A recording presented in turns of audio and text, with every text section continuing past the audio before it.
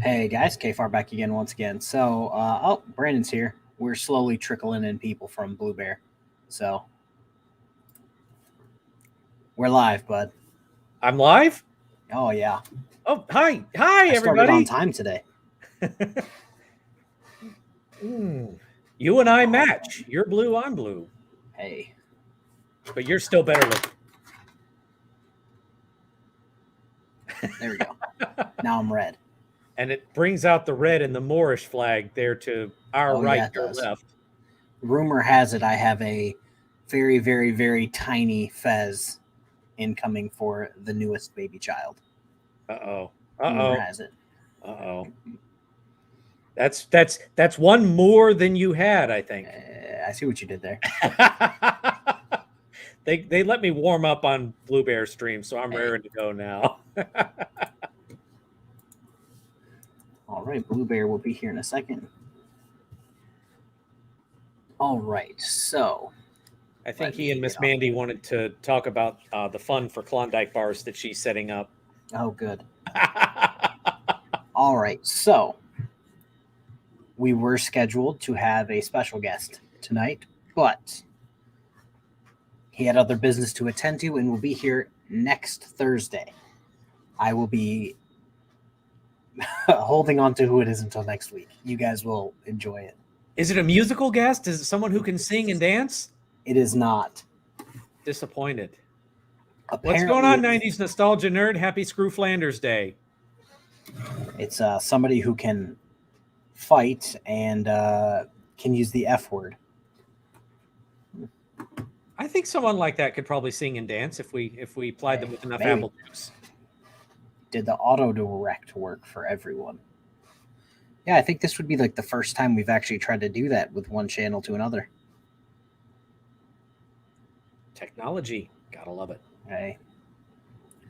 All right. So, wow, 54 people here already. Yeah, I'm assuming that redirect worked. So, we are going to watch part of Unclean Hands video. Ooh. Because we were all confused for a second. Let me get out of Discord. I don't need that up. That's just confusing me. So in Unclean Hands video, we were very confused on where, L. Studman is. And I've cracked the code on where he is. Uh-oh. He's another Michigan guy. Michigan is just like a petri dish for these people. So he kept saying Wayne. The car said Wayne. And I'm just like, I used to live in Wayne. Let's see where this goes. What's up, Joshua Lee? Said, where is my comb? Ed is going to say something. So I have to have the comb ready so I can annoy him. But yeah, he kept bringing up the Hype Center. And I'm like, man, that sounds real familiar. And then I remembered, bang, the Hype Center is like the community center of Wayne.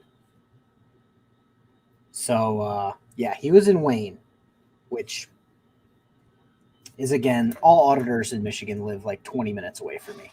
So if I would have known that he was there, I would have gone for a visit. What is it about Michigan that y'all's frauditor per square mile? It's in the Flint water, man. It's in the Flint water.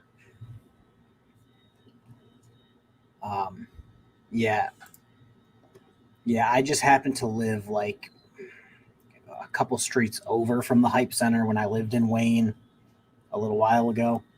So yeah, it took a few viewings before I got it. Jennifer is otherwise occupied at the moment. There will be news on that at some point. But yes. But Miss Mandy, we badly need adult supervision. So if you want to stick around, we need it. We need it badly. All right, but yeah, we're gonna go with this video.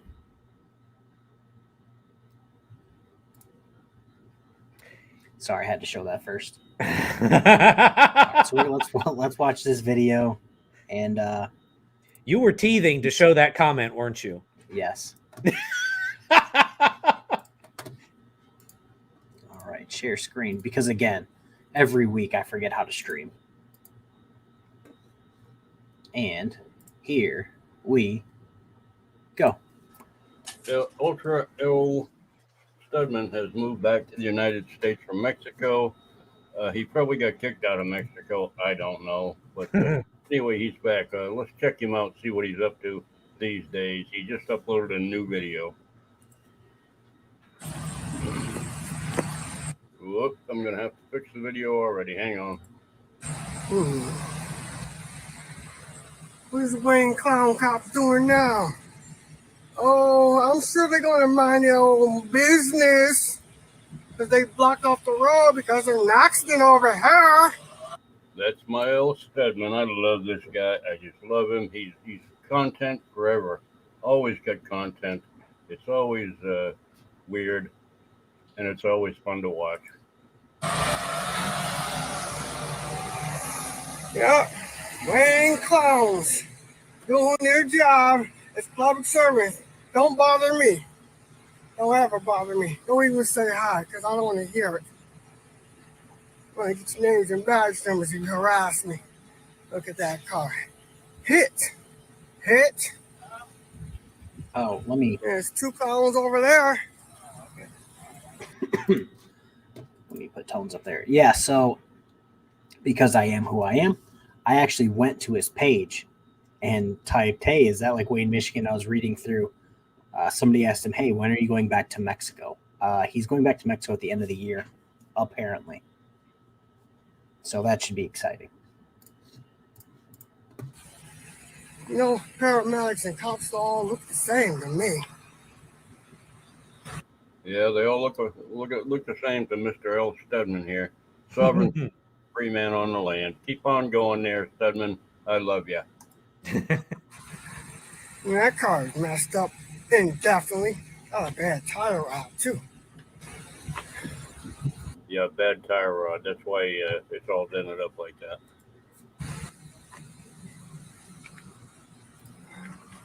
Yeah, that's the car they hit. Oh, man. Dumb That comment Bronco coming. has tough armor. Oh, boy. You mean they haven't been dumb up until now? I mean, you're not wrong. That must be the other. You gotta find these cops. Combs And thinks that that's like saying frauditors time to tow don't this car. care about transparency. They only care about transparency for others. Genius. They're all Over hypocrites. there is the Hype Fairgrounds. Hype is about to have a Okay, so if you see that right now, over on the top right there, that is the Hype Center. Blue Bear's here. How you doing? What's going on, Blue Bear? Yeah, over there, that's the Hype Center. If you want, I actually pulled it up because I'm extra like that. While KFARR is doing that, I want to make a point that Blue Bear just celebrated 1,000 subscribers on his channel. So if you are not among those 1,000 subscribers, go over there and add your number to that 1K. Let's see if we can get him to 2K. Yes.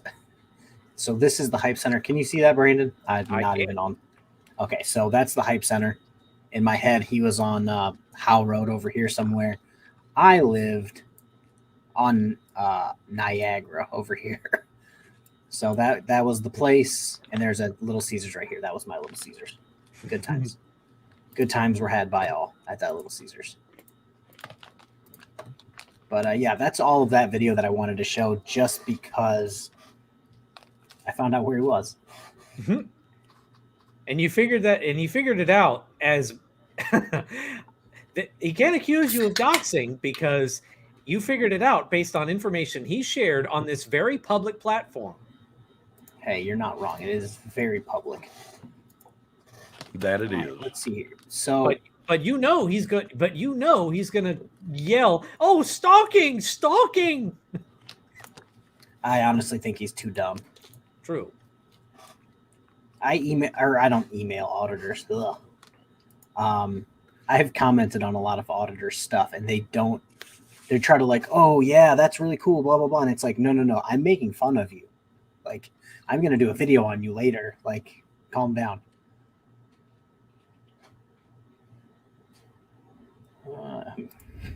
Yes.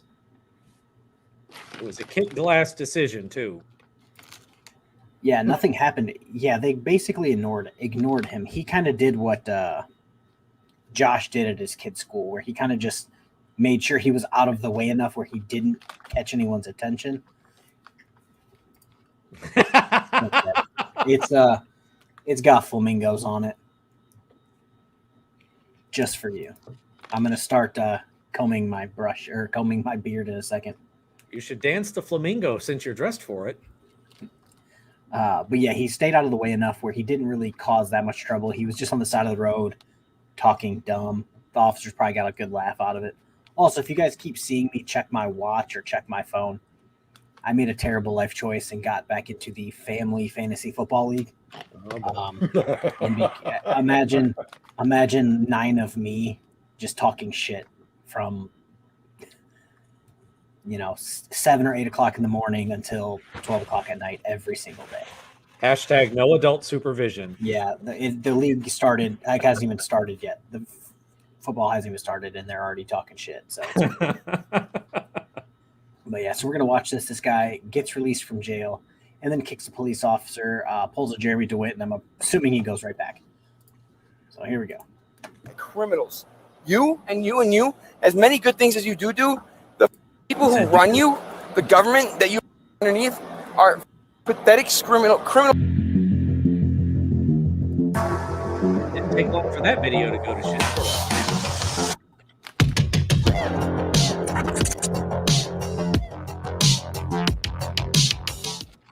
On March 20th, 2022, officers responded to a battery complaint at a hotel in La Crosse, Wisconsin. Dispatch received a call about a man needing to be removed from the property because he was physically fighting with a staff member. The man was identified as 24-year-old Rhett Sarver. It was also indicated Rhett was dropping needles all over the place and needed help. Upon arrival, police observed Rhett in the parking lot yelling.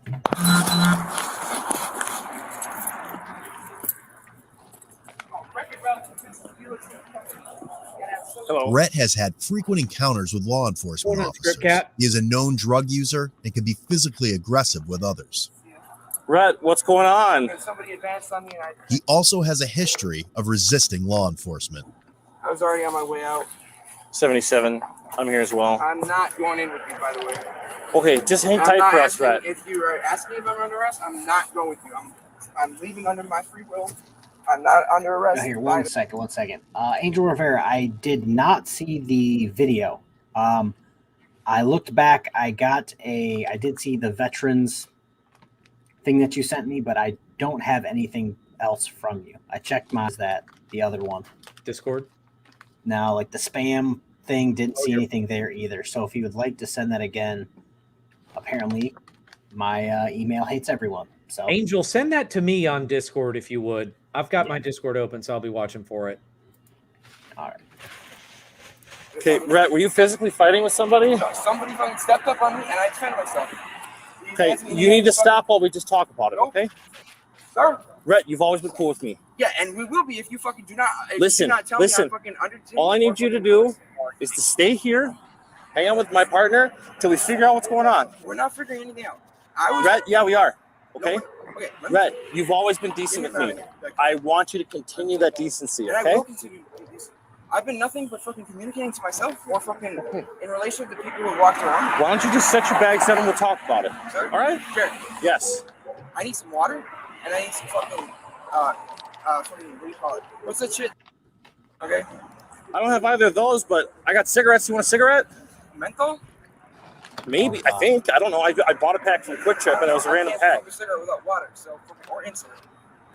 Okay, so you don't want a cigarette then? I would like a fucking SIM card that's working on my phone, which I think somebody grabbed from me. So well, listen. They stole that and my fucking insulin. If I can get you some water, you want to just stay calm and stay here with my partner? I am. Dude, just because I'm raising my voice, I'm upset. Okay. I'm calm. Just put your bags down. Put your bags down and take a seat for me. I'd be going off on somebody like I just did earlier. I'll get you some water, Rhett. Put your bags down and take a seat. You have to advance on me in a negative way while we're all in a fucking healthy family environment, right?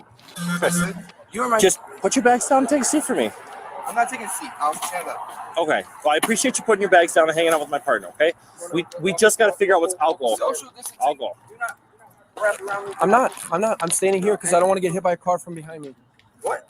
I don't want to get hit by a car. You think you no wonder why I fucking don't Red, want to fucking just stay in hang here. tight right here. You're like dancing around me like I'm a dervish fucking swashbuckler. I'm not gonna sit here and fucking. Oh, let me just take it down from the fucking next 3. Red, how come you hit a staff member? Red, stop. Riot. Red, stop. Riot. Red, stop. Stand back over here. Shut the fuck up. 96, 77, come back over Riot. here. We're gonna be going hands on. Bitch, I love you. Rhett displayed agitated behavior and was not compliant with the officer's commands. Due to Rhett's known violent history with others and his lack of compliance, officers attempted to detain him on suspicion of battery. Rhett, I will for you. Rhett, listen to me. I just need you to take a seat.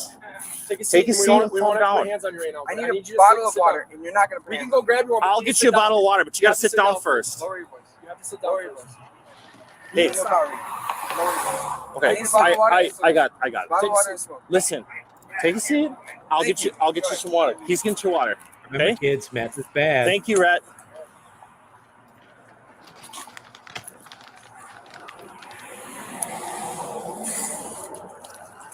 Rhett, take a seat. Rhett, Get the fuck out! Stop! Rhett, Stop Rhett, doing it. Stop doing it. Rhett, Rhett, you're gonna get taken. Rhett, Don't not let Rhett, it. calm down. Stop. Stop resisting, Rhett. Rhett, stop resisting. Go down on the ground. Get down on the ground. 77. We have one resisting at this time. Hey, I have court too. Stop, Rhett. Stop. What's my watch? Let go. Let go, Rhett. Let go. What the fuck? Rhett, grab his arm. Stop. He fucking came at me. Rhett. I'm not gonna hurt you. Stop. Stop. Stay calm. Put your hand behind your back. You're going to I will. Stop. I gotta shit on your face. Stop. My knee. Get on your face. Get on your face. I am. Stop pushing me. Grab this arm. Relax. Stop resisting. Rhett, stop resisting. During the altercation, Rhett rotated his body to face one of the officers and began kicking him several times. Rhett, stop.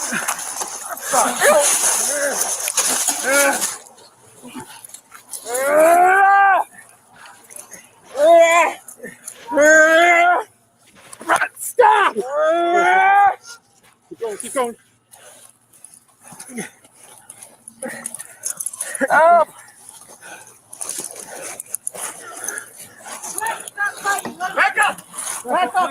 Back up. Hey, Malik, I like the way you think. That's the next video, Dave. You jumped the gun. Stop. Who's grabbing my gun? I'm right here. You're okay. You're going to jail for sure. All right. Take a break. Back up. Let me up. I can't breathe. We will get you up. Stop fighting him, damn it! Rhett. You're already kicked. Now you get battery to an LE. We're at quality and we have one Video detained. on Cook County server, that name isn't ringing a bell. Rhett, I want to talk to you. It's fine. It's on the Okay. side. Are you injured at all? Yes. Okay. Do you need medical attention? Yeah. Okay. 96. We have Red under arrest. Everybody can slow down. We'll take an ambulance over here. Relax. Okay, so if an officer can call into dispatch and say, yes, we have this specific person in custody, that's not a good sign. No. We used to have a guy, well, several guys, where if we would arrest them, they would call in and be like, oh, we got to get the spit mask out, we got to get the chair out, and we're going to have every officer in the building to the back door because we're going to have to fight him. It's crazy. Hey, KFARR, before I forget, have you seen the video with that crazy guy on the roof? Wait, what? Have you seen that? Have you seen that great video of that crazy guy on the roof? I don't think so. Oh. I'm differentiating that from the video of Josh on the roof by saying crazy guy instead of meth-headed stalker. Oh, yeah. See, you said crazy guy, and I thought if you look at the roof in the video, up by that light, it looks like there's a person pointing, and I'm just like, is Brandon seeing something that nobody else is? No. Okay. I came across a video earlier today fitting that description, and I just had to whip that line out. I'll put the link in the private chat. It too is a good one. Let me. So let's. Yeah, that video is pretty much over. So we're going to jump to the video that I was going to make a video about, but then I'm like, you know, this is going to be a live stream video because everyone's going to enjoy it. And that's an order. You will enjoy it or you will Yes. keep watching it until you actually do. This is mandatory enjoyment.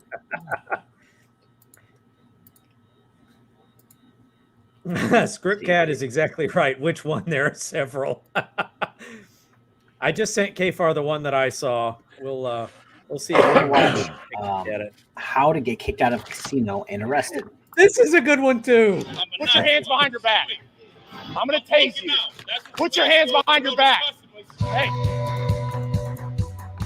Mando Mike, I'm sorry. It's mandatory. Blueberry, you shouldn't have let me get warmed up on your stream. The I'm video hot for now. today is an incident where a Columbus police Oh, that's all right. working special duty at Hollywood Casino. Oh my Lord, Brandon, I just looked at that video that you sent me. I did a video on that super long ago. And then I was going through the comments. Old boy did not make it. Nice.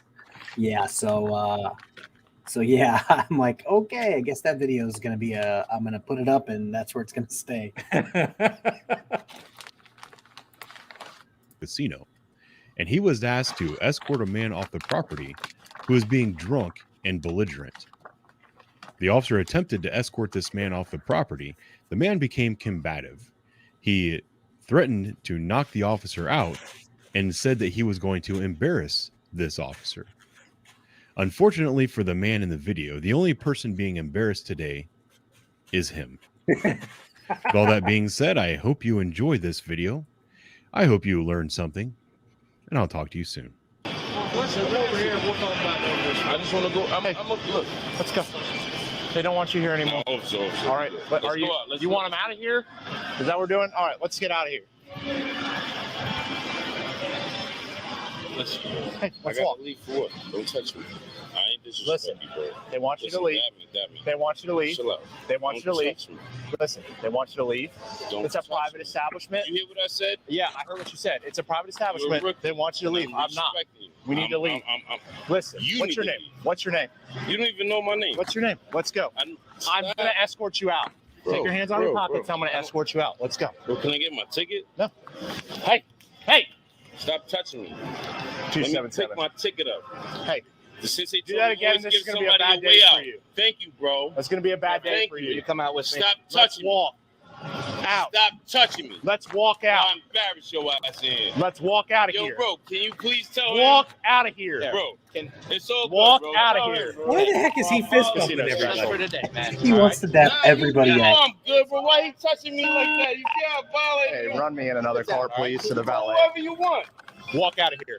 Let's go. 103, anybody on 15 that's close to Let's walk. Just like Hey, the take your military. hands out of your pockets. We're walking. We're walking. Hey, we're fucking walking. Hit me. Walk. Hit me. Walk. With all these Let's go. hit me.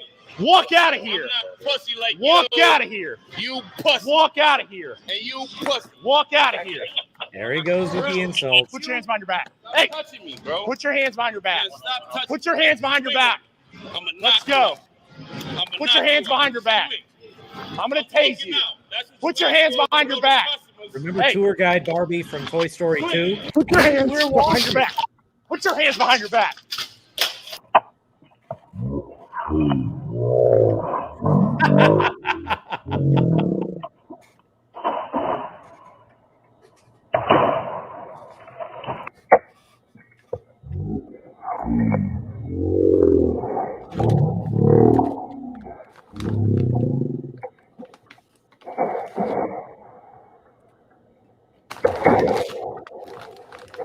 Mark Get down. Baggett, I'd take that bet. Put your hands behind your back. Hit me, bro. Roll over.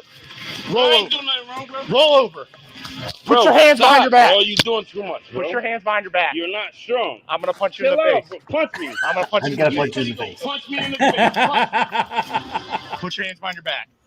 Put your hands behind your back. Pat Dallinger, that would be an electrifying turn of events for I sure. love shit like this. I love shit like this. Put your hands by your back. That's cool, bro, but you ain't no bitch. My sneakers cost more than your fucking salary. I don't care. Stand up. Yeah, Nope, but you in handcuffs and going to jail. When you know who I am, watch what you do. I don't care. I know you don't. That's why you did what you did. Yeah. That was mad And guess unnecessary. I what? was about to walk out. That wasn't unnecessary. Bro, you won. You're swinging around. So you fucking, bro. Only the I'm not management bugging at out the at casino all. had asked him to leave You're at acting least an idiot. once. I'm not saying you're scared. That's cool, bro. Well, that's why I'm hearing 112 different things. All right. Yeah, he did a pre-tase drop. He just knew he was going to end up on the ground and wanted to go down of his own accord, and not because of the taser. Stephen Alley was asking why the police charged him in the first place. It was because he was drunk, and the management at the casino had already asked him to leave at least once. He was being trespassed, Yes. Annapolis audit style. But I hope this guy wasn't at the casino looking for feminine products for his grandmother. And hopefully he also wasn't. Hopefully he also wasn't stalking a random lady around the. It's not the pirouettes that we've come to know, but it's right up there. Jesus. Now that comment takes the string. Yeah, so far you're in first place. All right, let's keep going because I haven't seen this far yet. It stays good the whole way through. Camera. With my lawyer. I don't care about your lawyer. I know you don't, bro. Spread your feet. Spread your feet. That's cool, bro. I ain't dirty. I know how much money you got on. Niggas just try to steal my ticket, all that. I don't know why you got to make things difficult. Bro, you did. No, they asked you to leave, deal with it, Mom. and you're in here being an idiot. Bro, like, why would you do this, bro? I'm trying to leave, bro. Like, that's You weren't trying to leave. They already. You about to leave, bro. You bugging, bro. Deal with what you about to deal with. You think I'm pussy? I'm not saying you're a pussy. 37 years old. I Talk don't to me care. like I'm a little kid. My I'm not. grandpa's 2 Purple Hearts in the fucking Vietnam no War. one has a problem with that. Yeah, but they. Did he just say that somebody in his family has Purple Hearts? Yep. Yeah, the grandfather. Yep. Oh, so that means nothing to him, right? It means nothing to anybody. I didn't know that's how Purple Hearts work, but they transfer to relatives. Turns out. They prevent arrests. Hey guys, I just want to let you know that we have to act like adults. Artie's here. He backed into someone. I'm on his page right now. Which video is it? He's got so many videos of the same. I don't like to come at people for the thumbnails because mine just got decent. But with that said, mine are all different. Auditors use the exact same style of. Jesus. If your KFARR, if your thumbnails just got decent, does that mean your pre-decent thumbnails were indecent? Yes, they were very indecent. Then I charge you with indecent exposure. Hey, They asked you to leave, call your backup. and they don't want you to leave. Bro, and you don't want to leave. They told you to leave. You just try to push me on the ground and you going to tase me, Yeah, bro? because you swung on me. You're lucky you didn't get knocked out. I swung Stop. on you. Spread bro, your you feet. doing that dumb shit, Spread bro. your feet. No. My feet already spread. I'm not a little fucking kid. And I'm not going to disrespect you. You're disrespecting You're being yourself. disrespectful. Bro, you know what? I'm done talking. Where's my lawyer? I don't need your lawyer. All right, so then deal with it. Nothing in there. I'm not on drugs. I'm from Brooklyn.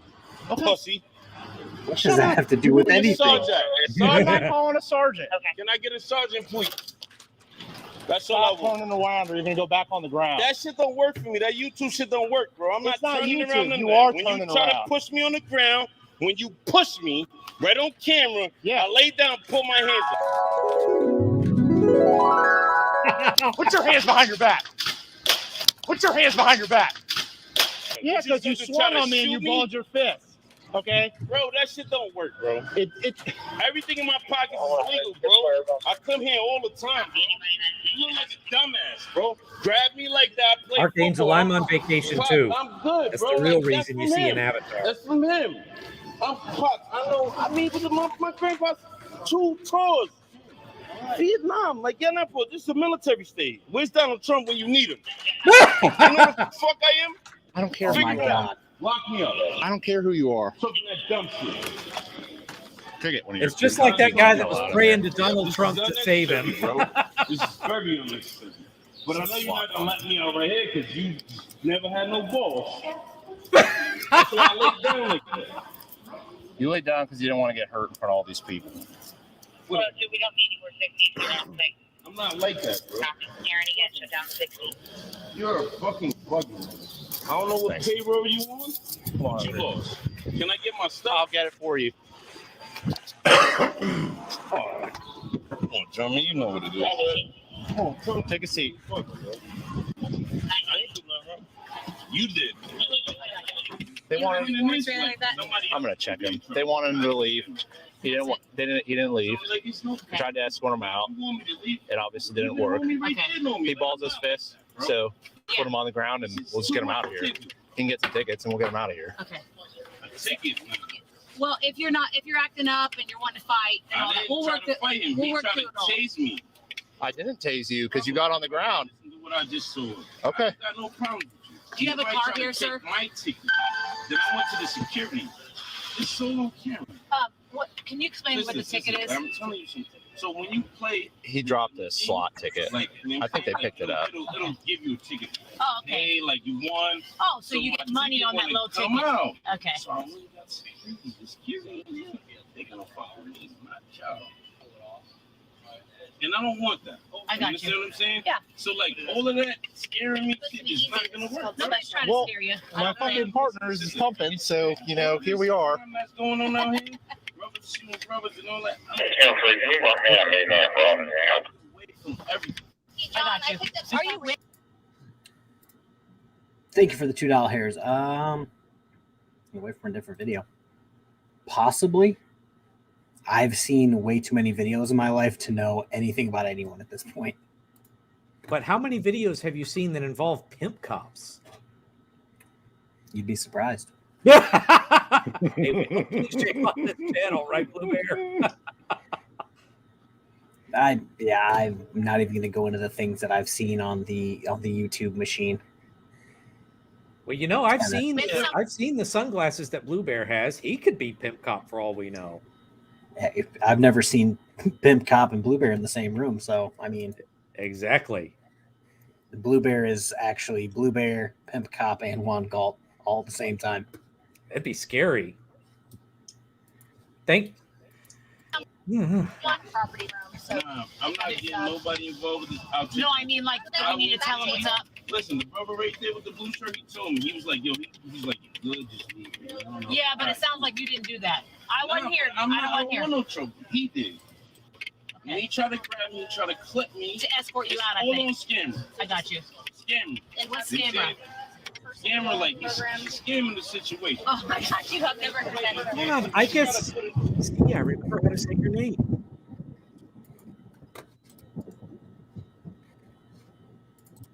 All right. So everyone who subscribes to British Admiralty law, I guess we lost the Queen today. Anyone who subscribes to British Admiralty law, we mourn. The Irish are happy, but we mourn. Blue Pimp Galt. There you go. That's your new channel name, bud. Blue Bear, I dare you to make that your custom URL. Have you ever gone to any casinos in Detroit? Nope. I've been to one casino my whole life, and it was in Lisbon, Portugal. I lost 250 euros that day. That taught me my lesson. Tim, how you doing? What's going on, Tim? 165 people making a killing. Wait a minute. King Charles, yeah. Wait a minute. We've got 165 people here, but only 64 likes. While you're here, smash that like button. Blue Bear promises he won't press charges for property damage. So smash, smash, smash.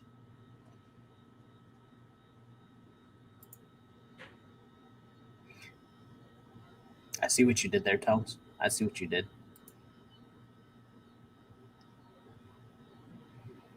Oh, Lord. Oh, Patty Melt How made me is hungry during Bear last channel stream. listed? Patty Melt made me hungry last stream, and we're getting a double dose. How do you unblock someone? I have no idea. Charlie Girl, it depends on how you block them, which platform, and why you block them. I think it's okay. So not to keep bringing him up. Oh, the secret spicy guest may be joining tonight. I'm tingling with anticipation as to who it could be, and if I can annoy them into doing a song and dance.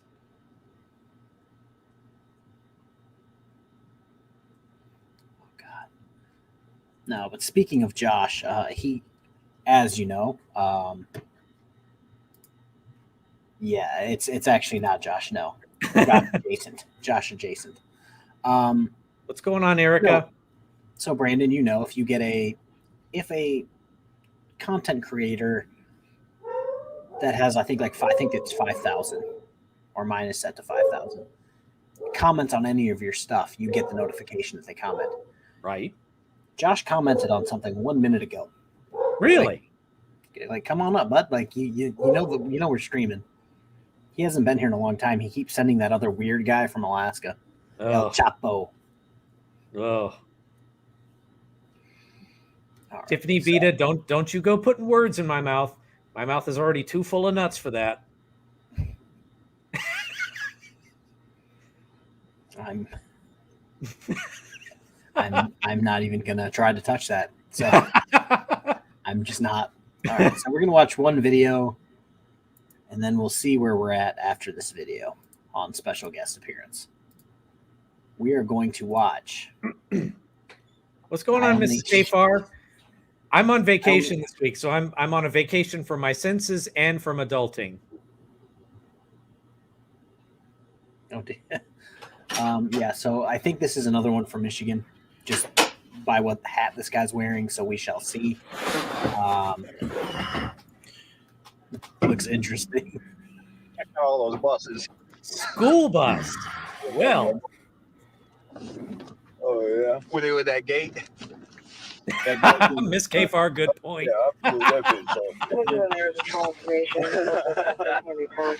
Just as long as you're not on a vacation from showering. I neither confirm nor deny the details of that allegation. I could tell by your sense of humor that it wasn't like. In terms of doing it big, I guess you did it big. Stephen Major, I don't answer questions. 384. 384. I'm 94 and 23. See if I can get eyes on it. I hate my family. What?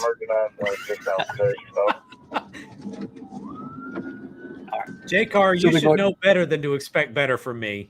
No. My family is. I wasn't even commenting, and my brother tried to roast me. I'm like, I haven't even said anything. And then they're like, well, what are you doing right now? And I took a picture of this. They're like, oh, you're going to get swatted. And I'm just like, thanks, guys. Thanks. Well, then.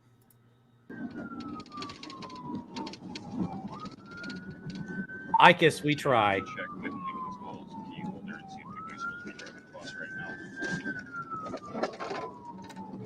Tones, I think in prison they make you shower.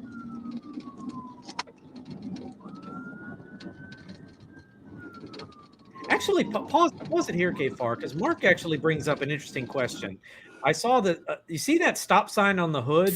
I saw that in another video today, and I had the same question. What does that actually do? Blue Bear. Blue Bear, have you ever run into that? No. I think that is a Michigan thing. Yeah, and as someone who worked at a Michigan police station, I am completely and utterly unaware of what it does. That is I want to say, state trooper thing. Yeah, it's just like their bubblegum machines that they have on the top of the car. Yeah, I just like those.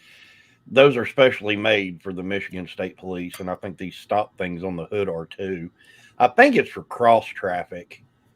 it lights up or something and tells people to stop so the officer can go through running emergency traffic. Oh, okay, yeah. I guess that makes sense. Gotcha. Would that stop sign be off the school bus? Possibly. 325, you put me in the area of that traffic has trigger, but clear, thank you for a bottle.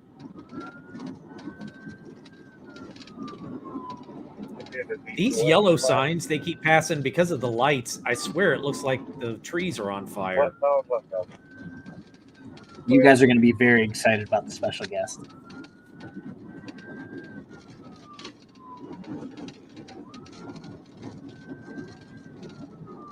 Okay, you've got to clue me in, so.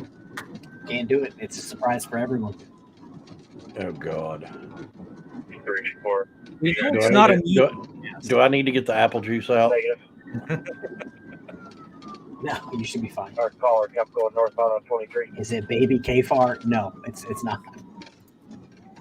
Hashtag K4.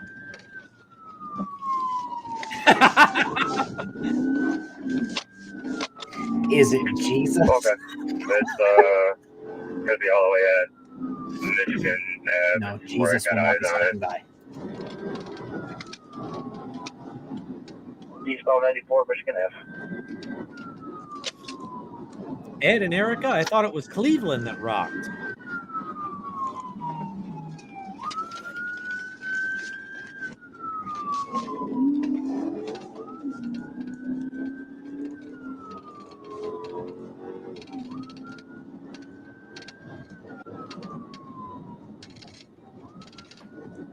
No, man, no. I think I've got enough nuts already. 325. It's actually going to be Packard, just west of Norton, and inside West Mount Lake. Checking the road quick, but if you want to it is not a frauditor. No. It's not a frauditor, and it's not a musical guest. Possibilities are narrowing. Is it Juan Galt, so we can prove that it's not Blue Bear? 384. Be advised, I do got sparking tires, doors open. I have to say, Juan Galt and I have been in the same chat. They're about 62 miles per hour. But have you both been unmuted at the same time? That's the question. Now.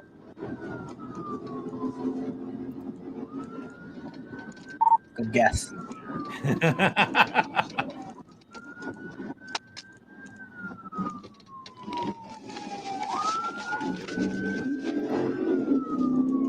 We've got no calls in here reporting it, but sounds like it. What is Pacer?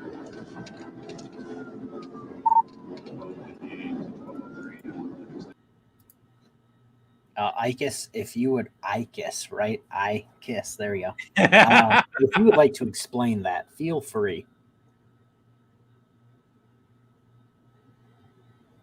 And now we wait.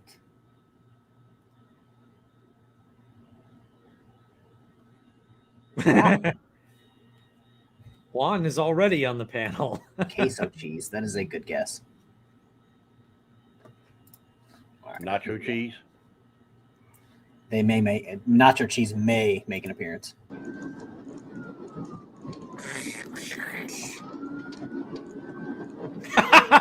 Stupid sexy flickers. Traffic van monitoring. Yeah, I did notice that. He never makes himself look pretty for me. I shave and do my beard every stream. At least he's not playing with his hat today. That is true. That is true. 1258. Gotcha. There you go, all.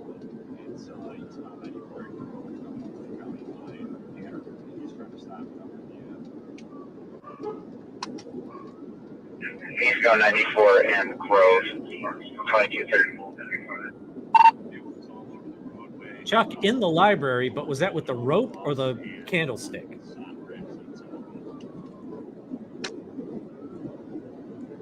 That's clear, 2210, clear that.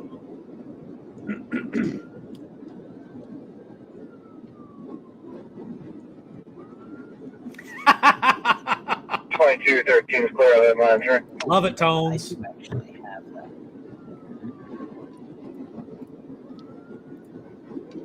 JCar, that is changing. That is changing in a hurry. Speed's dropping about 50 miles per hour. JCar, pause it here because we should address JCar's comment. Oh yeah, the Good Citizen News drop. It's so weird because like I know it's odd that I hype up Michigan. They've been getting down with prosecuting people. Freaking media just got what's his name? He just changed it. We just watched it the other day. You talking about tour guide guy? Yeah. Metro Detroit audit. Yep. He got charged and convicted of when he got trespassed and wouldn't leave Metro Detroit Airport. I am still unsure of what happened with MCC's charges. In my head, he probably suffered the same fate as freaking media. I think Tones mentioned that SGV just effed up. Is there a new development on him? I went and looked. I didn't see anything. I saw him go on. It was like a live stream that was like an hour and some change that said something about like charges. But I didn't think everybody wanted to sit here and watch him probably use a fake accent for an hour. So, yeah. Oh, shoot. Okay. But yeah, I know Michigan's kind of stepped up. That's about it, I think. It's about time. I know a lot of people are letting auditors still just absolutely run rampant, which I think is kind of disgusting. Well, look at the law in Arizona. I mean, they didn't mention frauditors by name, but it seems pretty clear that 8-foot law that they have now is aimed at them.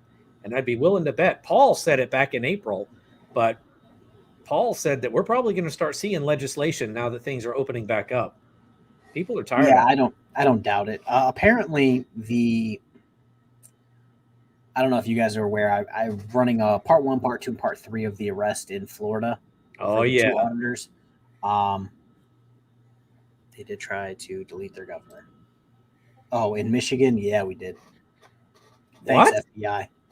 What? There was a kidnapping plot in Michigan, and I think prosecution isn't going well for them because of who helped them out. But yeah, that's where I'm going to stop with that one before YouTube crucifies me somewhere. Oh. What else was I going to say?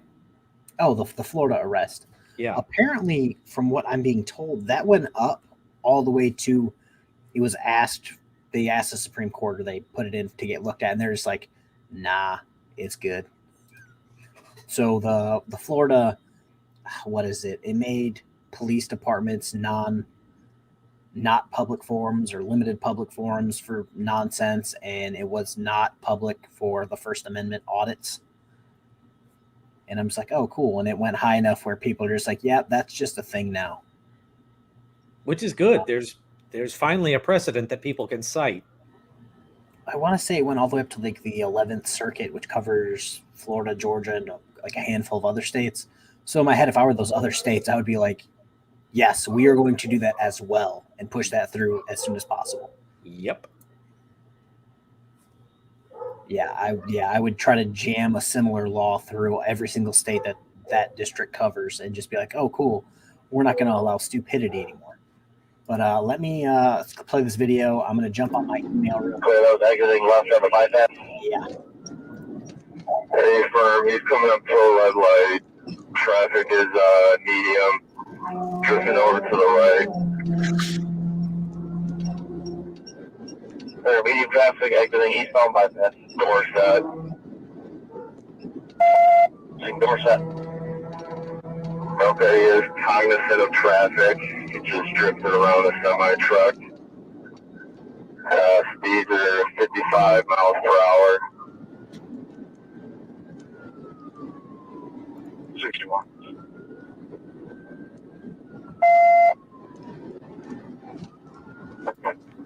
Should be passing Onondaga Ave. Still drifting to the right onto the shoulder.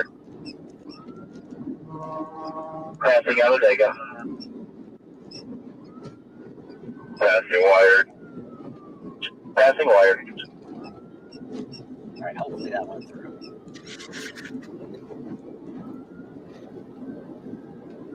$384, you got a bus number? I know you gave us a plate. Bus 46. It is confirmed Lincoln. Speed 60 miles per hour. Still steady. Was able to get past the traffic.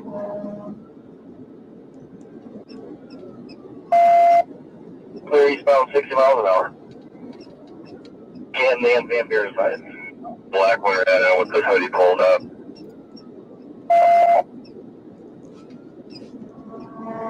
Coming up to E-course. Approaching E-course. Of course, this is near my house. Sparks are becoming more visible, burning through the rubber on the front right.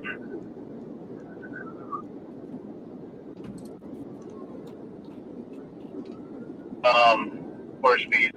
Is he shaking the car spotlight? No, our road is trash. Going under E-course, speed still 60 miles per hour.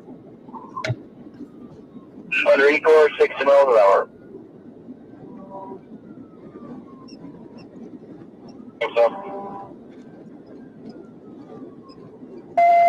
Blue Bear, the question is, why is he shaking it like that?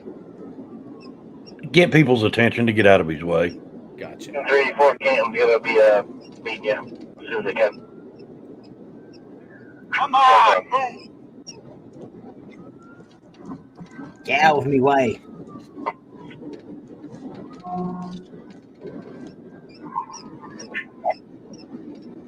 And 384 for the county sergeant. They're terminating once you're the county line. Okay. Does MSP have any reckless and clearly not stopping?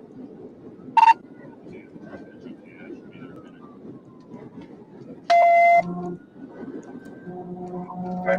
Denton, speed still 60 miles per hour. It's going to be passing traffic on the right side. Passing traffic on the right side. Confirm there's no children on board. Go again with the last. Just confirm there's no children on board. I cannot make that determination. The windows are somewhat down throughout the bus and the windows are tinted.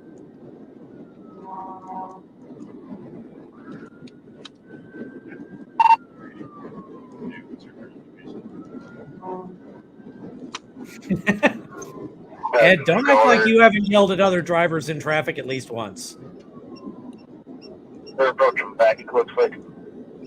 I have to be honest, I think I do it daily. Speed still 61 miles per hour.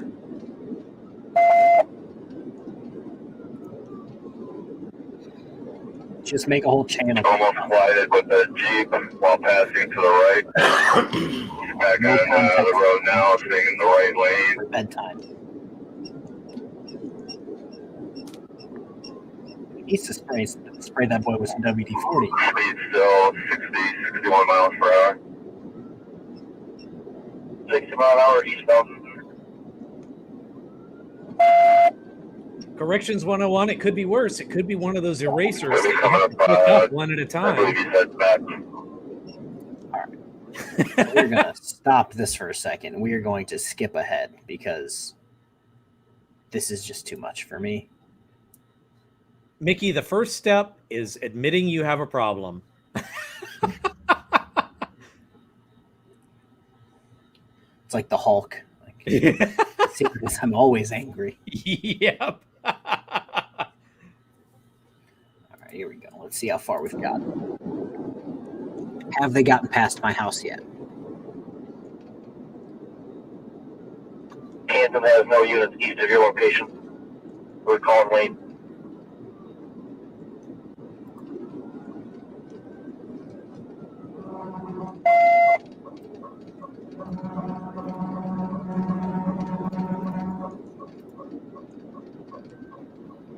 Coming up on Hannon Road.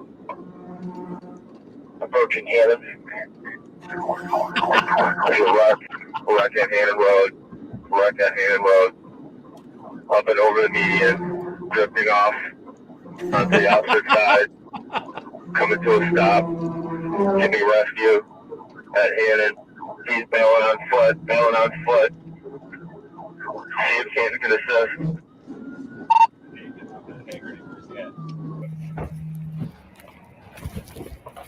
Canton is the city next to me. Whatever video you guys are talking about where the policeman was airborne, send that to me on Discord, please. I want to see that.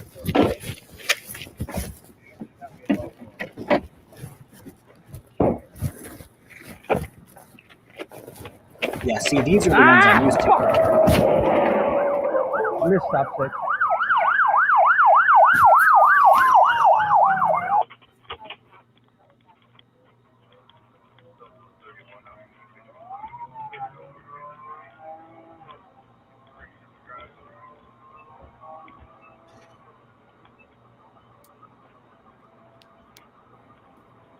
Is this where I think it is? There should be a White Castle to the left here, and there's a... Oh, he's going the other direction. Weird. So you know where this is?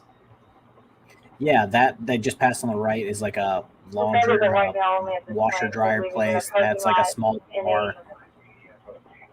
Apartment complex to the east. All right, Michael, have a good night. Thanks for hanging out.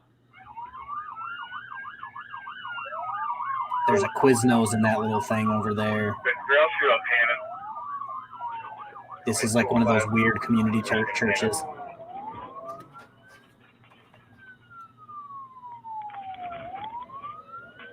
Dang, they're practically where I worked. Paul Akers, if it's good enough for chili. I echo my word. For morning custody. Those white apartments I used to live at when I was a little kid.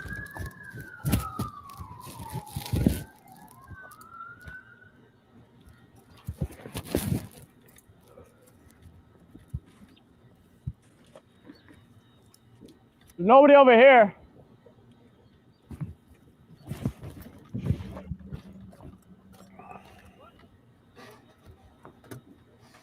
I think we have 3 White Castles. Who knew White Castles was going to be the...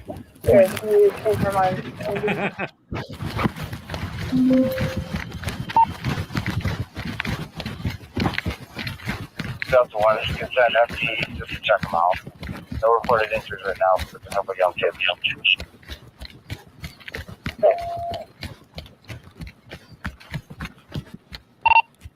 Ann Arbor secure. He's got him in custody. Only one on the bus, so we don't know yet. We do not know yet. You good here? I'm gonna go check the bus. Sandy advised Dave's notified Wayne as well. Don't school buses have governors on them that they can't go faster than a certain speed? I'm going to check the bus. Like, why Some was do, this some don't.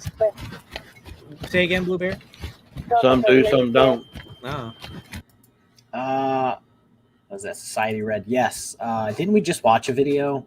I forgot whose channel we were even on at that point. That was me. I think it was on mine. We watched, yeah. Brandon's one. That was on, where we on watched my the stream on grappler Sunday. for the first time I've ever seen it in use. But yeah, they seem like a great option to stop police or stop chases in general. Well, and the thing is, it's a school bus, so they can't really. You'd need every car to hit it at the same time with one. Yeah, pit mover's out, the grappler's out. I mean, even stop sticks would probably still go until the tires come completely off of it. But yeah, KFARR, I see it. Thank you very much for that. I will check that out once we wrap tonight. Unless KFARR wants to watch it. Wait, what now? KFARR just sent forgive the pun, but she sent a pretty high-speed video of a pit. Of a pit that happened at extreme velocities. It's the uncut one from Real World Police, but looks to be fairly interesting. Skip to the end. Is that the one that like the cop car like goes into the ditch and just? Let me look. Hold on. Yeah, I think that is if it's the 109-mile-an-hour one. Yep, that's the one I'm looking at. We can watch it for a hot second. Then we have a special guest. He's making coffee right now. So after that, he'll be on. I sent it to you in the private chat. Okie doke. Let's roll this beautiful bean footage real quick for another couple minutes, and then I'll pull this video up. If he's making coffee, he has to bring enough.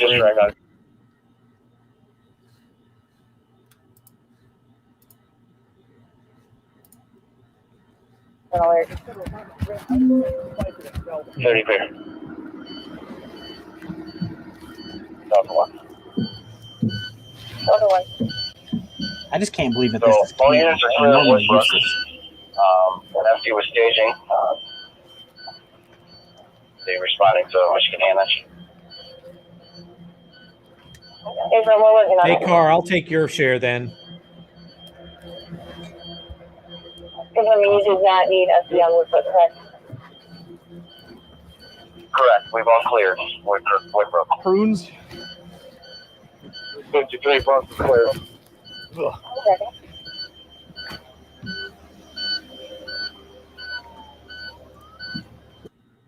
I currently have one kitten too many, and I only have one.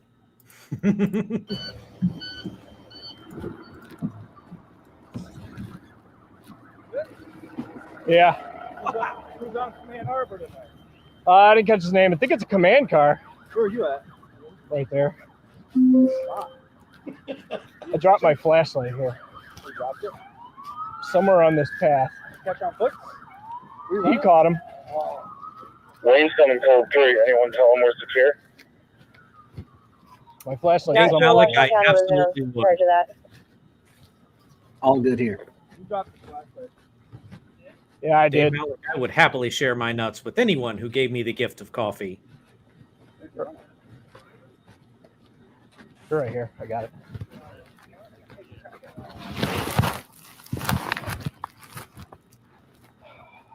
Embarrassing.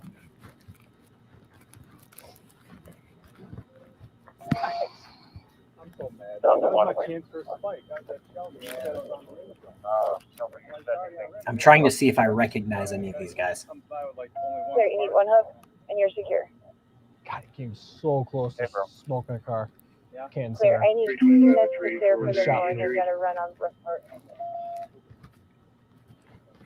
Yeah, this happened the city next to me and a city nearest or near where I work. Everybody start calling in about Yeah, my driving crazy down we're 23. just trying to figure it out. It's been sparking since Ann Arbor.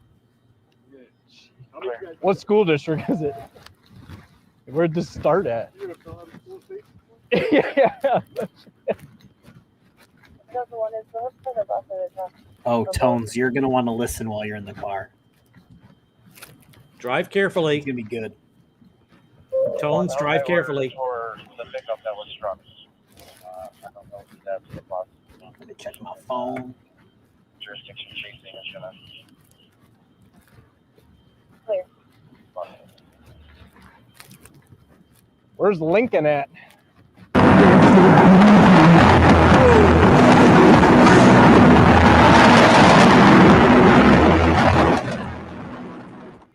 So he looks like the type of guy that would steal a bus. I ain't gonna lie. Where was I at? Thank you for the $5 hairs. As a pro driver, all you have to do is damage the radiator. Newer heavy engines have a high temp or low level sensor to shut the engine down. Interesting to know now. I do think that's the Detroit head says it all. Yeah. Well, you know, KFARR, a 50 cal round will take care of that too in the engine block. So I mean, you're not wrong. Blue Vaughn, I did a pair of videos back in the spring that addressed that very question. I was going to say something, but then just gone. Can you FedEx kittens? I don't think you can FedEx kittens.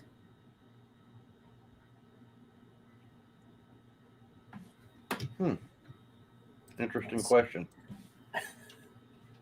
Yeah, I'm about maxed out with animals. I've got 3 dogs that are large-ish, 4 guinea pigs, 1 cat. I'm maxed out.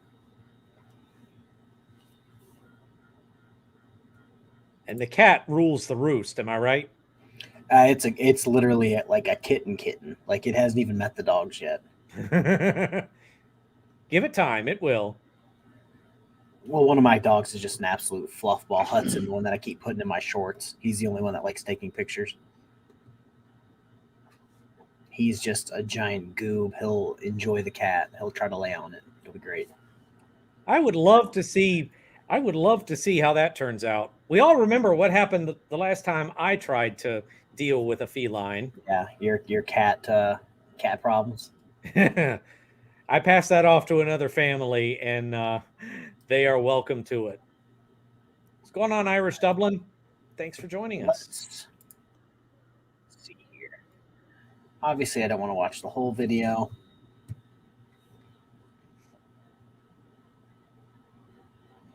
Let's see. I don't want to watch this whole video, but yeah, that should be enough video for people to get the gist of this.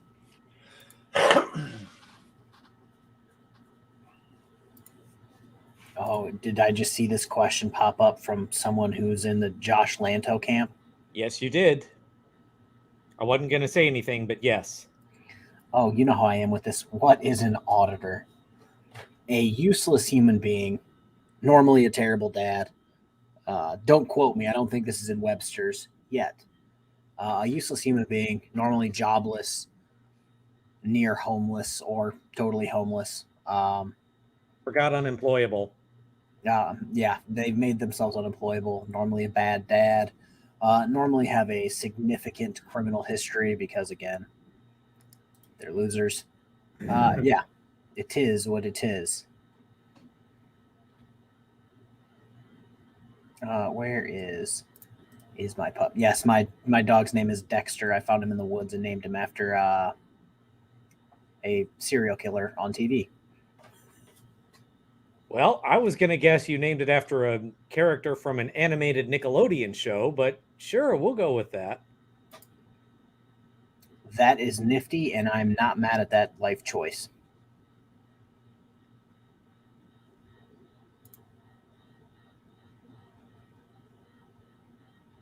Well, you can do the same thing with a 338 Lapua.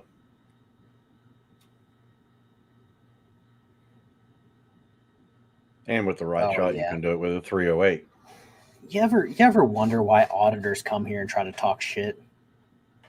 Like, we had quite a few trolls on. He called his comeback is nerd.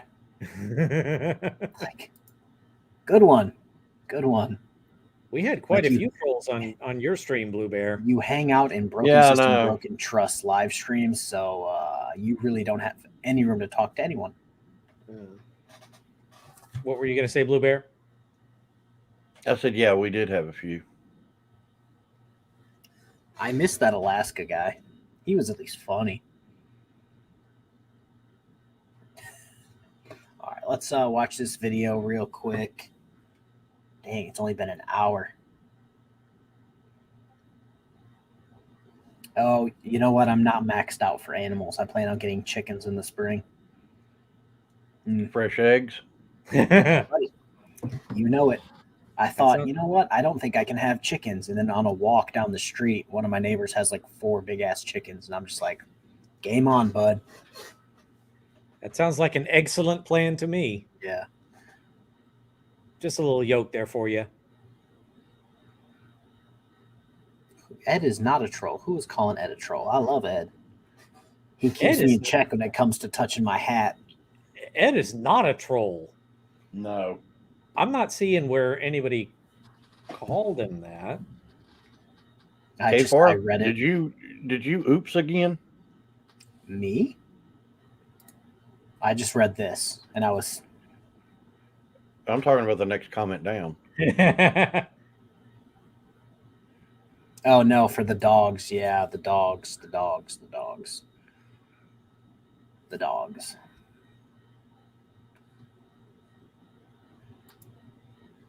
I'm a tax auditor. Press harder.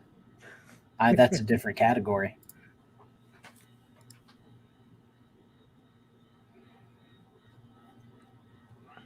I didn't know that KFAR enjoyed playing with these people like a cat with a mouse.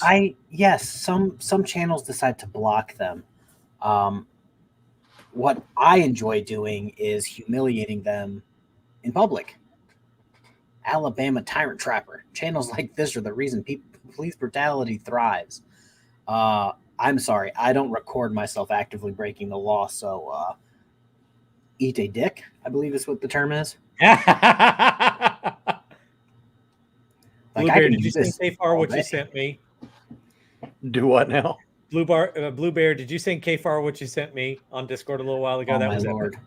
No, but I will. I forgot. Yes, we also have a bearded dragon. Because I run a zoo. If you're using an aquarium, something about that sounds fishy to me. One day I'll be my parents who run a deer and turkey farm. One day that'll be me. KFAR, check your Discord. You can send him that. Well, I've got to open up the Discord. Let me close my email. Folks, headphone warning. KFAR is about to burst into raucous laughter. No, I'm going to do this. I raised flying beta fish. That sounds dangerous. All right, let me do this stone-faced.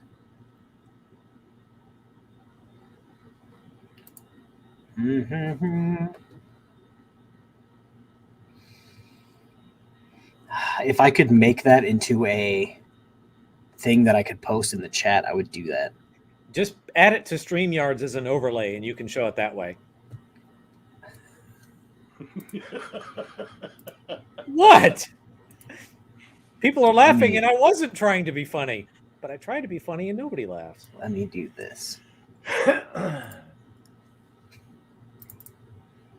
Oh, my lord. I don't trust myself with this nonsense. God, why don't you guys pull it up and then share it on your end? The thing that Bluebear sent? Yes, because I don't know how to Discord at this point.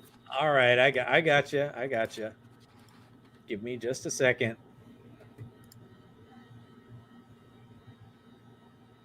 But you're making me work on my week off. Okay. But I do it gladly because I'm a working guy. Wink. All right. Momentito, and I will share it. All right, here we go. Would help if I was in the right tab, wouldn't it?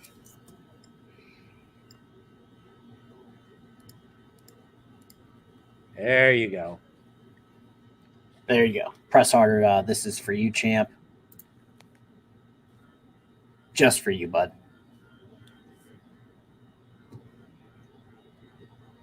And for extra flavor, add nuts.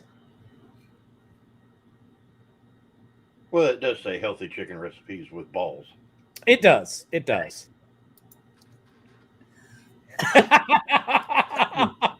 Good. Good.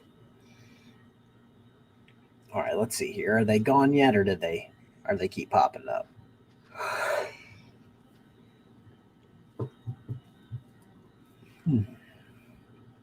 Yes, it seems to be a lot of the people who Mrs. KFAR gave us the face palm.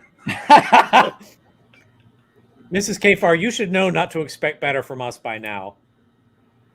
Oh, apparently Press Harder likes to tongue punch Chili's fart box in the chat, so that's exciting. You have such a way with words. I try my best. Is that a shocker? No. I know. I these people are so funny because it's like they flock. Yes, just like he said, nerd is a insult. Like, I'm sorry that I enjoy being educated. My bad. How dare I?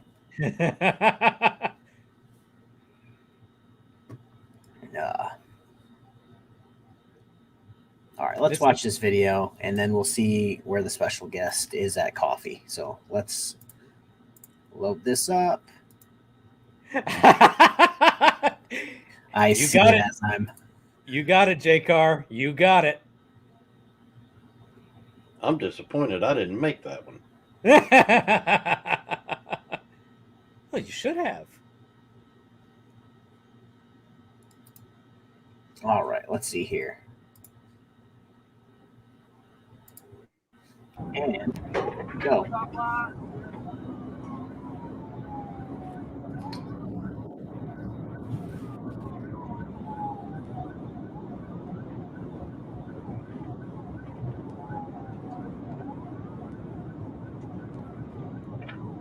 Miss KFARR, you know we're always glad to have adult supervision. 201 coming up on 0 Street.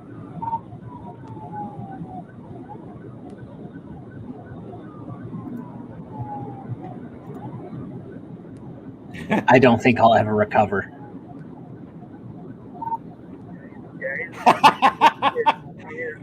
Oh, JCar. Much better, JCar, much better.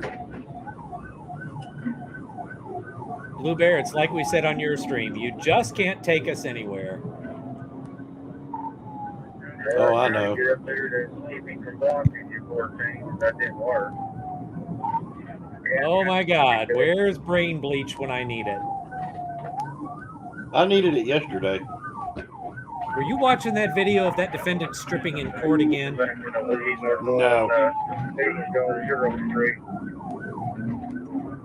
It was actual work stuff. Oh boy.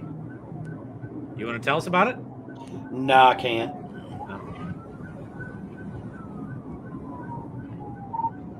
I want to get the leg up.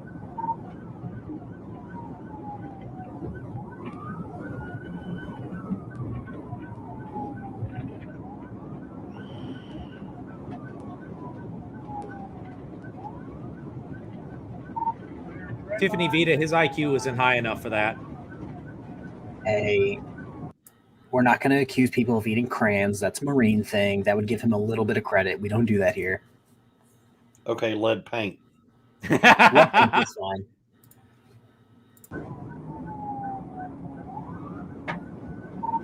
94 on 0 Street.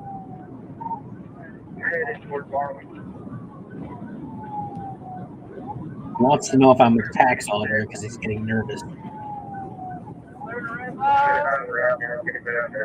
Well, you have said that your job is very taxing, so I mean that would make sense.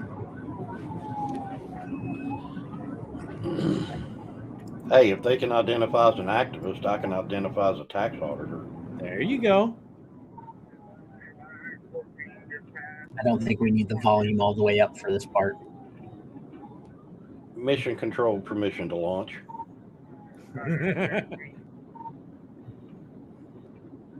Ew. Wow. That's harsh. Probably true, but still harsh.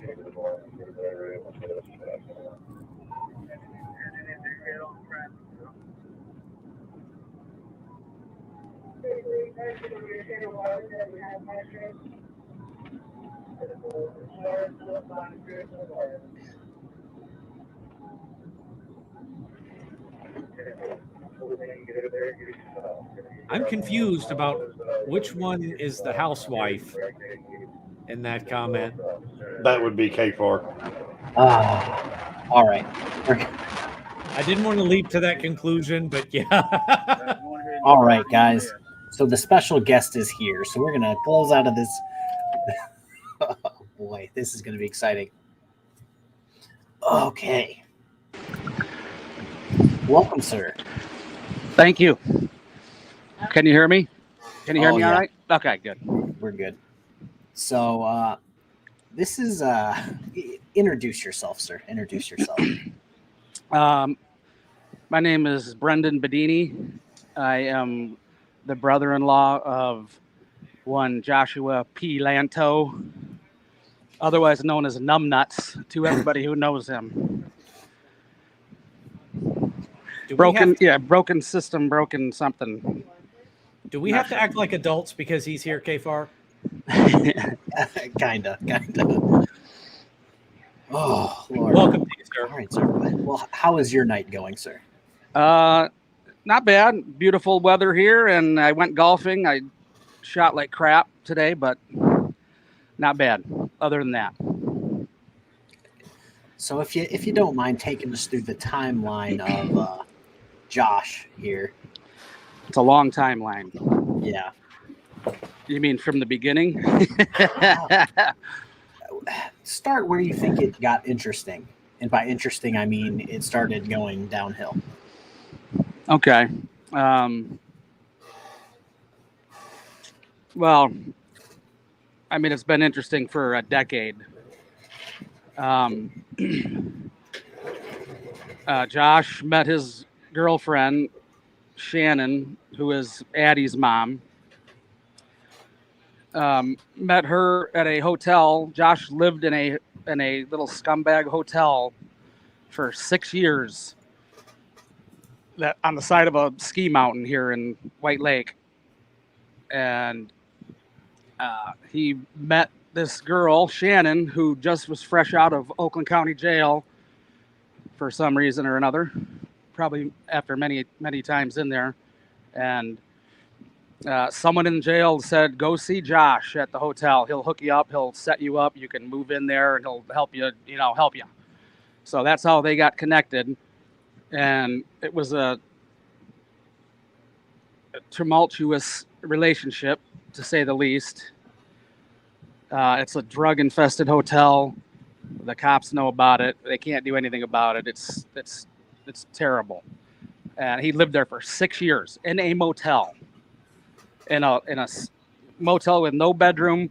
It was like you picture a Motel 6 hotel. KFARR, look who just popped up in the chat. Yeah, shocker, I know. So they started dating. They had their ups and downs and fights and calling the cops on each other, this and that. And they became pregnant. And my wife bawled her eyes out when he told her that, because she knew that they couldn't take care of that kid. So, they lasted, they tried to do stuff, they tried to work and all that stuff and could never accomplish that. About 3 months into Addie being born, she was 3 months old. They were at the Meijer in Waterford, Michigan, shoplifting. Baby, 3-month-old baby in a stroller, and they were shoplifting so they could steal the clothes, put it in this baby's stroller, and then return it and get money. And that was Shannon did that all the time. She used to do it to get alcohol and drugs from people at the hotel. They would steal stuff, take it back, get money, and they got caught. And Shannon fled the scene, left her baby and Josh at Meijer, and ran. And they tracked her down at a diner a couple miles down the road, or a mile down the road, and they arrested him. My wife and I had no idea about any of this. They didn't tell us that, obviously. And we'd get calls all the time. Can you, we got the flu. Can you watch Addie? Sure, we loved watching her, so we'd watch her, and a couple of days would go by, and a week or whatever, and can you watch Addie?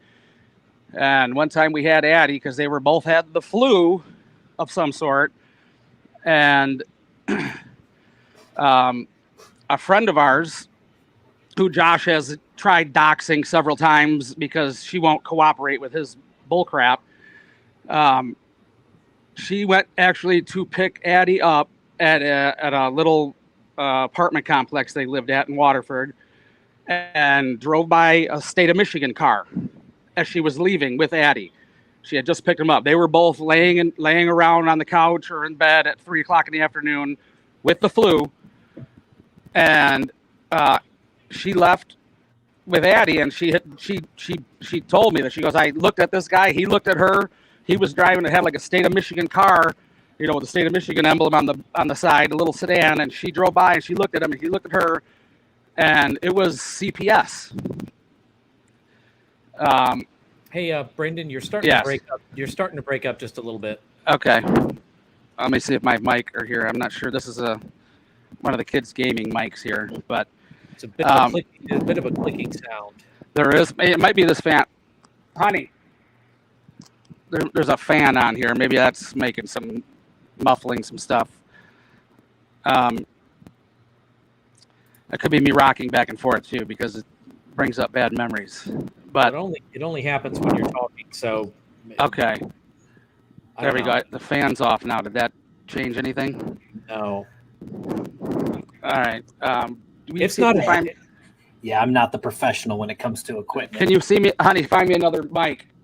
Yeah, it sounds like there's some electrical leakage because that sounds like static. Okay, let me see if I got it all plugged in here. She's gonna find me another mic. Can you hear me well enough to go for a little bit? Yeah, keep going as you are. Okay. I didn't mean to throw you off. Yeah, that's okay. Thanks.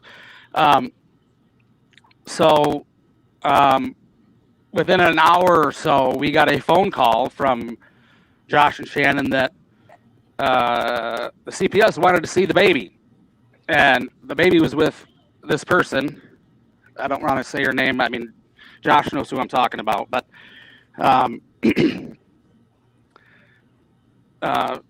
she called Eric and said, CPS just called. We had to show the baby and make sure the baby was okay. So, is that my dog? I don't think so. It's not my dog. That's not my dog. Is that your dog?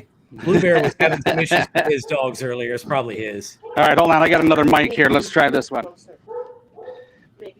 No, I'm not. Hold on. I'm gonna change these mics out here, guys. See if this works here for a second. Sorry.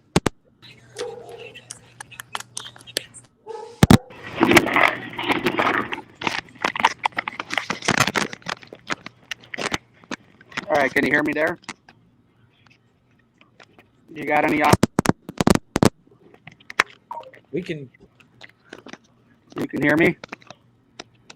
Yeah, we can hear you. Okay. So that was the first. I mean, so literally, she was born November 1st of 2012. So this was February or early March 2013 is when we realized that there was a drug problem. Are those working? I think so. That there was a drug problem and that there was some issues, and CPS became involved. That's when they became involved, and then Josh and Shannon would have terrible fights with each other, and it's still cracking. Yeah, I don't know. I don't have a very good mic here, guys. Sorry. I lost track of my thoughts there, but wow, that was a mean one. Yeah, I don't know, babe. Maybe that. Here, I'll be right back. My dogs are freaking out for some reason. Hold on. Huh? Sometimes the internet stops. Oh, okay. We're in the country. Yeah, I mean, we have, we're in the country too. Our internet's kind of goofy. But so in the next 6 months after that, Josh and Shannon had several police contacts. I mean, every time they got into a fight, Shannon called the cops every single time. So they eventually broke up, but there was a physical altercation that happened, and Josh was eventually convicted of domestic violence for that. And it's really a convoluted story, really. I mean, I don't know exactly what went. Pardon? You're too close to the mic. I'm too close to the mic? Yeah. Well, this mic doesn't move. It just goes right there. So, at some point, when Addie was about 9 months old, Josh moved in here, and he's kept seeing Shannon. They kept having to try to work stuff out, but CPS became involved again. And then they basically, I mean, there's so much stuff in there that I'm not getting to. I'm kind of hitting the top points so I can get into. Pardon? Yeah, I mean, I'm trying to get the top points here to get to more recent times, but. What?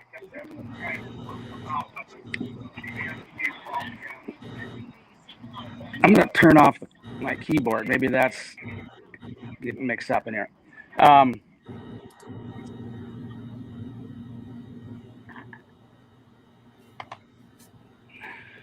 So eventually CPS became involved again. CPS took that child away from them and placed her with us. We had a CPS placement of Josh and Shannon's child. We didn't steal her. We didn't kidnap her.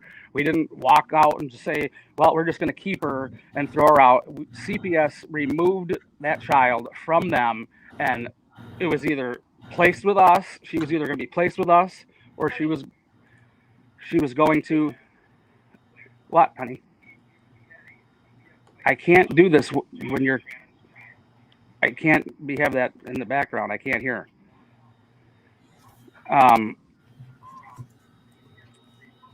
So they removed the child. We became CPS placement for about a year while they were going into neglect court. So how long, have you had custody?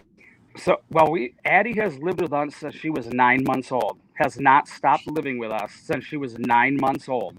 Josh, at that 9-month-old age when they moved in here, lived with us for about 13 months on my couch.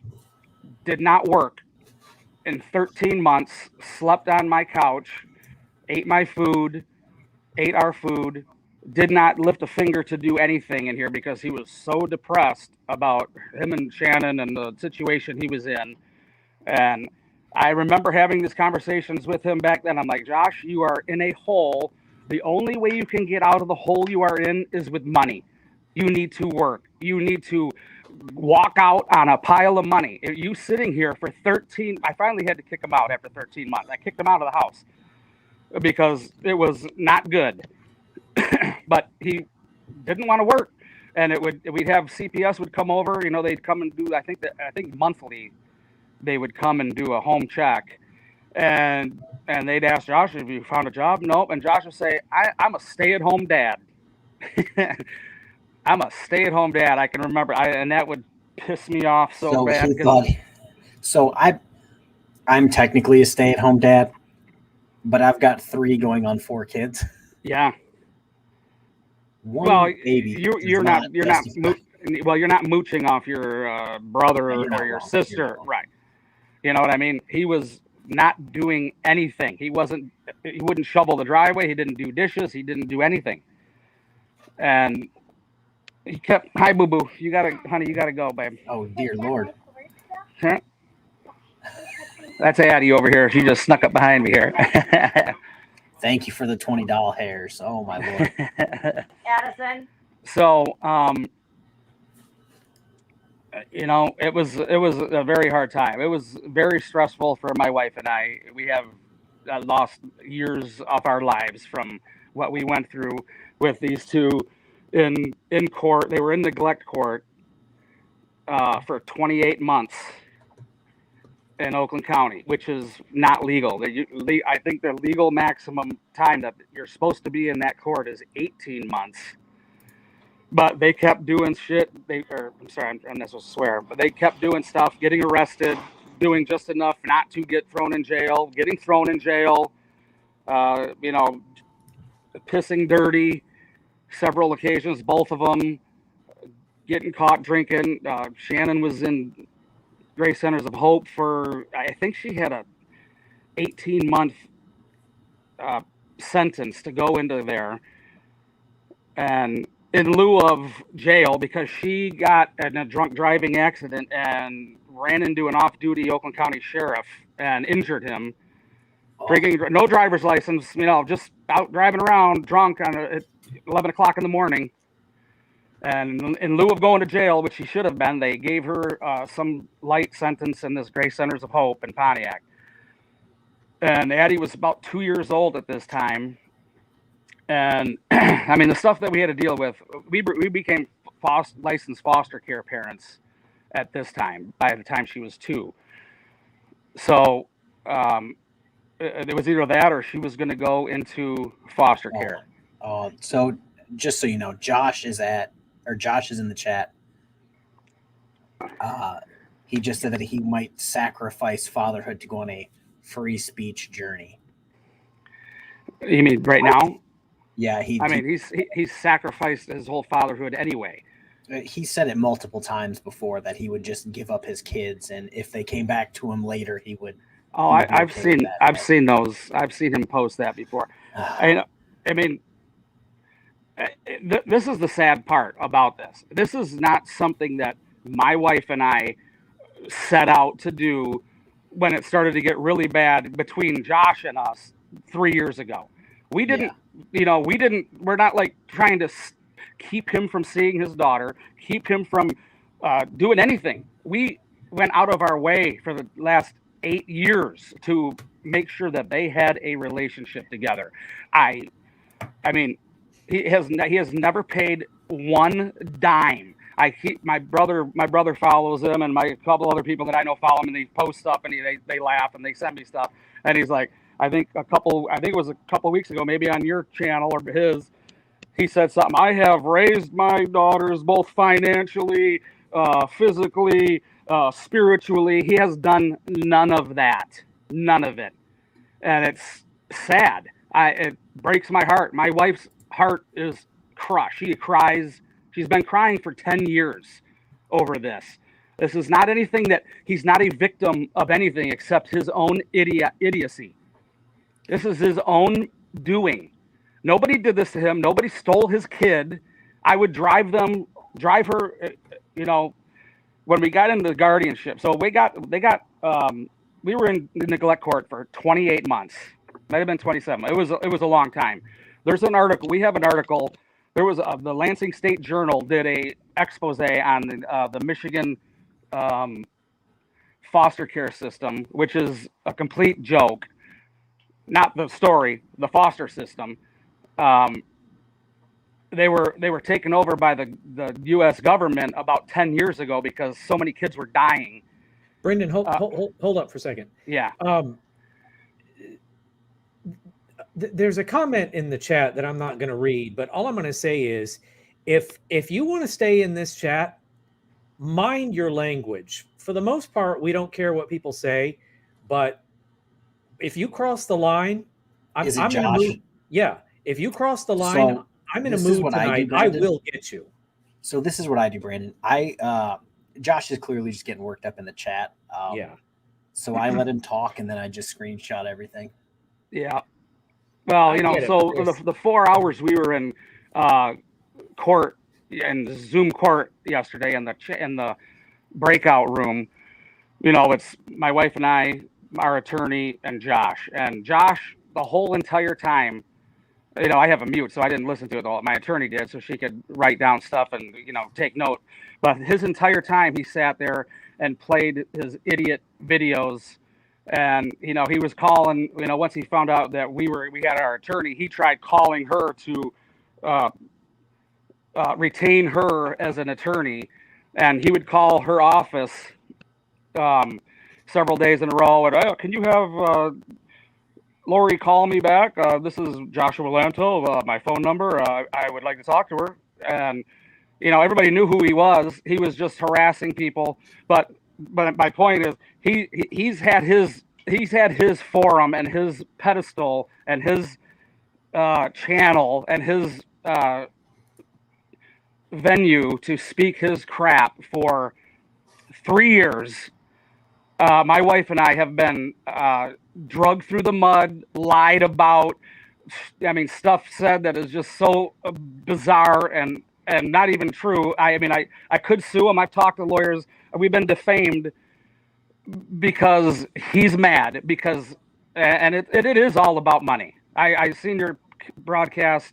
I think it was last week you were talking about whatever, but he's a punk, and he's a baby. And I feel sorry for him. I mean, I hate the dude. I do. I don't hate very many people. I hate that dude. He has done more damage to his family than, I mean, he's like, he thinks he's the victim. And this is hilarious too. He doesn't know any definitions of any. His gaslighting. He said we gaslighted him for 3 years. He'd post stuff every day. They're gaslighting me. You're gaslighting me. I'm like, dude, you know what gaslighting is? We don't mention your name. Your name never crosses our lips. I can't stand that name. I don't want to hear your name. I wouldn't say anything about you. What you're doing is gaslighting. That's gaslighting. And parental alienation. Parental alienation is you not being a part of your children's life because your face is in your phone, and you'd rather chase cops around and harass them than be a normal person. It's pathetic. You have no inkling whatsoever in your life to bring joy to anybody in the world. I haven't seen Josh since I punched him in the face last year in my driveway in the road. I was just gonna bring that up. First time I seen him since at court last night, and he looked like he was. Catch his video? I think it was last night. I don't watch any of his videos. So he keeps posting your booking photo from that. I think I look pretty damn good in that. I look like did he looks like a moron. I look like Sopranos. Yeah, you weren't convicted of anything, right? I wasn't even arraigned. I wasn't even arraigned. He brings it up as like you're a violent person. Yeah, no, I'm not. I was 50 years old when I went there. First time ever being in jail. Josh has probably been in jail 50 times. I was 50, and that was the first time I ever went to jail. And the cops apologized to me the whole time taking me down there. And I was treated very well. I mean, it was, I wouldn't recommend doing it, but when I got down there, Officer Weldon, policeman, he's the one who drove me down. He says, I'll drive him down there. So he drove me down there, and he's like, you're entitled to an attorney. You're not entitled to an attorney before arraignment unless you ask for it. So make sure when you get in there to the booking lady, you tell her you want an attorney before you're arraigned. And I said, okay. So I went in there, and I talked to my wife at the police station, and I said, call our attorney. We have several attorney friends, and we called them, and I said, I'm going down to Oakland County. I said, call our attorney and stuff. So whatever. So I got down there and went up to the podium, and she's like, okay, what's your name? Blah, blah, blah. She goes, okay. Told me some rules, do not contact the victim. I'm like, who's the victim? There was no victim. Josh is not a victim. She's like, okay, well, don't contact whoever you punched. Okay, that's fine. I'll take that definition. He's not a victim except for his own idiocy. So, I said, and I want an attorney before I'm arraigned tomorrow. She's like, oh, your attorney already called. And I'm like, oh, okay. So they shuffle me down to the holding cell. It was like, a 9-by-5 room, and there was one bench in there, and there was 4 other people in there. They were all older than me. There was a black guy and 2 white guys. One white guy was 85 years old, and he apparently lived in Pontiac. He was a homeless dude. Walked into somebody's house drunk. He was in there. There's another dude next to me who was probably 60, who was there because he beat up his wife or something, his girlfriend again, or she called on him. He didn't do it, he said. And then there was a black guy, an older black guy, and he was in there. And I mean, like, it was sad. I mean, they were mentally ill. They were mentally ill. And I got pictures taken, tattoos and, pictures of my face, my booking thing. And they had to put our skibbies on or whatever for the jail. And we grabbed our bedrolls, and they go, all right, we're going to go down. We're going down to the bullpen. So I'm like, this is going to be sweet. So we walk down this big long hallway, go down into the basement, and they open up the door. And I mean, it is just a gym-sized room packed from wall to wall with nowhere to sit, nothing. And the guy's like, all right, everybody in except for Bedini. And they all turn around and look at me. I'm like, they shut the door, and the cop goes, come on, we're going upstairs to the penthouse. So, my point being, everybody there knew that I didn't do anything illegal or wrong. So the next morning, I had a pre-trial hearing with one of the court officers, and they were trying to get information, how do you work, and when was the last time you worked? This was Memorial Day, Monday, and I had worked Saturday, that Memorial weekend. And he asked me, and I told him, I said, Josh filmed it. Go on there. I stood in my yard and I asked him twice, do you agree to mutual combat? Because he was harassing his own daughter, and her girlfriend were out in the yard. He probably doesn't show that. They were out in the yard doing they were doing free concerts of cars that drove by. So they had a boombox sitting out there, and her girlfriend were out there, waving her arms around and dancing for a free show for cars driving by. He stopped in front of my driveway filming, and I could hear him saying to Addie, come on out here. You don't need to listen to these guys. And my stepson was here too. You don't need to listen to these two. You can come out here in the road. You just come out here. We'll drive off. And I walked out, and I was pissed. And Zach tried to stop me, and I walked out to the road, and I said, Josh, do you agree to mutual combat? He's like, what? Do you agree to mutual combat? And he goes, you'll die. And that's when I took that as a yes. And I went out and I punched him in his face, and I smacked his phone out of his hand, and I tried dragging him out of the car on the middle of my road, 50-mile-an-hour road. And I'm in his car trying to drag him out of his car, and I hear whoop, whoop, whoop. And I'm like, and I back up, and thank God, seriously, an off-duty sheriff happened to pull up while I'm blasting him in the door. And I carry a gun. I had my sidearm on me. A matter of everyday thing. I have a wallet, my keys, my sunglasses, and my gun. And I had my gun on me. I was in my flip-flops. I just put 9 pounds of pork belly on my smoker, and this all went down. So the cop pulled his gun on me because he didn't know what was going on, and I backed up and got down in my driveway, and then the White Lake police showed up, and we already knew the cops because they had been over several times in the last year and a half to scoot him out of here because Josh would trespass on our neighbor's property and then walk up and start filming stuff and filming in windows and and I'm like, so we have him kicked out. We knew the cops. There'd been several other police actions because of his dipshittery. And the cop told me, he's like, you can't go into the road and beat somebody up. I'm like, look on this video.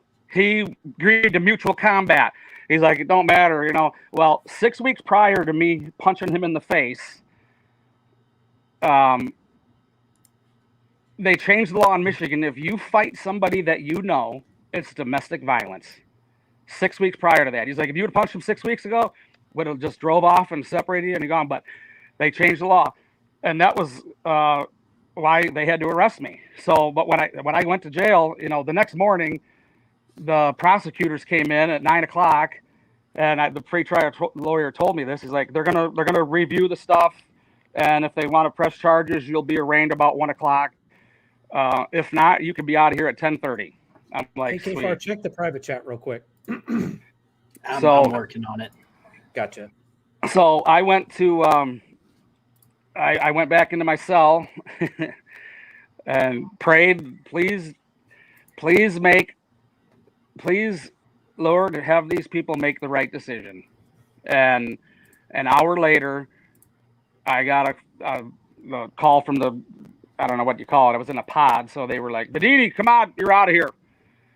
So they let me go. They just let me go. Didn't get arraigned. Didn't get anything. And I couple days later, the arresting officer stopped by. I was out mowing my yard and digging weeds out, and he drove by and he saw me and he pulled in and saw. He's like, "Dude, I'm sorry I had to do that.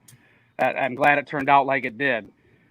And I talked. If he wouldn't have done that, Josh would have tried to hem him up or something. Right? Yeah. You know, he would have done something. I mean, you know, it's hilarious how Josh, you know, he thinks cops are worthless and they're you know, they're not good for anything, and people are pussies if they call cops. And then yesterday or on Tuesday, when he was up at the school harassing cops and teachers and principals in front of a bunch of fourth graders, I went around and didn't harass the Uber driver, but I went up to her and said, "Do you know who that is that you just dropped off there?" I didn't know she was an Uber driver. I thought she knew who it was. I'm like, "Do you know who that is?" She's like, "No."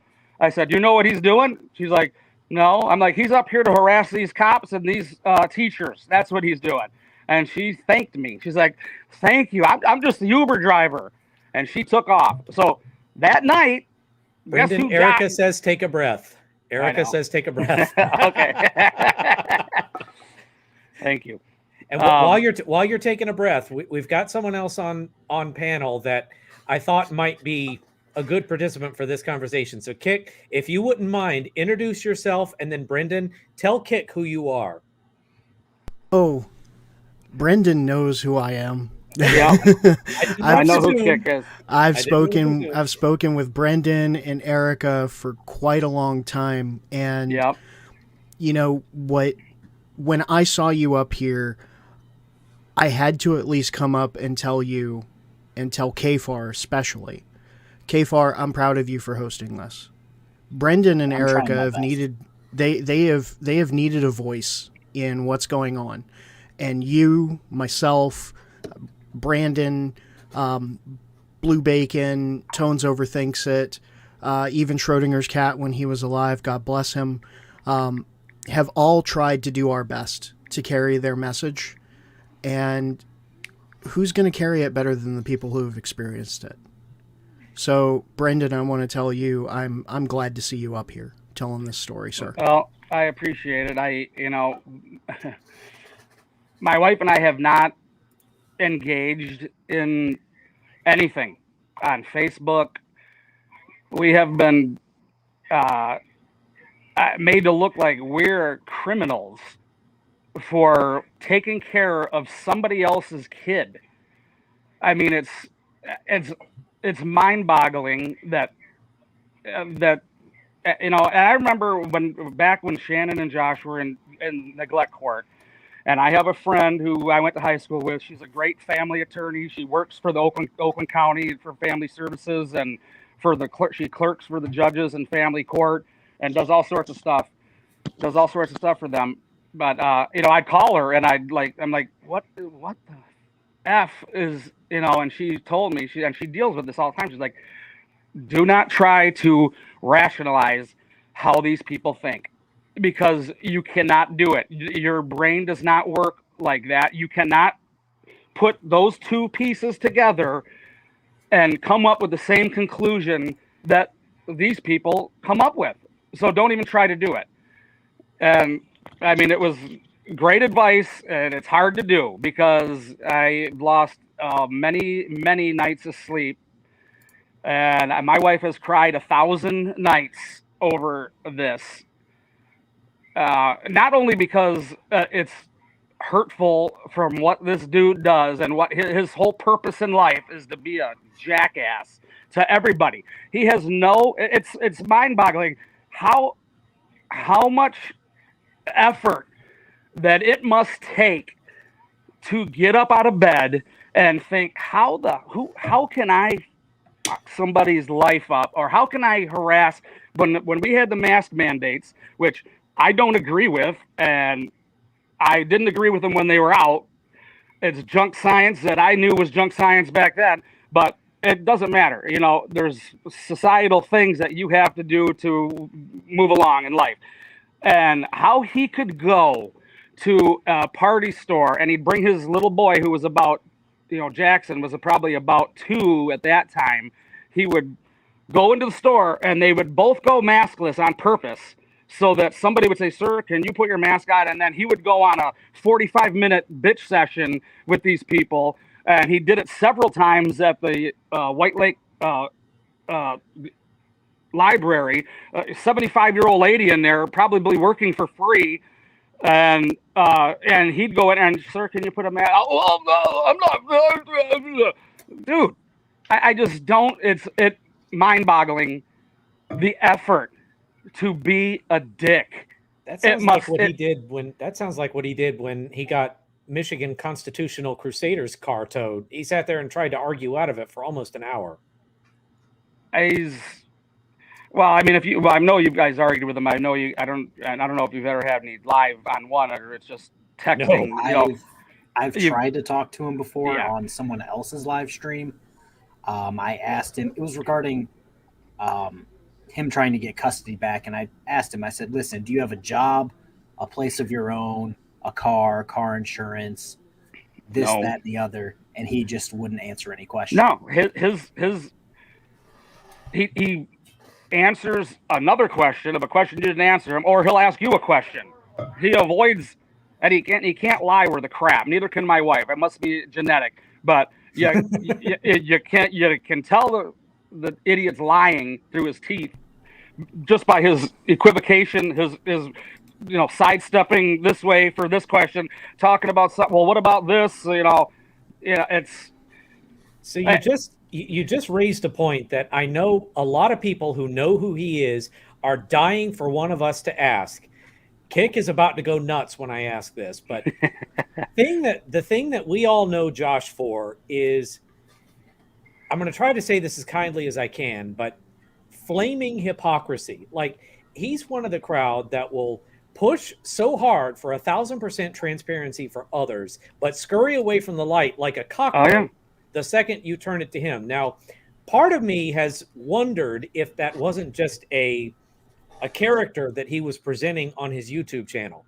Are you saying that that's legitimately who he is, and all we're seeing is his real self on camera? That it is 100%, unfortunately, who he is.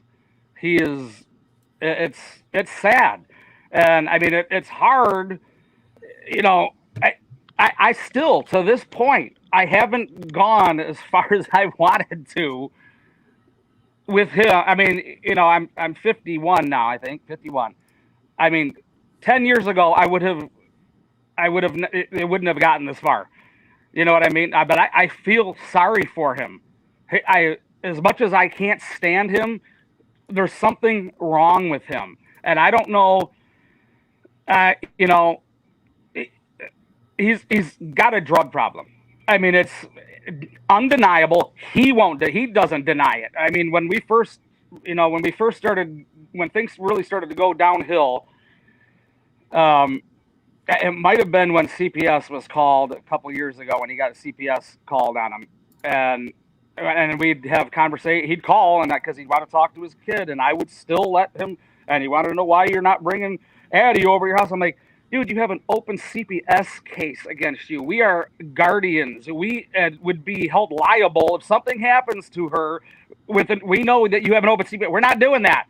If you want to go meet at a park or somewhere, I'll gladly meet you up at a park or somewhere, and you can do whatever you want. Come over here.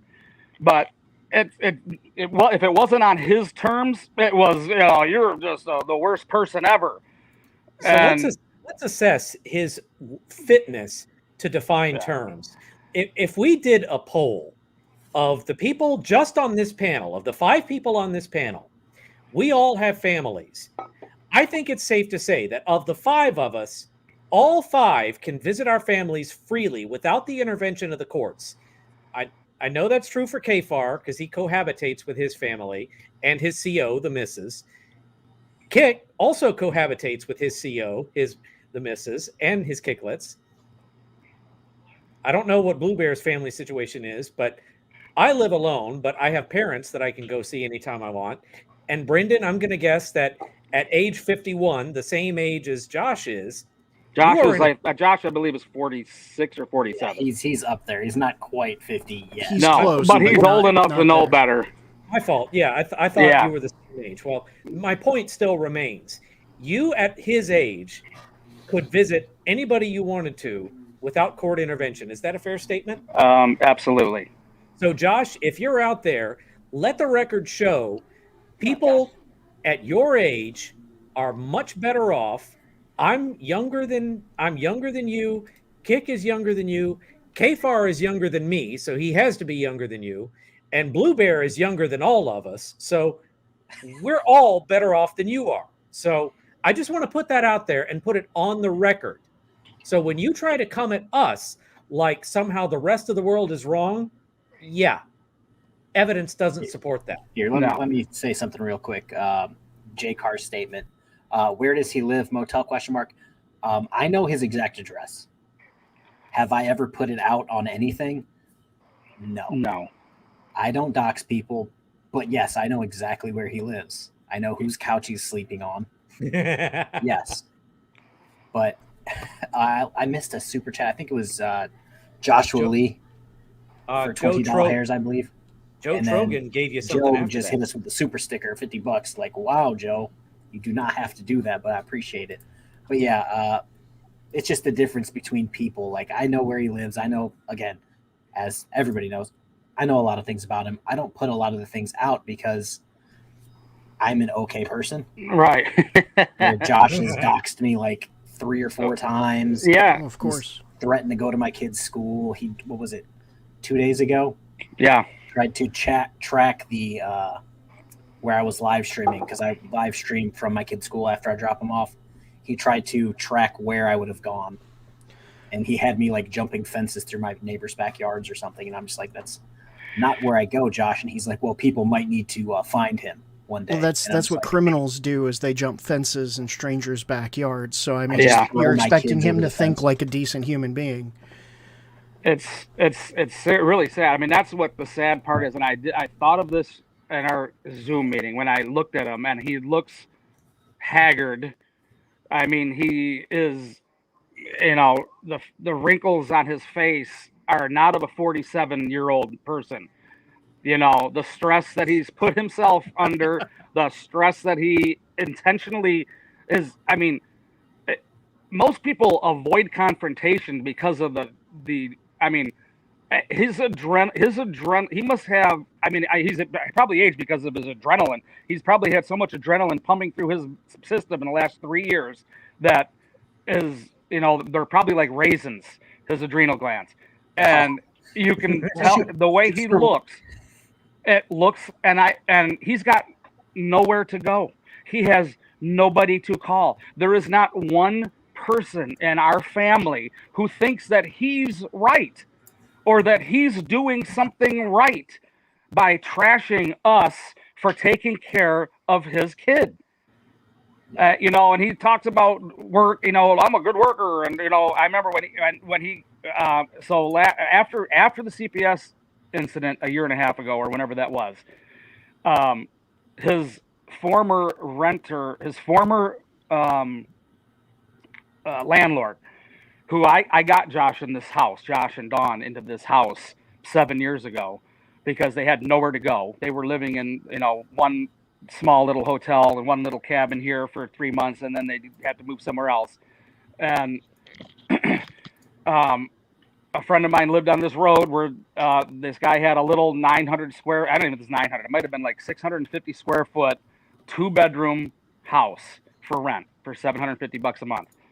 And he wanted $900 down payment. Josh had no money. I was trying to employ him at the time because I had enough work, and Josh has lost me builders, and he's almost lost me my main builder because they couldn't stand him because he didn't take care of his kids, and he doesn't understand that. Everybody knows, nobody believes any lie that he says. And so you guys may know this. I think you guys may have been starting to get into him at this point, but he said something to me, so his landlord called and said, have you talked to Josh? I'm like, no. And he's like, well, because he owes me. This was after the payments from the lockdown. So he was collecting unemployment from the lockdown as a contractor, and he asked me because Josh owed him like $4,500. Never paid rent for months. If he'd ever see that money, and I'm like, dude, you ain't ever gonna see that money. And when he called me and asked me that, I texted Josh. I'm like, dude, I had some extra work. I'm like, do you want to work? I got some work for it, because he still had a family that I care about. You know, Jackson and Lily and Dawn.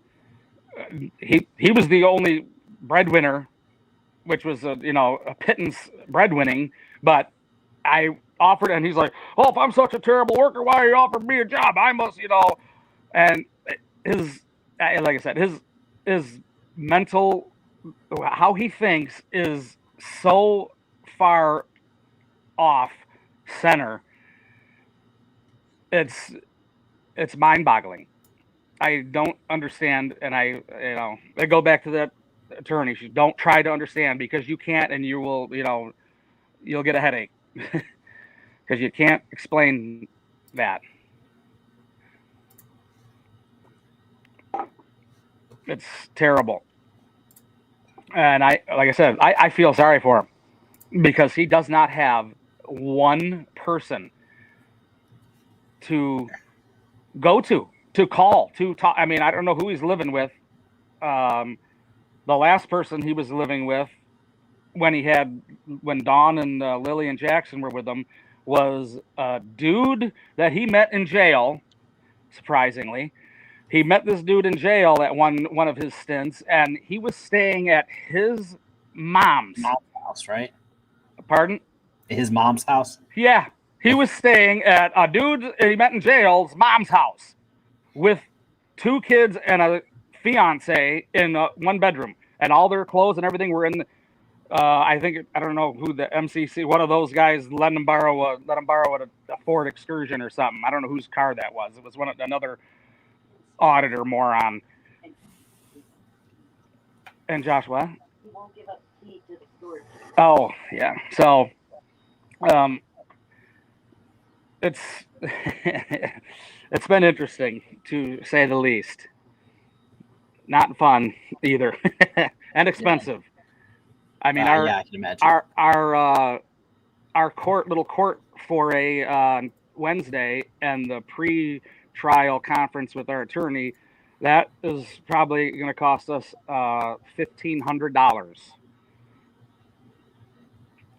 of, for what? And is that just because they had to wait so long because of Josh? Oh yeah, no, our attorney said that, and she says we can, go after him for something, but he don't have anything anyway, so it's not going to be you'd never get anything. Never get it. But yeah, he wouldn't cooperate. They kept asking him, "Are you filming, Josh? Are you? There's no filming." Of course, we made the court aware that he was going to live stream and record and publish the proceedings beforehand, and they asked, "Are you publishing or recording?" And Josh, one of his famous, his sidestepping the question in court with the judge, are you recording, Josh? You can't record. Are you recording? Or are you recording this? And he'd hold up his phone. Well, I have a phone. He'd hold it up like this. I have a phone. She's like, that's not what I asked you. Are you recording this? Well, I have a phone. Okay. What does that mean? So, and then she'd like, okay, you need to read the rules of court. Did you read the rules of court? I don't know what that is. Okay. Then she'd click off, and an hour would go by, and she'd come back. Josh, did you read the rules of the court? I don't know where to find that. Oh, you don't know where to find that? It would have been in the paperwork to come to court. Oh, I didn't get any paperwork to come to court. Well, how did you know you were supposed to come to court? Oh, I saw it on YouTube. So we sat in the breakout room in a Zoom court meeting with our $300 an hour attorney from 8:30 until 12:30, and then it was a 3-minute hearing. 3 minutes. So I just want to put something out there. Some information came across. First thing, when we refer to this Josh, we refer to him as Stupid Josh. Okay. Because There's Joshua Lee Josh is the real Josh. is a good Josh. Taco Okay. Josh is a good Josh. This Okay. is Stupid Josh. Okay. Yeah, I usually call him numbnuts, so yeah, people know what I'm talking about. Yep. The second thing, he actually disappeared from the chat for a little while, and I've just kind of been clicking around. And he went to go and break bread with Dr. Dave over at another channel. He keeps getting up on the panel and then getting off and then getting back on. I've been over there listening.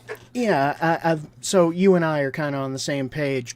But just to let y'all know that he's trying to run around and grab onto wherever he can to get some level of relevancy, or at least appear that he's mending fences with people and that we're unreasonable. He has no thought of mending a fence with anybody. And that's right. Even auditors are cutting him off at this point. If you could see me, because I'm not on camera, I'm making serious air quotes when I say mending fences, because he's trying to use people, and that's what he's good at. Yeah. Now, one thing that I've been, because I talked to Josh for a little while. I actually had him come on a panel, and I interviewed him. This was several months ago.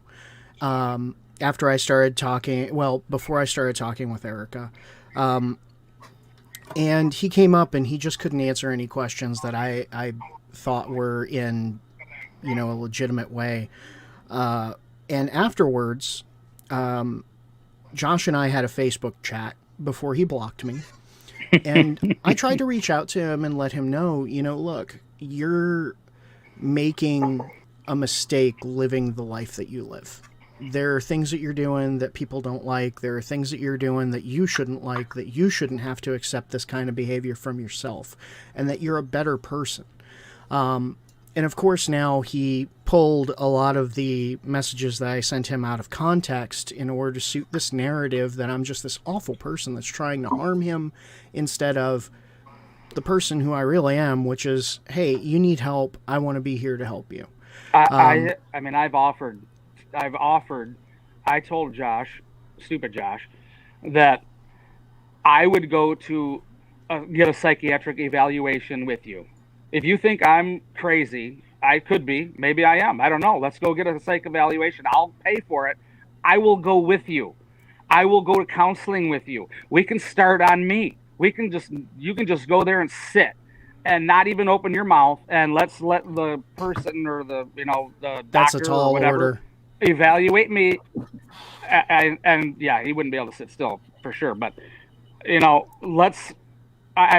we've tried to help him. I've tried to help him for years with work, with me. I mean, he given him a car. One of the cars that he had that he was one that we gave him. I mean, it's not like it's sad. It is absolutely completely sad. But I don't. But I'm not going to forget. I'm not going to, just because it's sad doesn't make me, excuse anything. It's sad, but he has done all this to himself. He is the behind. He's the villain in his own story. Nobody else. Nobody did that to him. The approach that I tried to take with it was, sometimes it takes, a stranger to get the message across. Family can sometimes be too close. Absolutely. And that's kind of the approach that, that's the approach that I tried to take with him. And one of the things that I told him was that I went and during the lockdown, and I saw a doctor and found out, I have ADHD, and I take my ADHD med one time every day. That's what I do. And I told him, some people, they take them too much. Yeah. And that's kind of what I see with him. And the reason I bring this up is because, there's so much crap that he's put out there. The screenshots from the stolen phone. I want to make sure that that's very clear. And they're not even screenshots. They're pictures from another phone taken from a stolen phone. Correct. Of inside jokes. Yeah. Between people adults who are pointing out the flaws in what he does. Mm-hmm. Okay? And so he's trying to use that as his contextless foundation for his argument. Yep. But I ask all of this and I lay all this at your feet because my understanding is, one, Stupid Josh has had a problem with Adderall. And number two, I believe that he would have faced a court-martial had he not done the had he not accepted their agreement for an other than honorable discharge. But I want to make sure I'm correct on this, because the way I read it is he did meth, and that's what caused him to face the court-martial and accept the plea agreement. Correct. And that was a long time ago. I mean, he's 47. I mean, 25 years ago, he was doing methamphetamines. And when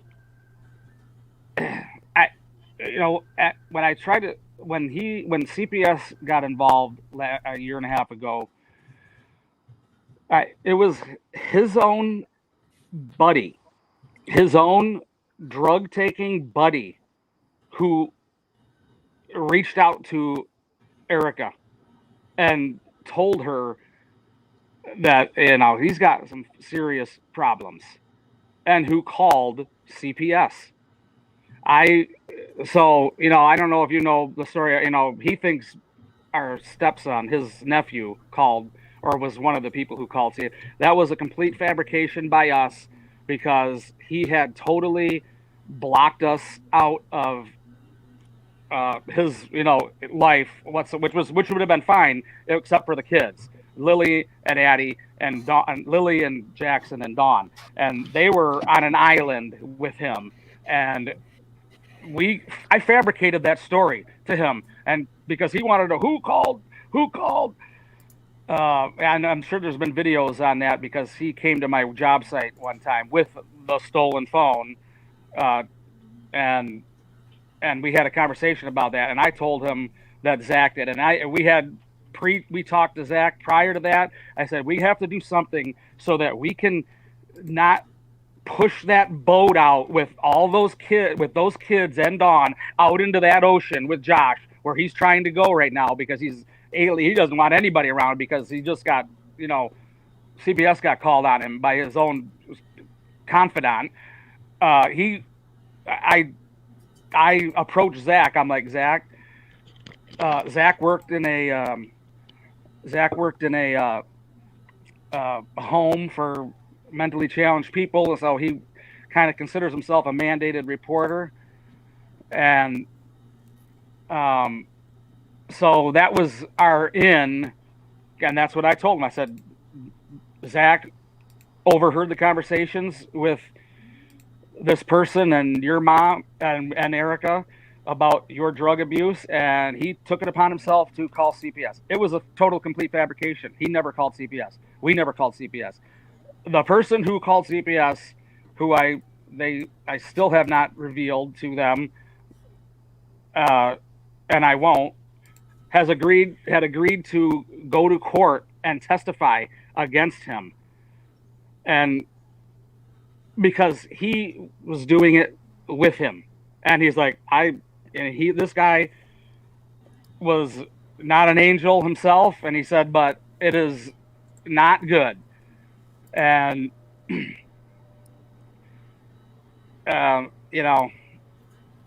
we were trying to throw a lifeline to the kids, because there was nobody else, and he wasn't working, he doesn't work, he wasn't doing anything, and they would have been on an island by themselves.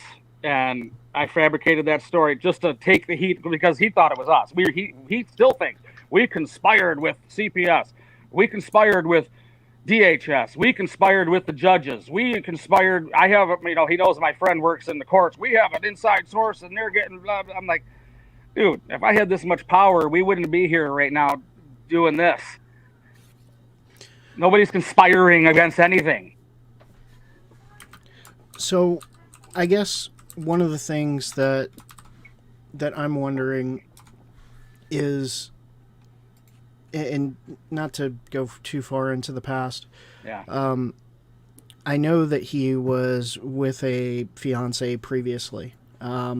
She tried to get sober, and unfortunately, she passed of an overdose.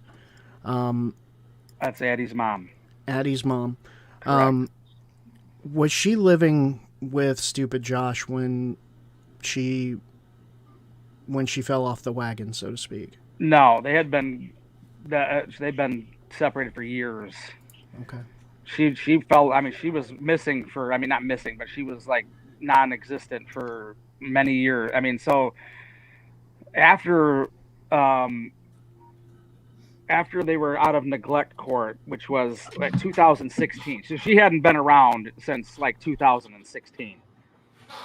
Her parents lived on Herson's Island. She went out there and was living out on Herson's Island and having her own struggles. I know she tried to do some AA stuff before she died because she had contacted us after a long, like 2 years of silence, and apologized for all the stuff that, she put us through, and that she wanted to give Addie up. She wanted to give up her rights. Neither one of the rights were terminated in neglect court, which was a complete debacle by the courts.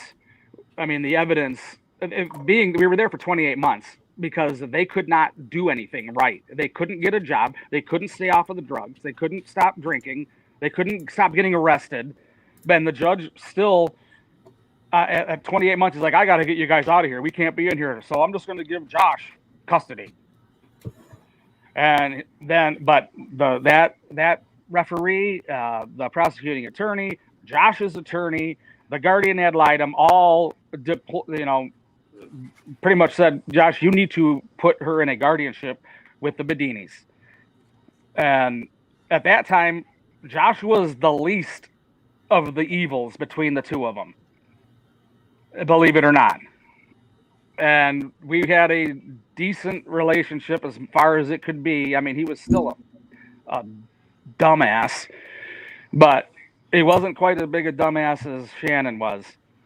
And we were really worried that Shannon's parents had some money, and they bailed her out many, many, many times with attorneys, and that if Josh was left with Addie with no job, no house, no car, no nothing, that they would be able to get Addie and take her, and she could take, and that would have been a devastating thing for her because Shannon was a complete mess.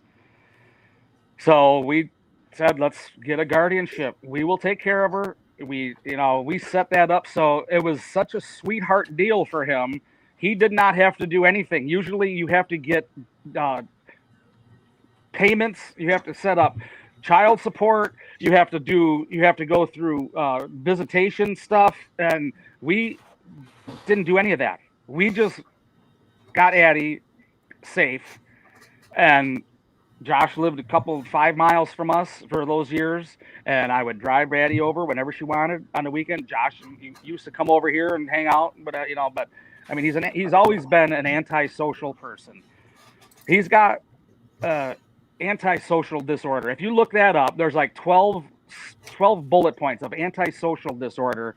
He has all of them. It is one of his afflictions that has gone undiagnosed by a professional. They have bipolarism that runs in their family. Their biological father is basically a vegetable up in the UP. He is a severe diabetic. He's got bipolarism. He's got schizophrenia.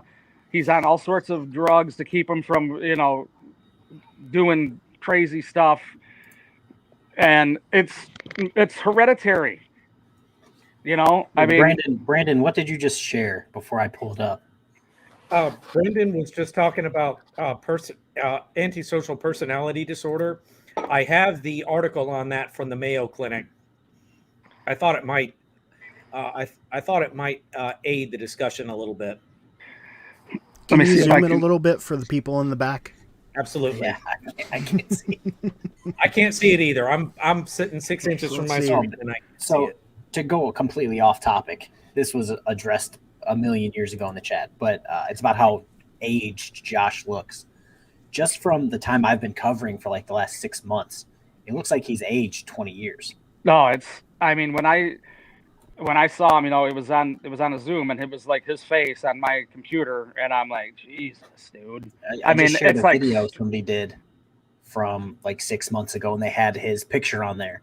And from then to the pictures that I have of him now, it looks like a completely different person. I mean, read those bullet points. It is him. Just before we move forward, there's nothing wrong with people who suffer from mental health concerns. There are a lot of people that can live very normal, very healthy lives with proper assistance and proper health. Yep.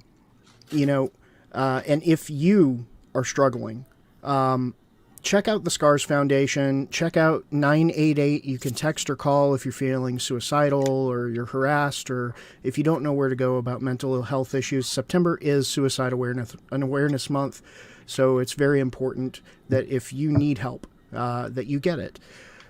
So I just want to point that out. Yeah, and I'm veterans too. Yeah, all my veterans out there. I've had this conversation with Josh as well. I'm like, dude, if you had diabetes, you would go to the doctor and take medicine for it. If you had some other affliction, a rash or whatever, I mean, just because it's obviously there's stigmas with mental illness that people, a lot of them are self-imposed stigmas that he doesn't want to admit that he has these issues. He's had a couple of moments of clarity when we've had our discussions and bitch sessions when I'm like, dude, let's go to the doctor. My wife takes antidepressants because she has some of the same things. It runs in their family, and he doesn't want to deal with it, and it's caused terrible harm to him and his family. It's sad. So looking at this list here, I don't want to read to anybody because that would take a while. But at least you can read. At least I can read. But just looking at this, I don't watch Josh's channel because I have good taste, and we have that's my job. I was going to say we have KFARR to give us the highlights. But just looking at this, so of all of these, let's see, this is 1, 2, 3, 4, 5, 6, 7, 8, 9, 10, 11, 12, 13, 14 traits here. Now, my question is, of these 14, how many have we seen in Josh's own videos? Not anything that anyone else has done about him, but by basically Josh's own admission, how many of these does he exhibit?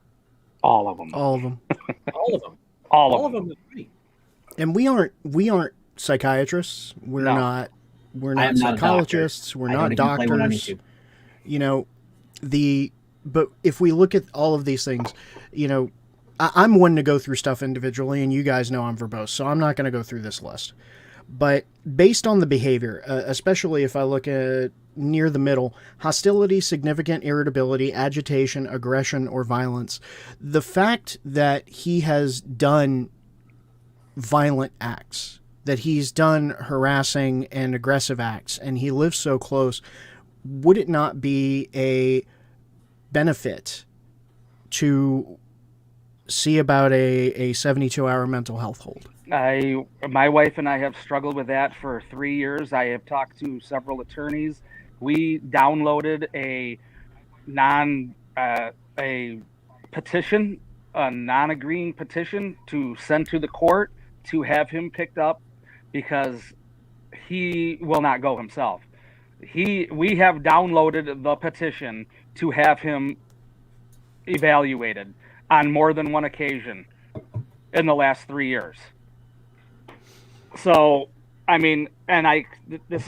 keep trying to tell him, and I'm like, dude, these are all things that can be, they can be helped, but you have to at least check into them, dude. You have to look. You have to look around and see your whole world a pile of shit. I mean, there's not one good thing in your life, not one. The only joy he gets is from bringing pain to others.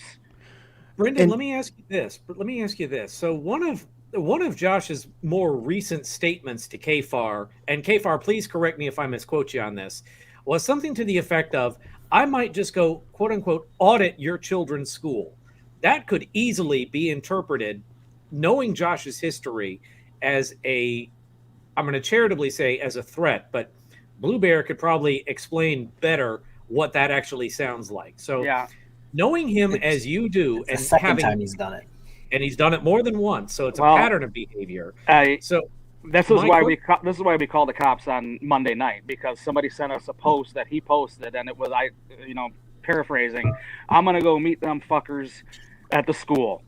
I'm sure he was referring to me and Erica dropping the girls off at the school in the turnaround line, and we got that at about 9 o'clock at night, and we immediately emailed the superintendent, emailed the principal of the school, and called the White Lake Police Department, and they came out and we made a report. And KFARR, take a screenshot. I already did. I'm 12 steps ahead of you. Look, before we get into all the rest of this stuff, and don't ban Josh. Don't ban him. Look, it's all fun and games. Okay, we call you Stupid Josh because you do stupid things, but the reality is no one on this panel hates you. Okay, I want you to understand this clearly, at least from mine, KFARR's, Blue Bear's, and Brandon's. Now, Brendan, he may have his own reasons, but I want you to understand something from the four of us who have been trying to help you this whole time, that we don't hate you. Okay, we want to help you.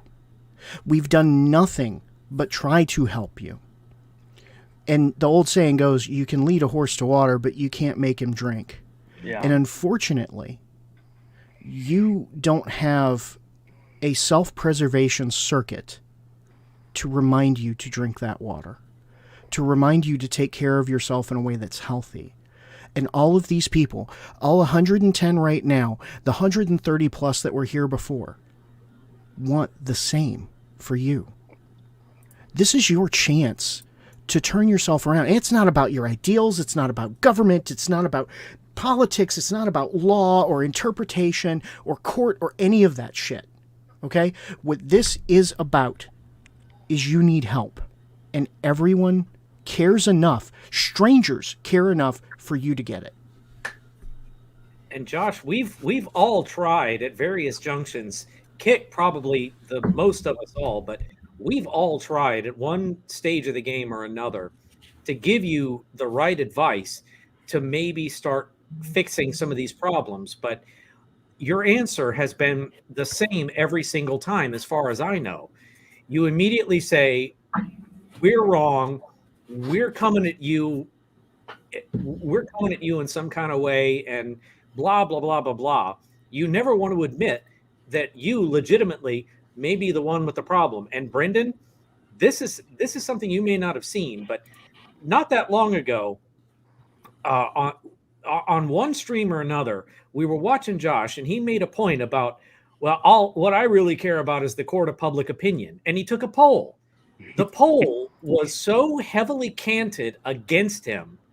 I didn't even bother to read his response to it, but I would dare say it was probably something like, well, I'm getting piled on by trolls. No. Yeah, that was basically his response. His response was, anybody that's on my channel clearly doesn't know what they're talking about because the evidence they see is skewed. Even though I play almost everything Josh puts out in its entirety and then talk shit about it, where he will clip a 12-minute video down to 40 seconds. Josh, and only show people that. Josh, if you, I have an offer for you, and it's always been the same since the beginning, and I'm going to offer you the same things. As a stranger, I have no benefit out of this. This is all for your benefit. Okay? The first thing is, is that you need to approach what you're doing and stop deflecting to everything else that people are pointing out because your behavior is what sucks. Number 2, if you can do that and you're willing to listen to some hard truths about yourself and accept them, I will give you resources that can help you on the path to getting a legitimate career. And number 3, I will, if you can make those 2 steps in the right direction and you can show progress over the course of the next 6 months, I will even vet you in that career path. As a person, I will vet you. I will be a, what's that word? Reference. A reference for you at a job. And it will not be under Kick. It will be under my real information. Well, Kick, you got to remember, the first thing I said to him ever was in your live stream where I offered to get him a job because I knew he was technically a veteran. He got other than honorably discharged. So I'm just like, whatever, I'll still help you out because we live in the same area. And then he said no. And I'm just like, okay, cool. And then on another stream, he said that I only did it so that I could look down on him. And I'm just like, dude, I'm a stay-at-home dad. Like, I can't really look down on anybody. Like, I'm just trying to help you out vet to vet. So now you got 2 sharks in the Shark Tank that want to collaborate and help you. Well, Kick, I've even tried to reach out to Josh and have a conversation with him because I don't hate the man. I think he does need some help and he needs to accept some responsibility. And I deal with things of this nature on a daily basis with my career. Brendan, I don't know if you know or not, but I am a full-time law enforcement officer. And, you know, you were talking about the petition that you had downloaded. Yeah. I know that is a hard decision. and people we have his answer, Blue Bear. Yeah, I know. He said, no thanks, I don't want your help. I have plenty of help coming. And you know what? That's fine, Josh. You can take your pride and you can believe what you want. But when it comes down to it, you have to live with you. And it's not that we don't like you. It's that we don't like how you treat everybody else for the dumb things that you do. And until you can face yourself in the mirror and like who you're looking at, not from narcissism, but out of reality, like really love who you are, you're never going to change. You don't have to like me, Josh. But I love everyone. I just hate what you do. We all do. And it's for your betterment. And Josh, like it or not, you just displayed with those 3 simple comments, you just displayed at least 6 of these 14 things. And I mean, dude, I don't get it.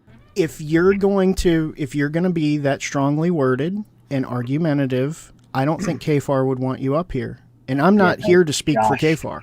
Josh is more than likely never going to be on my chat. We did have something set up for him to have a discussion with Paul.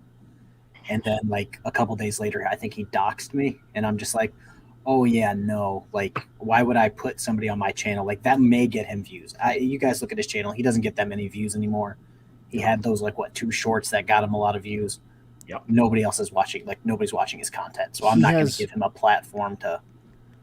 He has 11 legitimate viewers, and then the rest of them are all us just pointing out every fault in everything he does in his life, and that he blames everyone else for the things he does to himself.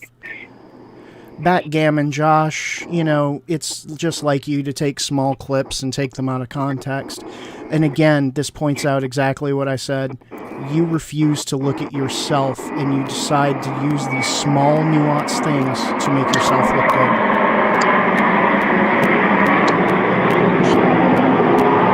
Somebody flying? Sorry, I got a jet flying over. Holy cow. That sounded like a big one. That was a real big one. They're usually not that loud. And Josh, it was 2 years, if you didn't watch Brandon's video that followed up, that corrected that. You want to know why we say these things? Because we know what's going to get you to respond. We understand how your mind works, the little that it does, in that you're going to use these things that we say instead of focusing on yourself. But that's you. That's what you do. I could tell you the sky is purple, and the next day you're going to say, oh, Kick is an absolute idiot. He doesn't believe in science because he believes the sky is purple. And I can say it out of sarcasm just to catch you. And because I know that's what you're going to do. Oh, now the CPS thing, I believe that because that's documented. Also, I saw some photos of the inside of Josh's house near the time that he wouldn't let CPS in his house. Do you think CPS would have enjoyed what it looked like? No. Yeah, It was- he blames Dawn. He says that she was the housewife, so he has no business cleaning or something along those lines. And that just like that, I wouldn't want to live in that, but sure. Josh, you are trying to attack Kick now because, in your words, he seems to make a lot of corrections. I'm going to reiterate something that Kick pointed out while you were babbling, because you probably didn't hear him. We did a video back in the spring where we referenced you, and afterwards we discovered that we'd spoken in error. And when I put out the sequel to that, we issued a correction and a retraction. We did that because, as Kick points out, we have integrity and what KFARR would call intellectual honesty. Unlike people like you who twist and distort reality so that everybody else is wrong, we can admit when we make mistakes, and we have the spine to stand up and admit it. Point blank. But Brandon, Because- what I was talking about earlier is you and your family may have to make that hard decision. As hard as it is, That's why we offered the retraction and correction. 'Cause I'm a That's right. journalist. My He ID is. says so. He's a proud representative of the KFAR News Network. This is KNN. Josh always says this about me and you, and I don't really know why. He's convinced that we both have drinking problems, even though I think I've said I've drank one time this month.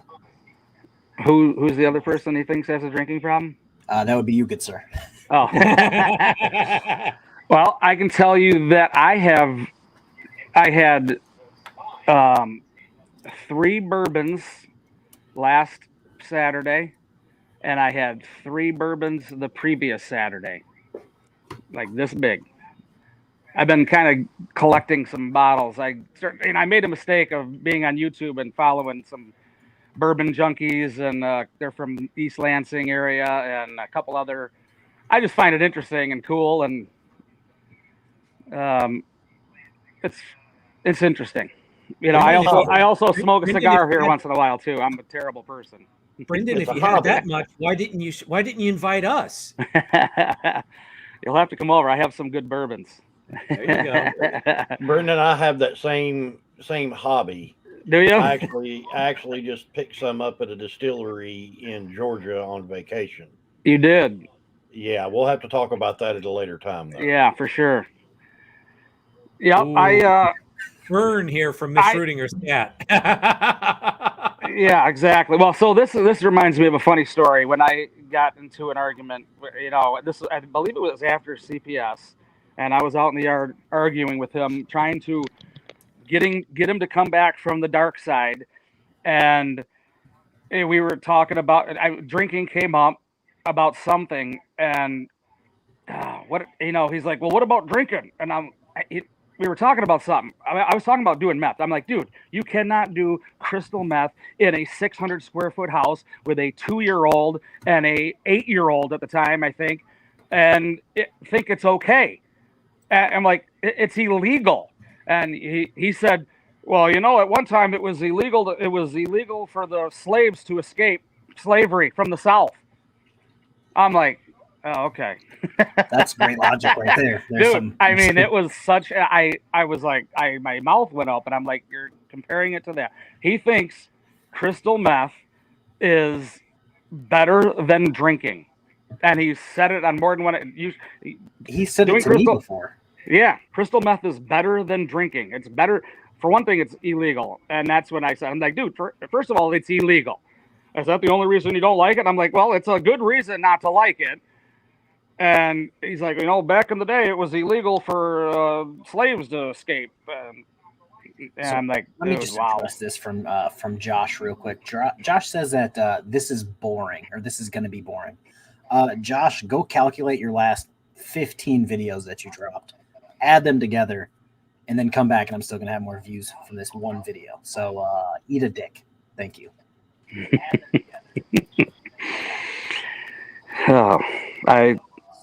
Thank you for the $10 hair, supercalifragilisticexpialidocious. There, I said it.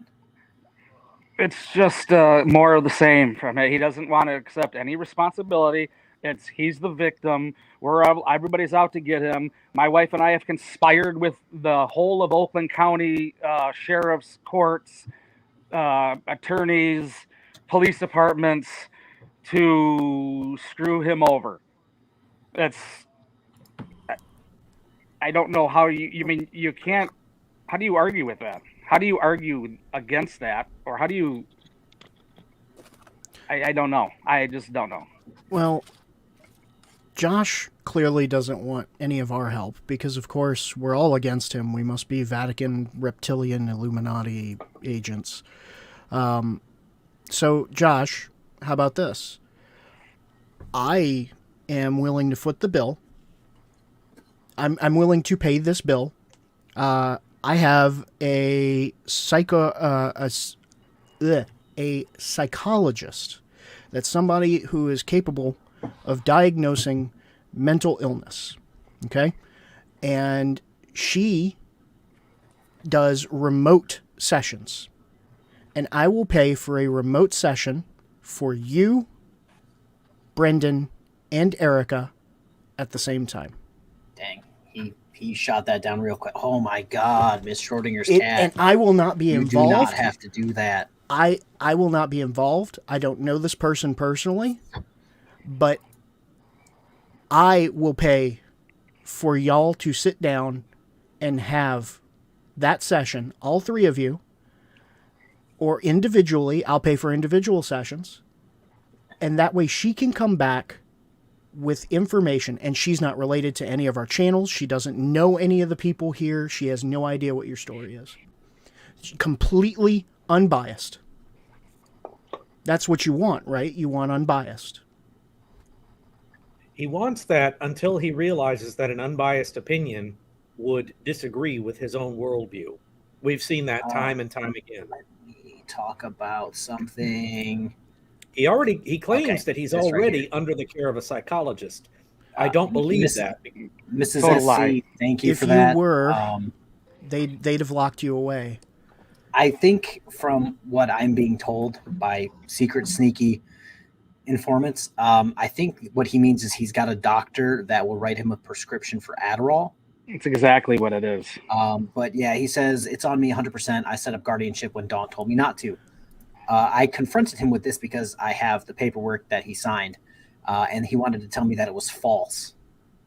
And it's like, bro, it's got your signature on it and the date you signed it. Like, that's pretty convincing to me. And the reasons why he has still not, he hasn't hit those wickets yet. So, no. Josh, your guardianship stuff goes before Dawn. It was actually with Shannon. Shannon was the one who wanted to give up custody. And she passed before she could. You're the only one who's carrying this facade. Other people were present with her to discuss that. You weren't. And you were the only one that didn't sign that paper. Debo's Nation, yeah, why does this movement always have to go back to the slavery days? That is what the whole movement always ends up boiling down to. And thanks for the 5 Canadian doll hairs. And Josh is saying no. Hold on. No. You see, Josh, You don't what get did I where I miss? am by being dumb. You want to know where I am? It has nothing to do with money. It has nothing to do with subscribers, with my channel. Where I am is I'm happy, and I accept life on the terms that life is set at. I get to see my kids in the home that I live in because I take care of them, because I love my wife and I take care of her. I have been gifted with these things because I have chosen to be a good person. You can get gifts if you choose to be a good person, but you piss all over everything good that's happened to you because And it doesn't Josh- go the way that you think it should. And Josh, I want to follow what Kick just said by adding a little bit of salt to the gaping wound he just tore you. You call him an arrogant POS? No. Kick has his life together. For the record, so do I. Every job that I have ever held, every job, has required that I pass an extensive background check. And I pass with flying colors precisely because, unlike you, I keep my nose clean and make good life choices. The jobs that I hold are stable, they are full-time, and in this modern era, they give me hybrid work arrangements, which I love. But those are things that you don't get to by doing what you do. So when you want to insult people like Kick and KFARR and me, look at where we are in life and think about just how far off that path you are. That's where I drop the mic.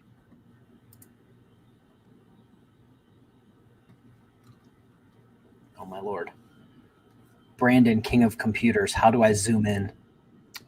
Control up your scroll wheel or Control plus. Hey, there we go. You guys see that a little better here? Ooh. A description of the best interest of the minor child. What I relevance got could it. this possibly have to Broken System, Broken Trust, KFARR? Tell us. Hey, Actually, wait, Brendan. Let Brendan go Ooh, into yeah. all of these wonderful things. I think that he may be able to provide some legitimate insight. Yeah, Brendan, enlighten us. So our attorney and I and Erica went over this on Tuesday. Can you guys hear me, or my mic went out earlier? You're good. Okay. Our attorney went over this.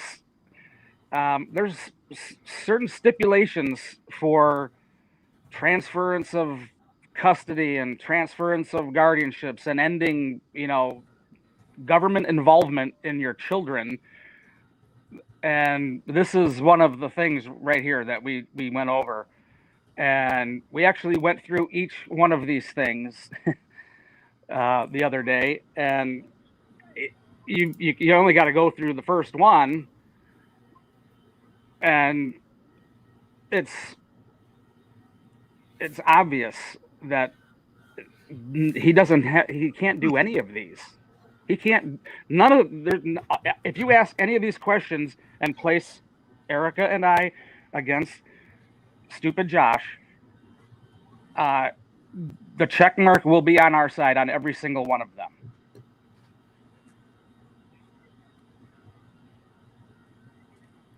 Oh, Mrs. SC, thank you for the $49.99. Yes, I thought Josh was going to end with that, but apparently it did not. I want to assume that this is the Dawn, but that is I'm the unsure. I believe that is the Dawn. Let me point something out about Josh's comment at 9:53. He says, "I tried getting the government out of our lives, and you agreed to terminate the guardianship." Josh, that's not how it works. You don't bring the government in or make such choices that the government is forced to become involved and then say, "I wish for them to go away," and it just happens. Right. If without meeting certain stipulations, it's not going to happen, and he cannot meet any of those stipulations. Exactly. And it's not for lack of trying and support. I mean, like I said earlier, we've all tried our best. My wife and I have tried for a decade. Yeah. I mean, I supplied him with work. on, several occasions he's worked for me for extended periods of times and then gets fired because he's an idiot. But the last time prior to the shutdown, COVID shutdown, I was paying Josh $22 an hour cash. $22 an hour cash. And the last month or 5 weeks, I believe he averaged 17 hours a week. Working for me is pretty easy. My brother works for me. Josh worked for me. I had another guy working for me. I'm not the best. I'm not the easiest person to work for. Let me put it like that. I'm not the easiest person because I expect things to be done in a certain way. But, if you have something to do, you got something to do. You got, it's arrangements are made. It's we work for ourselves, basically. Josh would work 17 hours a week and have the opportunity to work 60 hours a week. And I just, he'd want to get paid more money. I'm like, dude, work more hours. 17 hours a week. You don't have anything else to do. You're 45 you're 45 years old. What is there to do in the daytime during the week? Brendan, Nothing. Have you seen the infamous video where Josh was atop a roof hurling nonsense into the air? I heard my brother called me up laughing one time and told me, I said, why? I know what you're talking about. I think he was over near where he lives now, maybe. And so was he saying something about KFARR, this is how a real man works or some crap like that. Yeah. Oh, that video. The reason I bring that up is you're making excellent points about his quote unquote work ethic. None. No work ethic. None. Exactly. And that's the point that I was making. He was clearly up on a roof I hope he was up there for a profitable purpose. If not, he's crazier than I thought. But if he's up there to do a job and that's what he's doing, I think working 17 hours a week is probably on the generous side. Yeah, and I know he's complained on Facebook of me that I would trim 15 minutes off here and 15 minutes off there. No, I pay you when you go to work. He would, I'd like, all right, you're going to be at work at 8:30. How about 9 o'clock? Let's start work at 9 o'clock. And then at 9, 12 minutes, 13, 14 minutes after 9 o'clock, he comes strolling into the neighborhood, not even on the job, working at 9:15, and he put in 9 o'clock. Sorry, dude, you drove into the neighborhood at 9:13. It's not how it works. KFARR, I think we missed a super a few minutes ago, but Joshua Lee, thanks for the 100. Oh my Lord, yes. I just don't want to break up everything. Mrs. SC, Nicole, you are too generous. Yes, and Mrs. SC 49.99. It seems like everybody is on the not Josh side of this. Now let's hold, because Josh did make a statement, and I want to acknowledge where he made what could be a legitimate statement, and that is he said, where is it? I want to make sure I read this. Hey, if this can unite them and there will be peace, I'm willing to consider terminating my parental rights. I hope that that's legitimate, but I want to know what your terms would be. And I think that Brendan and Erica have a right to express their terms as well. And I think KFARR, Brandon, myself, and Blue Bear would be happy to mediate this right now. Mm-hmm. KFARR, what do you say that we bring him up? It's up to you. This is your channel. I don't have a problem with bringing him up if he doesn't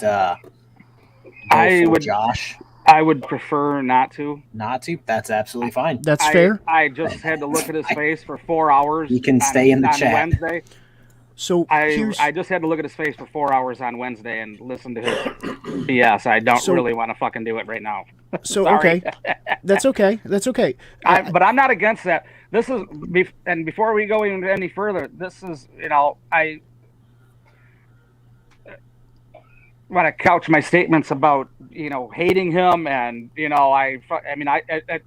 many times during the week I want him gone and never see him again. But our whole thing, our whole last decade, everything that we have ever done that has caused all this stuff was for Addie. Addie knows nothing of any of this. And that has been a difficult thing because, she doesn't know why she can't go ride around in her dad's car and go to the park with her dad, because he doesn't have a driver's license, because he's got an open CPS case, because he's mentally not in a good place. And he has, in the past year and a half, has had confrontations with the police with his children in tow and Dawn in tow at the White Lake Police Department, staging a sit-in with his kids at the park 2 blocks away, going off on, this is right after the CPS thing, and he was in a manic depressive meltdown for months because of that, and he was putting his children in harm's way. My point being, Addie knows nothing of this. She's starting to pick things up because she's on YouTube, but she doesn't, I don't believe she doesn't watch his channel because he has tried showing her stuff and she does not want anything to do with it. She doesn't want to be filmed. She knows that there's something wrong with that aspect of his life. He tried to pitch her channel on his channel. Yeah, I know. She's picking up things that we have kept from her for 10 years. The only reason that we are suing him for custody right now is because of his manic meltdown that he's had for the last 2 years, where he's, you've seen the videos of him at the Oakland County courthouse refusing to go through metal detectors to try to file this report. I want to file, I want to see my kid. Dude, we didn't organically start keeping Addie from seeing you out of spite, out of anything. This is a result of your actions, your demeanor, your hobby. It's not a job, going around harassing cops and amongst other things. There's drug abuse, and you guys probably don't know. I know you don't know more because you only hear Josh's side. There's been more than just the CPS and other things. This last tax season in April, one of his friends, one of Don's and his friends, she's a single mom. I don't think that they're married. They have a child, a young child, and they live together. I don't think they live together anymore, actually. But Josh, this was after Josh, I think Dawn lived here. We had already took Dawn in our house. Josh and this dude stole this girl who works at like a Coney Island to try to make some money. Her boyfriend is a paraplegic. He's in a wheelchair from drug overdose. Stole her $6,000 refund and took it. And Josh and this dude went out looking to find a doctor to sell him Adderall. This is not something I made up. This is something that was told to me by the person who knows it personally happened. So there's a reason why you don't get to drive Addie around, or why we're not dropping her off anywhere that we don't know where she is. So if you want to get back to a place where you can do that, we are willing to do that. After all the shit that you have done to us for the last decade, we are completely willing to get to a place where where Addie can spend the night at your house. And I know you love her. I know you love your daughter. No one's said you don't love your daughter. You are just incapable of taking care of her. You have no capacity to look after her like a normal person. You don't. And we're not going to allow you to have an opportunity to figure that out the hard way with something happening to her. So going back to, you're willing to give up your parental rights, dude, it wouldn't be a banishment from your daughter. Brendan, just to let you know, Josh is on Facebook. I have messaged him. And I told him, feel free to speak freely on your terms of this agreement. I have no response to it here, and we can address it on live. And he said, okay, fuck you, bitch, which is, what I expect. By that.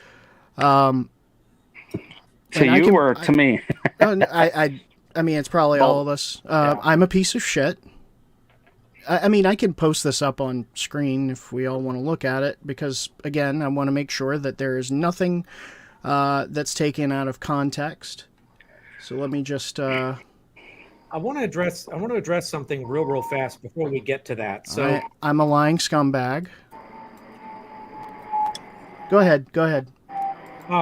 Brendan, I don't know if you can see the chart that's up on the screen here, but this is the Social Blade statistics for Josh's YouTube channel. So I want to support what you just said with these statistics that we can see here.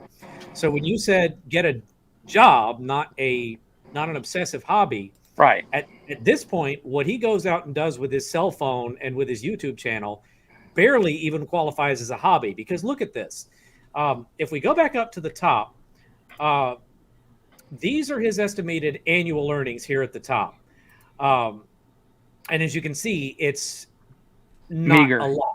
Meager, that's a good term.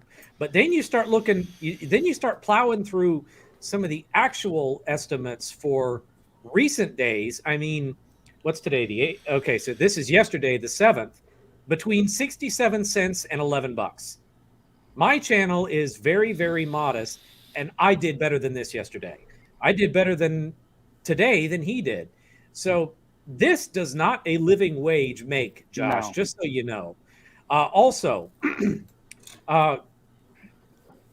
the list that we were looking at earlier, I think KFARR, it was something that you had shared about best interest of the minor child. Brendan, do you happen to remember what factor L was on that list? I don't. It was something to the effect of additional other factors as the court may deem relevant to child custody matters, or something along those lines. Right. I mean, you're trying to equate his hobby, which is. Oh no, not just that. No, okay, go ahead. His hobby is certainly part of that, but his hobby goes more to a lack of a living wage. What I was thinking in terms of factor L was things like KFARR said that he takes screenshots of, things that Josh does in public, which run 180 degrees to his best interest. Right. Statements like he's made tonight, when Kit very generously offered to get him help and facilitate his rehabilitation and so on. So I just wanted to throw those two factors out there as some very big things that are stopping him. Okay. So just to address, I opened communication with Josh on Facebook, so that way he's not going to be dogpiled by chat about the terms, all that good stuff. And as you can see here, this started at 9:05 p.m. This is today. Feel free to speak freely on your terms of this agreement. I have no response to it here, and we can address it on live. And I'm not going to type in a response. I'll show what we have. Okay, fuck you, bitch. You're a piece of shit. You're a lying scumbag. You accused me I believe he means of, killing my daughter's mom. You fuck. And then he sent a picture of Chili. Yep. Okay. And says that this picture is unforgivable. because I typed this in the Masshole live chat. And Josh, I'm getting here. Just hold your fingers there. Hold your fingers. This is almost unforgivable, you fuck. All right. So now I'm going to address this one more time. One day my kids might see shit like this. Your kids should not be watching Masshole Report. You stupid fuck. Okay. So if you can stop typing and you can listen, okay? I said this earlier, and this was during a time while you were typing furiously in KFARR's chat. I'm going to say it one more time, okay? It's very simple. We said these things and exacerbated these things because we know that you will take these things and use them as if they are proof without appropriate context. Okay? I'm getting the messages. Can you fucking focus? You Jesus Christ. Open your ears and step back from the keyboard. Okay? These are not sins. This is me proving a point that you don't own up to your shit, and so we pick at you by saying egregious things to get you hot under the collar. I do this on purpose because I know how you work. I feel the need. Well, I mean, if Josh is mad about that, Josh has said the exact same thing about my wife and I, that maybe we had something to do with her death, and he posted that on Facebook, that him and I, or that Erica and I may have had something to do with that. So this is another one of his hypocritical bullshit things. If you said that, he said the same thing about Erica and I, that we had something wrong with it, or that we had something to do with her death. Before we go any further, Joshua Lanto, if you are watching and if you can hear me, I have to put this out there. This program is being recorded. So be very, very... The whole program, not just this little few second snip that you gave where somebody says something. Okay? What you need to understand... Remember factor L, Josh. This program is being recorded, as are every comment you make. So, as you can see, I'm not responding here. I'm not typing. Okay? I admit that information was false, and I said it to get under your skin because talking to you like a logical human being doesn't work. Okay? So, now, rather than browbeat me over things that I do to expose you for what you do, this is an open opportunity for you to post your terms for Brendan and Erica, okay? And if you would rather waste this opportunity to not have the peace you so clearly believe you want, then I can just shut this down and you can keep fighting this fight, this nonsensical, erroneous, uneducated fight. I'm just here to help mediate it.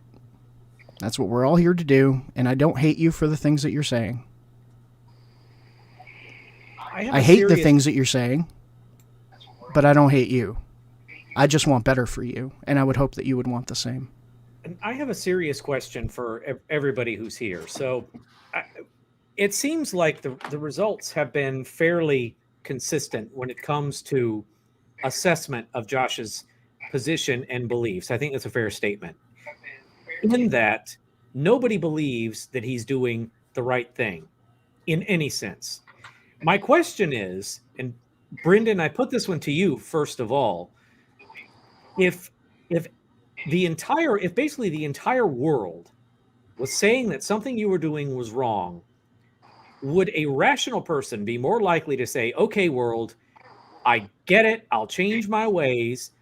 Or would a rational mind be more likely to say, world, you're wrong, and I'm not going to stop arguing with you until you either see life my way or have suffered for failing to? Hey,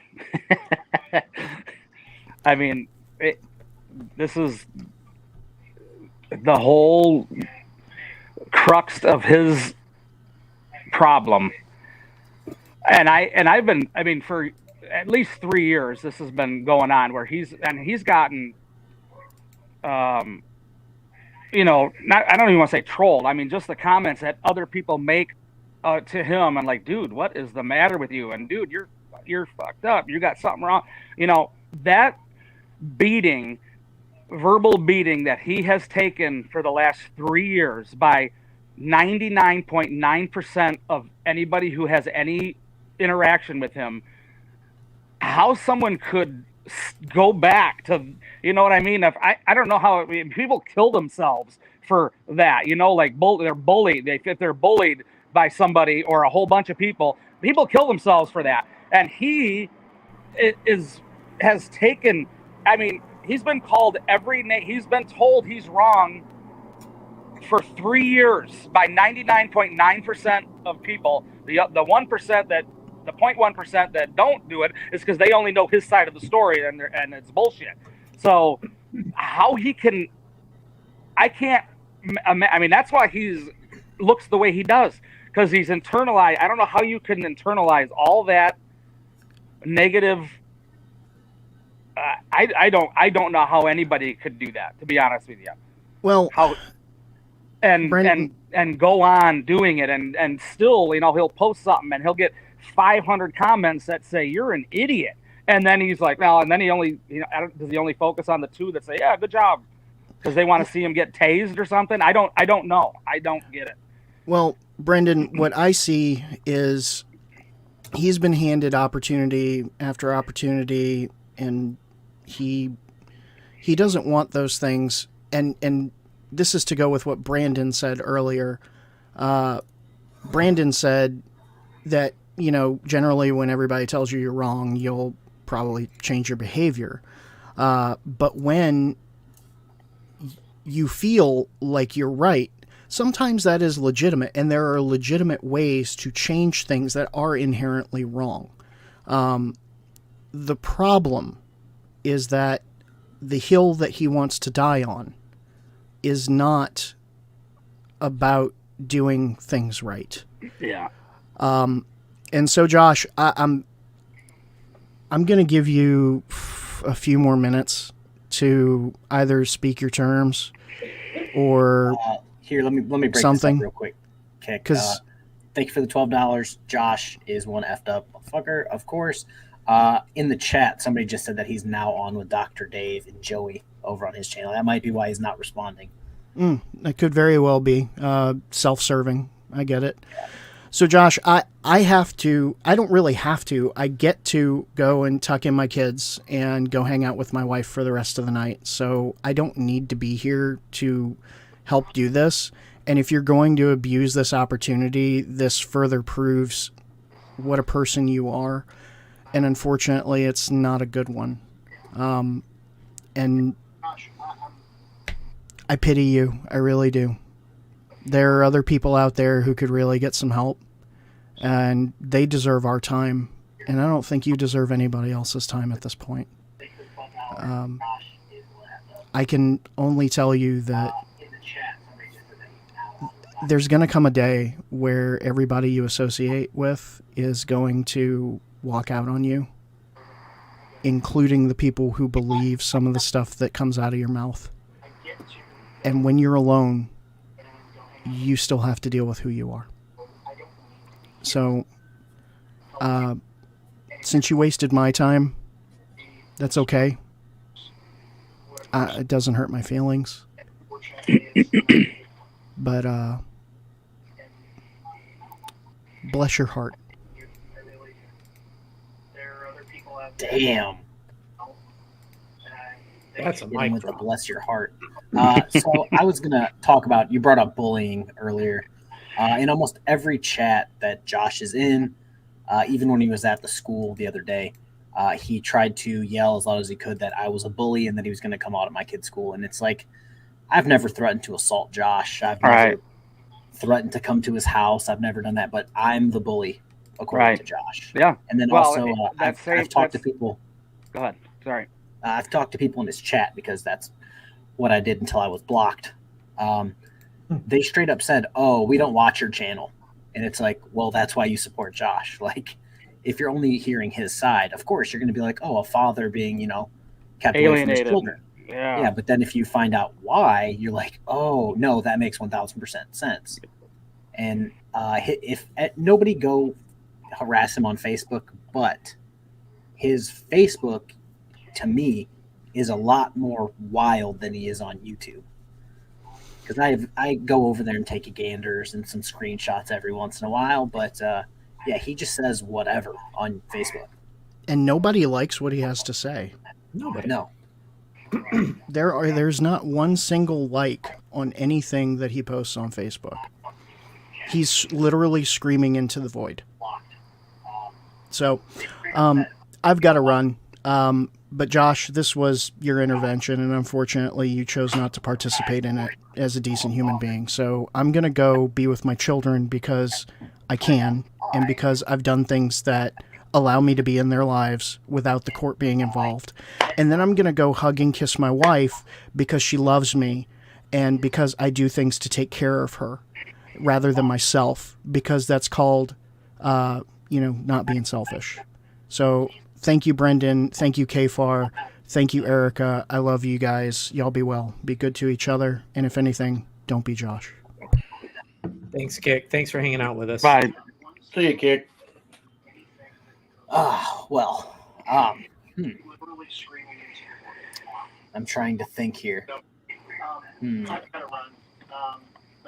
So there was a comment. There was a comment in the chat a minute ago that I think was for you, KFARR, about getting a TRO against Josh, and that reminds me of something I wanted to ask you, Brendan. Has such a thought ever occurred to you guys? My wife attempted to get a PPO against Josh. It was after one of the times he came to our house, like third time that he came to our house and filming us, and it's to get an ex parte PPO is a difficult thing if you don't really know what you're doing. I wish I would have reached out to my friend who works in the court that I referred to earlier. She actually reads PPOs for the judges. They don't read those PPOs. You file a PPO and you send in the paperwork, and most of the time it's a clerk that reads those, and then they will, they bring it to the judge, and the judge asks them, well, what do you think? Because they don't have time to read them all, I guess, or something. But my wife, God bless her, she wrote a 70-page PPO request. 70 pages. Holy crap.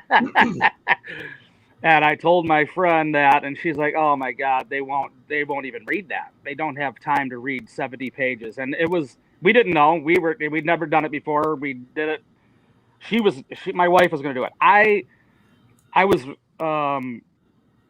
advised on several occasions by the White Lake Police Department to file a PPO on him after I went to jail, just to protect myself, if we were out in public and he wouldn't be able to come up and harass me, because obviously I can't control my anger towards him sometimes. So that would eliminate that issue. But I did not want to do that, because then I wouldn't be able to see the Jackson and Lily. And at that point, I believe we were still taking Addie. After all that crap, I was still taking Addie over to visit, when things cooled down for a couple of weeks. Addie wanted to see her dad. I would take her over and let her play with Lily and Jackson, and Dawn was there. I trusted Dawn, that I trusted that she would at least have some sense. And I didn't want to get a PPO because I didn't want to push them out on an island again. I didn't want to push them out in a boat in the middle of Josh's stupidity. His sinking ship. I didn't want to alienate them. I didn't want to isolate them. My wife was legitimately afraid, and I said she was legitimately afraid of him coming around. I was afraid, not for myself, of what the kids would witness. Yeah. And we cannot take back. Yeah, she attempted to get a PPO and it was denied. And I don't know if it's a state thing in the state of Michigan, you cannot apply for a second PPO unless there's a second offense or a second occurrence of violence or something. So we never followed through with that. One of the arresting officer who arrested me stopped by a couple months later. We were out working in the yard again, and he drove by and he pulled in, and I was mowing the grass with Jackson. Jackson was over, and me and him were mowing the grass, and my wife talked to him. Josh had posted some stuff about him on Facebook and was starting to make comments that he was going to go to his house and film his house and his wife and his kids, and his wife got scared. This is the cop. And he was considering having his wife file a PPO against him. So, it's a paper trail, and we have been documenting his stupidity for a decade, and it's literally like 14 red ropes of shit that he's done that will, that we can, when the letter L comes up, we can drop off on a desk. And that's why I was pointing out factor L earlier. Yeah. And I think his hobby has to be considered detrimental, dangerous, irrational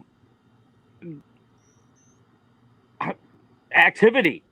He purposefully gets in confrontations with armed policemen and tries to push them to the limits. And, I don't know, one of his idiot auditor buddies, I don't know some fat fucker that got sued. MCC. Sued the, is that the guy that sued the Burton cop or the Flint cop? Yeah.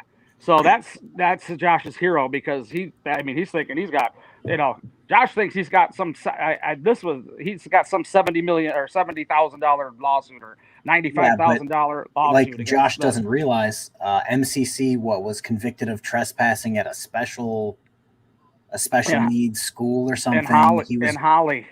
Yeah, he was just he just had court with freaking media at the beginning of last month or the beginning of this month. I forgot which one. And frickin' got found guilty and convicted of trespassing and something else.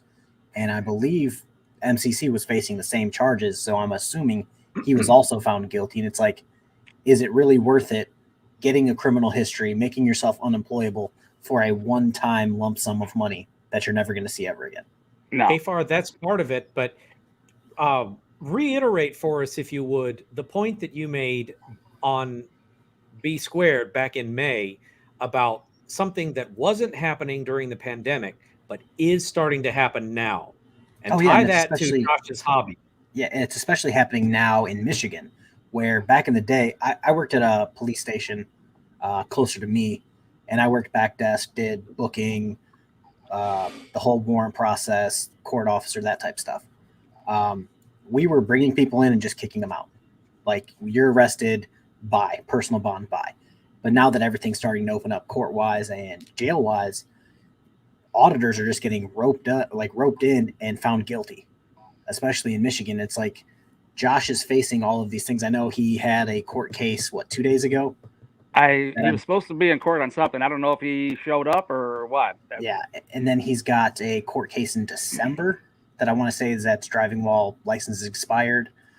I know he's got a $600 fine that he hasn't been paying on in Novi that I'm assuming at some point is going to turn into a warrant. And all this stuff is just going to hit him. Right. And he's going to end up in jail.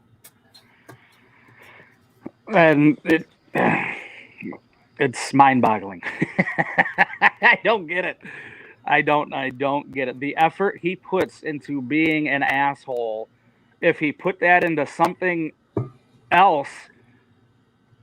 I've said that before about all auditors. If they put this amount of effort into doing something productive, they would be amazing at it. Yeah. Mm-hmm. It's Blue Bear, you've been awfully quiet. What have you got to say about all this? Probably just shaking his head. KFARR, you just hit that nail on the head. I don't get it. You know, I believe that he's in such denial that he just doesn't want to grasp the reality of the situation.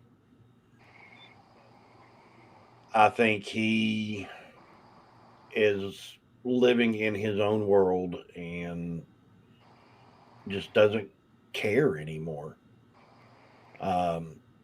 You know, I've tried to reach out to him, like I said before, and I even tried to reach out to him in the chat a little bit ago.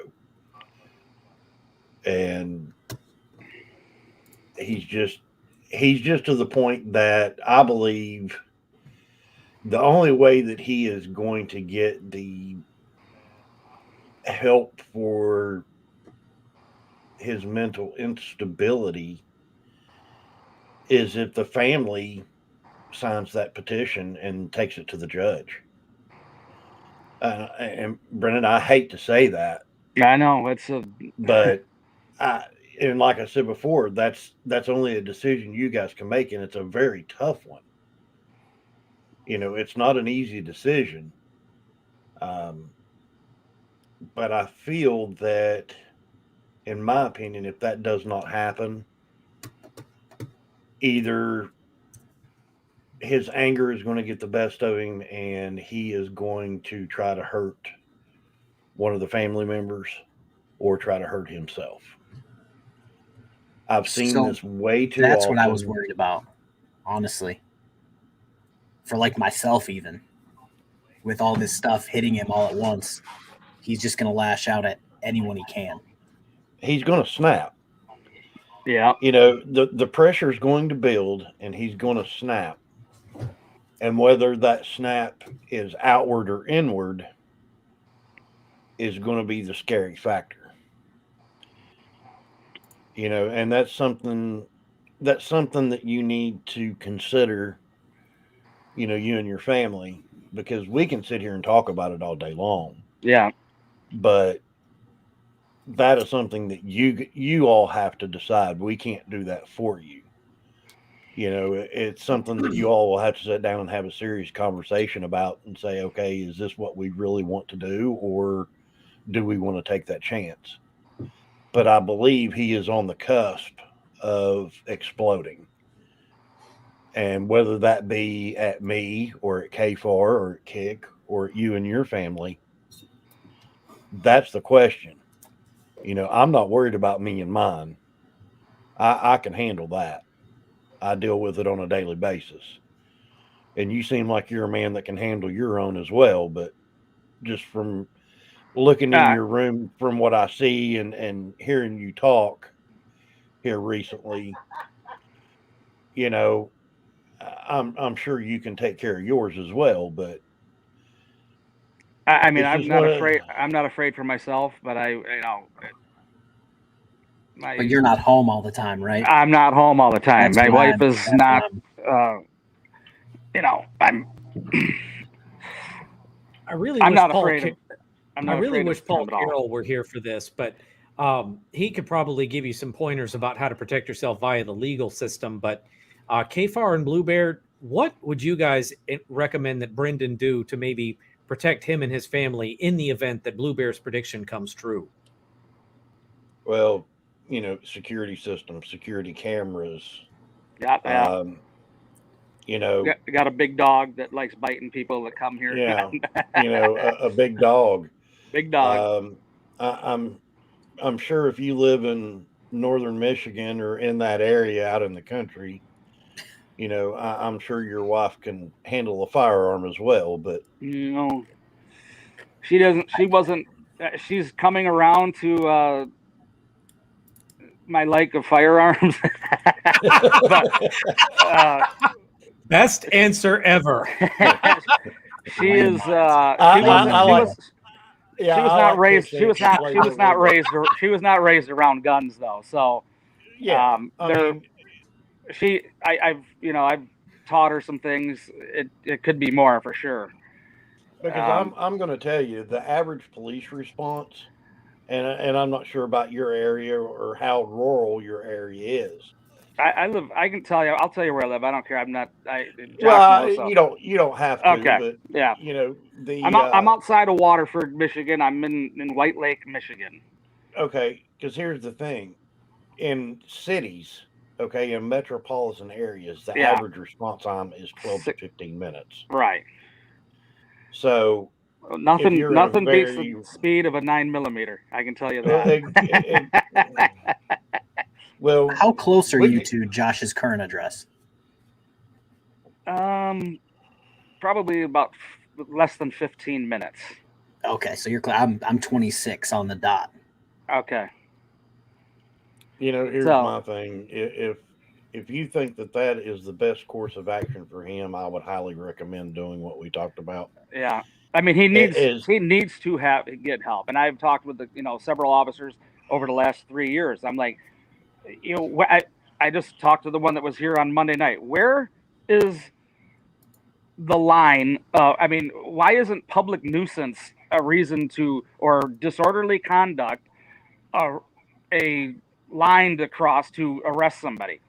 Where is that line? What do you have to do? I mean, to me, especially with all the stuff that's happened in the last couple of years, with school shootings and stuff, when a dude has been told, when I call the cops on a Monday night and I tell them that I think this dude who is mentally unstable, who has history, he's a multi-felon, he has a drug problem, and he's going to go to the school tomorrow morning at 8:45 in the morning and for a confrontation, why wouldn't he be arrested? Well, I didn't watch that video. I did. I'll tell you exactly why he wasn't arrested. He bitched out. I told him that in every comment section I could. He bitched out. He said, I'm going to do X, Y, and Z. And instead of doing X, Y, and Z, he stood directly next to an officer that already, I believe that was the guy who arrested him and got MCC's car towed. That was the officer who did it. He stood directly next to him, did not go anywhere, barely even turned the camera to the other people, and was just focused on the chief, talking shit to the chief and trying to answer me from his chat. He did not. I thought he was going to try to run up in the school, try to do, like I said, X, Y, and Z, and he put his tail between his legs and stood there right next to the officer like a good dog. Yeah, I mean, if something bad and tragic did happen, I don't understand why there's no way that they could not justify arresting him for walking across the field like he did with his hands up in the air like this, on a speed walk to the center of the school property in front of the school with a bunch of fourth graders standing out there. Yeah. You know what I mean? I don't get it. And I know that, we can't arrest people for anything. No, but where is the disturbing the peace, the public nuisance, veiled threats to veiled threats to an officer, veiled threats to a school official, veiled threats to an unveiled threats to me. That's Josh's go-to move is like those, oh, well, I didn't mean to threaten you, even though he told me he was going to audit my school, my neighbors, my house, and my past employers. And he's like, well, that wasn't a threat. And I'm just like, well, it sounded like a threat to me. And then he just said, while he was at her school, he told the officer, "Oh, I'm gonna go. This is KFARR. He's a bully. I'm gonna go audit his kid's school next." Blah blah blah. And I'm like, Josh, you've threatened to audit their school like 3 times, bro. Like, stop threatening my kids to try to get me to stop exposing you. All right. Well, look at Corrections 101's earlier comment, also from 1038. Some things that Josh has said, maybe not tonight, but some things that he said previously could definitely qualify. Not that one, the one before that. Below the one below that. Oh, that one. Okay. That one. I'll find it one day. Threats. Yeah. So nothing that he said tonight would qualify, but we've definitely seen some things elsewhere. And I think in some of your own live streams, KFARR, that would qualify as that. And I would love to hear Blue Bear comment on what might or might not qualify as a terroristic threat. I know that's the thing, Blue Bear, that would be better if we had Paul here, but all we have is me and thee. Well, shoot, I'll give you an example. Where I worked, we sent a guy to, I want to say, prison for top 25 years because he threatened to blow up the police station. There you So go. we got him for a terroristic threat. We're like, see you, dude. Now we never have to deal with you again. So this was all going back to Blue Bear's comment about filing the petition. I've talked to the cops about this for a couple of years. Arrest him. If he gets arrested, then the courts we can get an evaluation on him in jail, right? I mean, if he's arrested, difficult. It's a little on the difficult side. I'm not gonna lie. They're not going to do an evaluation on him to see if he's, you know what I'll tell you a story. We had a dude get arrested the day before Easter. His last name was Gilchrist. I think I told somebody the story before. He was yelling at the top of his lungs, telling everyone, "Oh, there's Christ in my last name. I'm Jesus Christ. Come back on Easter." Yelling it, trying to throw shit and sandwiches to smear on the windows. And we barely got him to go to the hospital for that. Really? Yeah, it's hard. It is possible. I think that would be honestly the best shot for him to go. That's the route that we would like to go on. So we didn't have. The relationship is so far gone now. We didn't, when we were downloading this, we didn't want to cross that line. And I mean, even though I think if he had some sort of medication that they gave, I've talked to people about that antisocial disorder. I mean, that fits every bullet point is him. And drugs are required to control that. Therapy is not going to do it. You can't talk about your feelings. You need to take a medication to even that. So do you think he's just like railing Adderall at this point? I know he does. If he gets arrested, his best shot would be, if he gets arrested, he's going to call to get his drugs up. More than likely, nobody's going to bring his drugs up. So he's going to come down hard. And as soon as they see him start coming down, they're going to say, go to the hospital. Yeah. And then somebody's going to see him to get a specific drug and then just be like, no. When the CPS was called on him, he was in the midst. I mean, it was within a couple of weeks of this guy who said they were railing coke and doing methamphetamines and snorting this and taking pills and all sorts of shit for all night, every night for days on end. I looked up bipolar disorder, which him and we think that I think he's got some of that, and his dad does have that. If you look it up, the first thing it says, or maybe it was, I looked up methamphetamine, one or the other. I looked it up. The first thing it says on the top of this Google search was, do not give methamphetamines to people that have a bipolar disorder, because the drug affects the exact spot where this bipolar disorder takes place, and you don't see it. So you could have bipolar disorder. If you start taking methamphetamines, the methamphetamines move into that part of your cortex of your brain that is affected by this. You once you stop taking the methamphetamines is when you see this explosion of bipolarism and manic, mania that Josh went through when CPS was called. So he knew. I called him, and I went to their house before CPS got to their house because I knew that CPS was called, and I went and I confronted Dawn. I'm like, Dawn, we got a disturbing call the other day, and she's like, what? And I told her that we know what's been going on over here. Whether you know about it or not, I don't know. I give you the benefit of the doubt. She said she didn't, but I told them a week before CPS showed up there that CPS has been called. And this guy specifically told me, do not warn him about CPS because he knows how to get the drugs out of his system, and that if he knows that they're coming, he's going to fucking get that out of there. And I think methamphetamine only takes, especially for P, like 3 days, 72 hours. You can get that out of it's undetectable in your blood. So he went, and this is when CPS went to his house. He failed to he wouldn't open the door. He was filming through the door. I don't know if you've seen any of those videos. Yeah, when CPS was there. Yeah, he was filming through you ain't coming in here. There was Oakland County Sheriffs. You're not coming in here. I don't care. Well, we need to see the kids and make sure they're right. Yep, you ain't coming in. And they went to go get a warrant, and that's when they took off. And so he stopped taking. He was doing a large amount of methamphetamines at that time, according to his friend. And when they came, he stopped.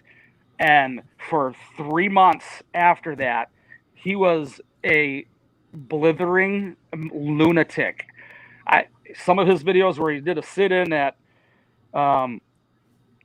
DHS and CPS, and she was trying to get, he was trying to interview the head of DHS and CPS, and he was trying to get her fired, and she wanted him to come out. And I mean, some of his stuff, he came up to Addie had gymnastics. We had her in gymnastics, and he came up there one time, and this was several weeks after he had stopped taking his drugs because he knew he was going to get caught. And if you don't know Josh, you don't know how deliberate, and he doesn't just blurt out stuff like he does now. He used to be a deliberate, slow. He doesn't do anything. If it wasn't going as slow as he was, he'd be going in reverse. And that goes with work and everything he did. The way he talked, his cadence of his voice was slow and,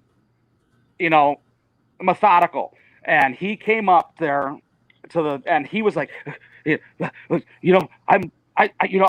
a very excitable guy. I'm like, Josh, I'm very fast. This is the way he was talking. And it was just like I read in this thing about what happens when they stop taking the drugs that's when the effect of that takes effect on them. And I mean, it was obvious. It was scary. And let me hit this. He's real got quick. Thanks for the $10, Dawn. Yes, stop talking to Josh. Don't see Josh. Don't do anything. Yeah. And while we're stopped here, Brendan, to answer your question about terroristic threatening, I looked it up, and Section 750.543K. The reason that they can't do that is the way that the terroristic threatening laws are written. It says not only raises, solicits, or collect material, support, or resources, intending that the material, support, or resources will be used in whole or in part to plan, prepare, carry out, or avoid apprehension for committing an act of terrorism against the United States or its citizens, the state or its citizens, or a political subdivision or any other instrumentality of the state or local unit of government who knows that the material, support, or resources raised, solicited, or collected will be used by a terrorist or terrorist organization. So him just saying, oh, well, I'm going to do this or I'm going to do that is not enough probable cause. Now, if he would have said, well, I'm going to blow up your house, or I'm going to blow up the school, or I'm going to, do this or do that, then yes, they technically could, because all of that plus the false reporting of a terroristic incident.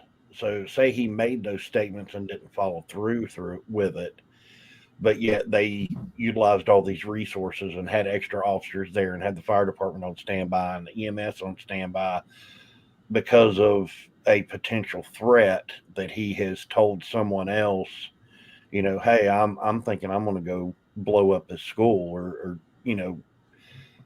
commit this act of terrorism. Even saying that to another person is a violation of Michigan law. But the simple fact of him saying, well, I'm going to come over and punch you in the face, that's not terroristic threatening by Michigan law. So I think Josh, I know he's going to clip this part and play it. He's not an idiot. He has read some of the laws and knows how to word things correctly. And if you notice, anytime anyone calls him a sovereign citizen or has sovereign citizen leanings, which, if you look at a sovereign citizen video, it's got the underneath where they label them a domestic terror group. He will run from that label and be like, I'm not a sovereign citizen, blah, blah, blah. Like, he's not an idiot. He's stupid, but he's not. No, he's intelligent. Yeah. He knows just enough to be dangerous. Yeah, exactly. He's not a dumb person. As Kick says, Josh is clever, not smart. Yeah, he's clever. Yeah, you're right. He's clever. He's not smart. He's got horrible common sense and social skills. We were talking about the petition, and that's why I asked the cop the other night. I'm like, why where does disorderly conduct? Where's the line he needs to cross? Is it not an arrestable offense?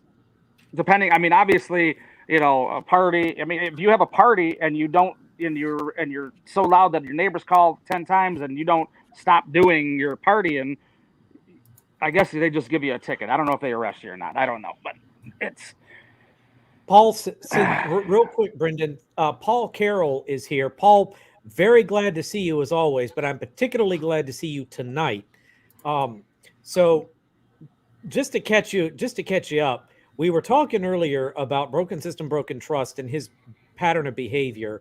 KFARR and Blue Bear gave Brendan some great tips on physical things he can do to protect himself if and when Josh goes off the deep end. But I was hoping that you would show up, so maybe we could get some advice from you about things that he can do through the legal system to protect himself, his family, and his premises.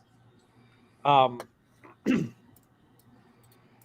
if you have any thoughts on that, we would love to hear them. Sorry if you hear my incessant clicking from my end. I'm trying to find Josh. Normally at this point, he's posted a cheeky community post or a snapshot of a video or something. And we've already established that he does so to his detriment, because I don't have to be as smart as Paul Carroll to know that anything that Josh puts out in the public domain, which is what he's doing by posting on YouTube et al., can and should be used against him in a court of law. And when you have any kind of open legal proceedings, that is incredibly dangerous. So it just strikes me that everything that he's doing not only contributes to factor L that we discussed earlier, but also runs the risk of getting him in some fairly serious legal trouble when it comes to his open court cases.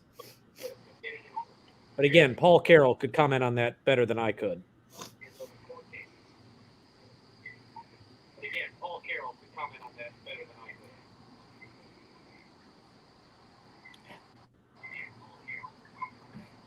Sorry, was I being hailed for something? I was trying to track him down still. If I just went blank. Brandon, I just put something in the private chat. If you can post that up on the screen, maybe we can help Brendan here a little bit. I'm pulling it up right now. I'm old and I'm slow. You got to give me a minute.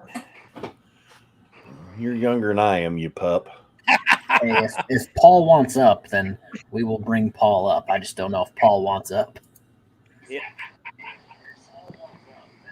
Doesn't. I'll go ahead and send him a link, KFARR. Give me just a second. All right, here you go. I am sharing my screen with that link. Zoom it in a little bit so we can see it a little better. All right. Brandon, you have the com. Roger. So, Brendan, I looked up the Michigan legislature for disorderly conduct. As you can see it here on the screen, a person is a disorderly person if the person is any of the following.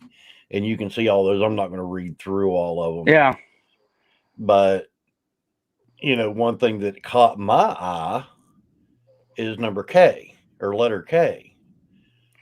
A person who loiters in or about a police station, police headquarters building, county jail, hospital, court building, or other public building or place for the purpose of soliciting employment of legal services or the service of sureties upon criminal recognizance. Oh, hold on. Kick says that Paul needs a quick rundown of where we're at. So, Paul, just a real quick rundown. Brendan is a member of the Bedini family, who, as I'm sure you know, is involved very heavily with Broken System, Broken Trust. He's shared some of the background with what's been happening with Broken System, Broken Trust over the years. And what led me to want your input was, and Brendan and Blue Bear, this was your part of the discussion, so please correct me if I'm wrong, but we were discussing the amount of bad decisions that are beginning to catch up to Josh, and like the entire weight of it is all coming down on him at once. And based on his, shall we say, increasingly erratic behavior, everyone is a little worried about what's going to happen when he eventually snaps. So what we were talking about, like I said earlier, we gave KFARR and Blue Bear gave him some insights on what he can do physically to protect his person and premises, but it occurs to me that he would probably be better served if he could take action through the legal system. So that's where Paul comes in. And Paul's here. What's up, Paul? Howdy, folks. I don't know if you heard any of my too long don't read, but I was trying to summarize it for you. Sure. Yeah, if you don't have 4 hours to sit through this. Let's start the stream over, KFARR, and just let's run it back. No, I so mean, Paul, that was just the quick a quick rundown. But basically, we're worried about Josh Lanto's increasing mental instability, and KFARR and Blue Bear gave just some quick insights on things that Brendan Bedini here could do to protect his person and premises. But I really wanted to see if there was anything he might be able to do to protect himself through the legal system. And you can speak on that way better than any of us can. So I'm really glad you're here. Sure, and I certainly appreciate you guys having me on again. But first and foremost, I do have to give the obligatory, I'm not a licensed attorney in Michigan. I can't give legal advice per se on the subject. But in general, I mean, when it comes to erratic behavior and concern about safety when dealing with individuals, especially in a family court system, some of the most common bits of advice that I've seen given is document everything as best as you can, whether it be recording the interactions themselves or even just taking your own notes after the fact. It seems a little bizarre to do that for events in your own personal life, but it does really help because you're recounting the situation back to yourself immediately after the fact, So you aren't having to recall some of that information later on and say, well, what did the person really say here? Who was standing where? What was the progression of events? If you write it down after the fact, then you will have a consistent record to refer back to. And just trying to lay out expectations as best as you can. You know, if you're dealing with a person who is consistently erratic, as ironic as that sounds, if they have a pattern of becoming less reasonable as the day goes on or as an interaction carries out, just try and set boundaries very clearly and say, this is what I'm expecting. And you can take their position into account as well. You can say, it sounds like this is what your goal is, or like repeat what they're trying to say back to them to make sure that you understand where they're coming from. But don't be afraid to set boundaries that you think are appropriate and say, this is what I'm comfortable with and why, if you think an explanation is necessary. And Paul, And to again, go back to what you said about documenting everything, part of some things that we've looked at earlier was, I forget exactly how it was phrased, KFARR, but it was basically best interests of minor children, and there were a number of factors there that a court would consider in weighing a custody hearing. And the point that I made, factor L, was kind of a catch-all.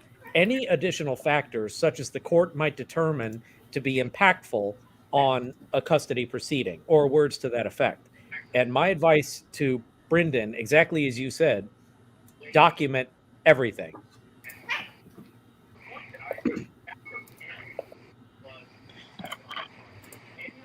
right. We and we have a lot of documents. Yeah. I mean, to be honest with you, he documents everything. It's like a treasure trove of moronic, I don't know if it's illegal, but moronic, dangerous activity. And he lays it all out, and we record it all. It's bizarre. And what you're looking at, Paul, is it's the list of factors that we were looking at before. And factor L down there at the bottom is what I was badly trying to refer to. Right. And the best interest of the child standard has become pretty uniform across family courts throughout the states. And from a legal perspective, it does kind of boil down to what the judge in that particular case thinks is reasonable, because they can adopt whatever justification they feel is necessary for a specific course of action. And judges are people too. You know, most of them, I'm sure, are parents themselves, and what may be reasonable to them may not necessarily be reasonable to somebody else. But for the most part, you don't become a judge if you don't have a degree of level-headedness when it comes to situations like this, especially high stress, high intensity, very combative family matters. Exactly. And we were talking about something else that you may be able to comment on. Is Brendan told us earlier, and I think Erica may have corroborated it in chat, they tried to get a PPO because of Josh's behavior, as we've already seen it. And of course, we know that was denied. And the unfortunate situation is the law where they are precludes them from refiling until there's another incident. And that's kind of why I wanted to hear what else they might be able to do. So I'll just leave that there. Well, sometimes a good solution may not necessarily be one that involves the courts.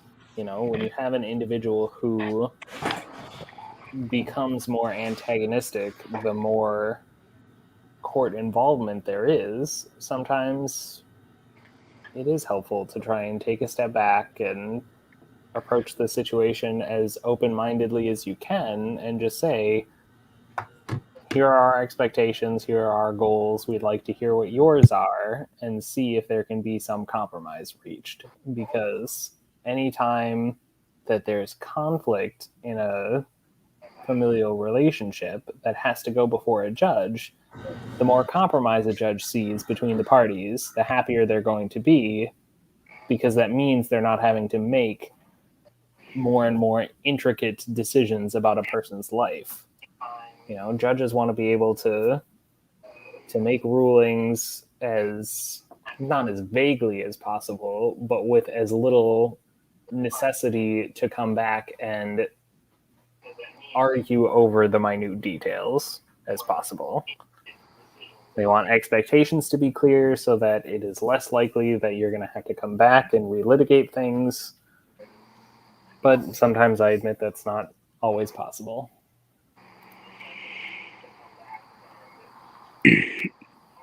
Yeah, the compromising boat has sailed from this. Oh, I was muted. I said it sailed. And there you go. Yeah. But you know, going back to what he stated before about giving up his parental rights and whatever kind of in terms in this, we are not against moving past where we are now and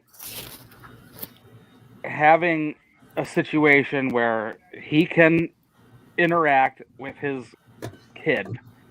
You know what I mean? We're not, as ridiculous as it sounds to me, even saying it, are not past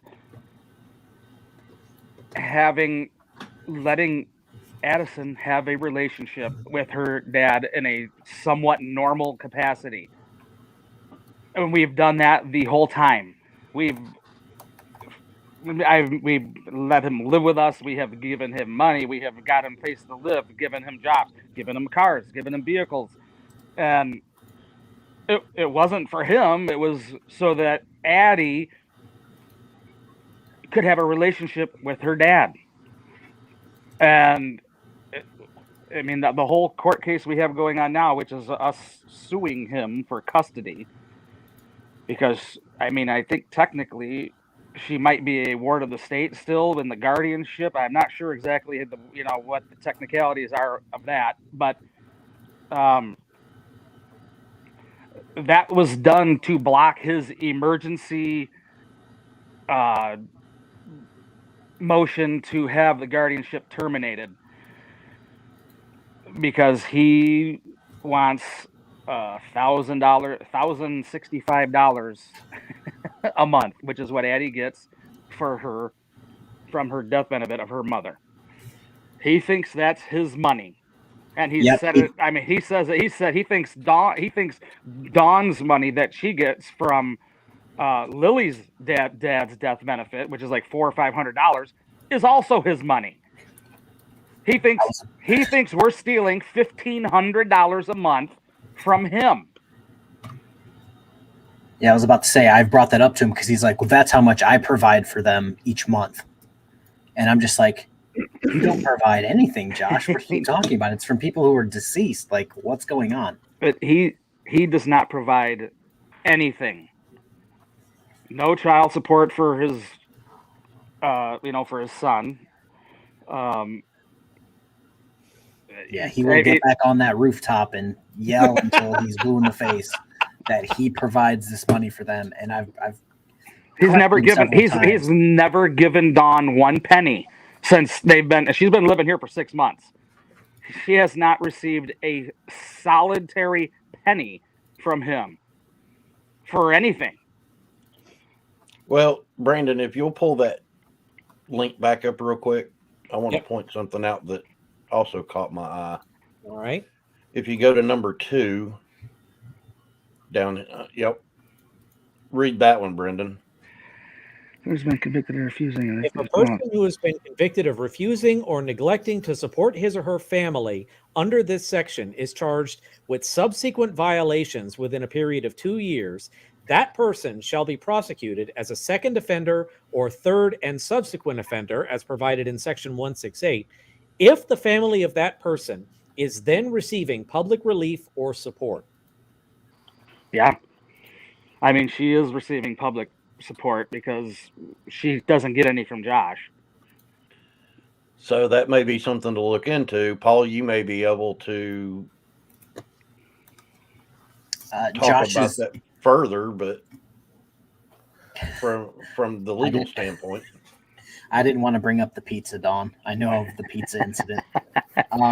Josh has also said, oh, well, I don't know why Dawn hasn't just moved out and used that money to support herself. And I said, Josh, $1,000 or $1,500 is not enough to support any kind of family. Dawn gets less than that. I think her benefit for Lily is less than $500. Yeah.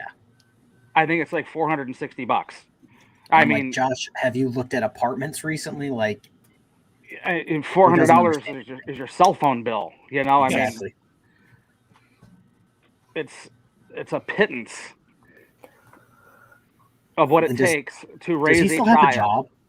I don't believe he has a job. Good. I mean, he hasn't had a job in years, except for what I provided for him. I mean, he may do, he may have somebody that he helps, shovel sidewalks for or something when it snows. Shotgun in a plow truck. Yeah, I mean, that's not a job. That's a hobby too. Yeah. You might get paid to do something like that. You can't live on that. You need to work every day. Yeah. So child support cases are actually what I am predominantly assigned to in the prosecutor's office.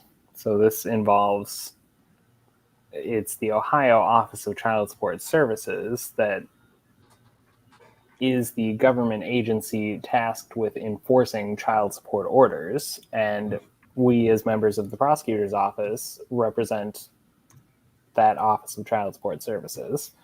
And so the way that Ohio law functions, at least, is that when somebody is the parent of a child and the child is receiving some kind of government benefit, be it healthcare coverage, food stamps, cash assistance, what have you, the government treats that situation as the non-custodial parent, meaning the parent who has less custodial time with the child, as abdicating their ability to, or it's essentially allowing the government to press their interest, the child's interest, in having support from the custodial parent enforced. And so that's how the government can bring non-custodial parents to court and say, you have an obligation to support your child under Ohio law, and the fact that the child is receiving government assistance means the government now has an interest in making sure you provide that support to offset whatever benefits would be coming from the taxpayers, essentially. And that doesn't always mean that the person with that obligation is going to pay it. We certainly have myriad cases with arrears in child support where the non-custodial parent, it's the father the vast majority of the time, has not paid child support consistently and has accrued sometimes tens of thousands of dollars in arrears. But it can reach a point where they are held in contempt for not paying what they're ordered to pay in child support, or it can even rise to the level of what's called criminal non-support, where they are engaging in a pattern of behavior where it's clear that they are not only are they not able to pay because they don't have a consistent job, but they're actively avoiding paying by underhanded methods like working with their employer to avoid a wage withholding order, or intentionally like underemployment, where they may have a culinary degree, but they're never seeking out any jobs involving being a chef that would warrant a higher paycheck than working as a secretary would. So there's a degree of responsibility that goes along with that. And when you have a child who's receiving public benefits from the state, the state has an interest in enforcing support obligations from the non-custodial parents. And Paul, that goes back to a comment that that was made before you joined us. I think it was Josh himself that made the statement that he'd been trying to get the government out of their lives forever, or something to that effect. And the point that we all made was, for Josh to have messed up sufficiently for the government and the court system to be involved to the degree that they are, you don't just wish them away. Like, you have to meet multiple standards and maintain that in order for them to withdraw. And Josh, whether I think by choice, candidly, is doing exactly what you just described, is underemploying himself, is avoiding crossing the threshold of where he could be self-sufficient, and so on and so forth. And it's cutting his own nose off to spite his face. I think he's trying specifically to hold certain jobs so that they can pay him under the table, so that nobody knows anything about anything that he's making. Like, I'm pretty sure that job where he was yelling from the rooftops, he was like a day laborer. Like, right. Employers can actually be charged with criminal non-support actions because of that. If they're essentially conspiring with the person who has the child support obligation to circumvent the state's interest in having that obligation paid, whether it be paying the person under the table so that they don't have to report their income and the state has no way of knowing what they really make, whether it's I think once or twice we've had such an egregious case where basically on a wage withholding order, the state knows what a person is earning and the employer knows to, like, your taxes are taken out of your paycheck before it's issued to you. They'll also take out what the child support obligation is as well. So the obligor, as we call them, just doesn't even see that money in the first place. But then they don't have to worry about making sure that it's paid each month. It just is automatic. But sometimes we've had employers who just take out that money from the obligor's paycheck and then just keep it for themselves and don't pay it to the state. And so then the state comes back and is like, well, hey, the guy hasn't paid his child support. And the guy is saying, yes, I did. And then we track it back to the employer and they usually face criminal charges over it because that's fraud and criminal non-support. What's the highest amount of back child support that you've ever seen, Paul? On one of my cases, I saw, well, on a single case, I think it was $48,000. That's not even bad. How long did it take to accumulate that, Paul? Do you know? I can't remember how old the child was in that case, but the child, unfortunately, was one of 4. And so he had one case with 48, 2 cases with 24, and another with 12, I think. Oh, yeah, I was about to say, Paul, I saw a guy, I think he had, if I remember correctly, he had 12 kids and he owed combined upwards of $80K. Oh. And I'm just like, bro, and he's like, yeah, I'm never paying it. I'll be out tomorrow. And I'm just like, all right. Paul, you've got a question in the chat from Moose Cat that I think is a good one. All of us already hold him in contempt. Why not the courts too? First, what's the actual definition of contempt of court, and what threshold would Josh have to cross to be charged accordingly? So contempt of court is essentially some violation against the court, and there are usually 2 kinds, civil and criminal. Civil contempt is basically a tool for the court to use to make sure somebody complies with a court order, meaning if they're ordered to submit for genetic testing, because we have a lot of cases where you have to confirm or establish paternity legally. So a father may have to submit for genetic testing because a mother has accused him of being the father of her child. If he refuses to go in for genetic testing, civil contempt charges can be brought against him because he was ordered to do so by the court and he hasn't done it. So he can be arrested and held in jail until he submits for testing. Usually they're arrested and then they're just like, fine, you have me here, swab my cheek, and then they release him. But it's just a tool to make sure that the court's order is enforced. criminal contempt is just a punishment, and that's what you see in the courtroom dramas or in the court cam episodes where somebody basically says F you to the judge, and the judge is like, that's contempt of court, you're going to serve 10 days, because that's a direct impugning of the court's authority, and there has to be a punishment for that. We have to make sure that the court process is respected by all parties, and when somebody doesn't respect it, there are consequences. So those are the two main types of contempt. So, I mean, speaking at our last court appearance here this Wednesday, Josh might be heading towards a contempt of court now, because the judge asked him, and she asked before and after we were sworn in, are you recording any of this proceedings, and are you going to publish it? And Josh skirted the question like he does, and then finally said no. She asked him several times, are you recording this session, these court proceedings? No. Asked us the same question. Are you Bedini's? Are you? No, we're not. And then, I don't know, did you guys see the post he posted on his thing the following 5 minutes after being off, that he was recording on his security camera and had agents recording the same proceedings?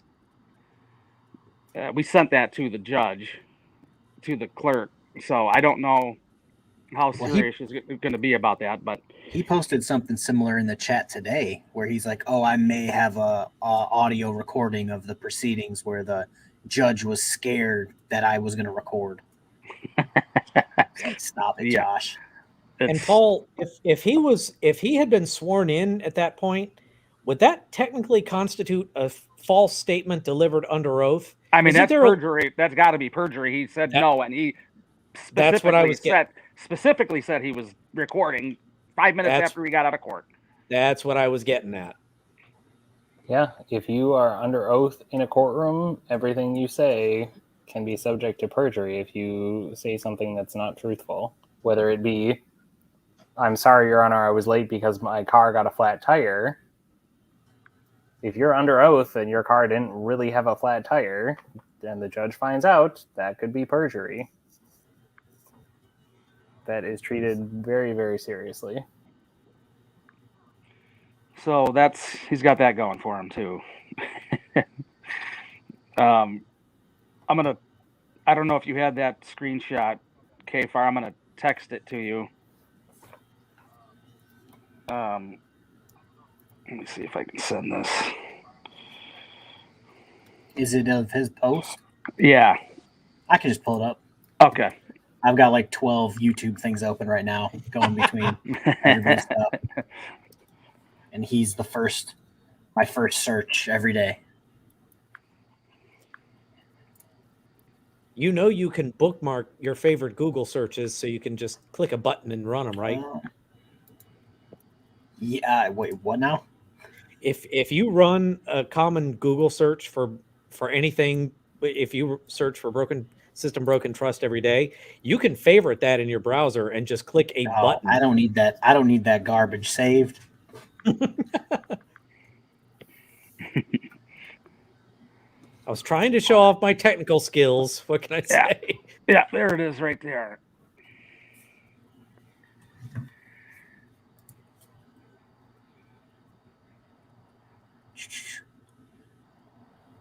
I mean, he's saying he has agents, other than himself recording, and that he has a recording that he knew was happening with his, and he swore under oath that he wasn't doing that.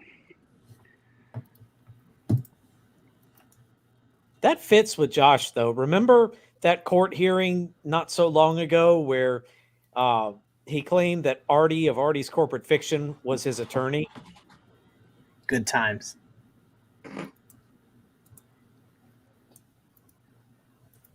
Yeah, I would not appreciate a statement like that if he said that I was giving him legal advice, because I'm always very clear about that. It was hilarious. Yeah, but Artie's now on the record in Michigan for that, so that's exciting. Wait, what?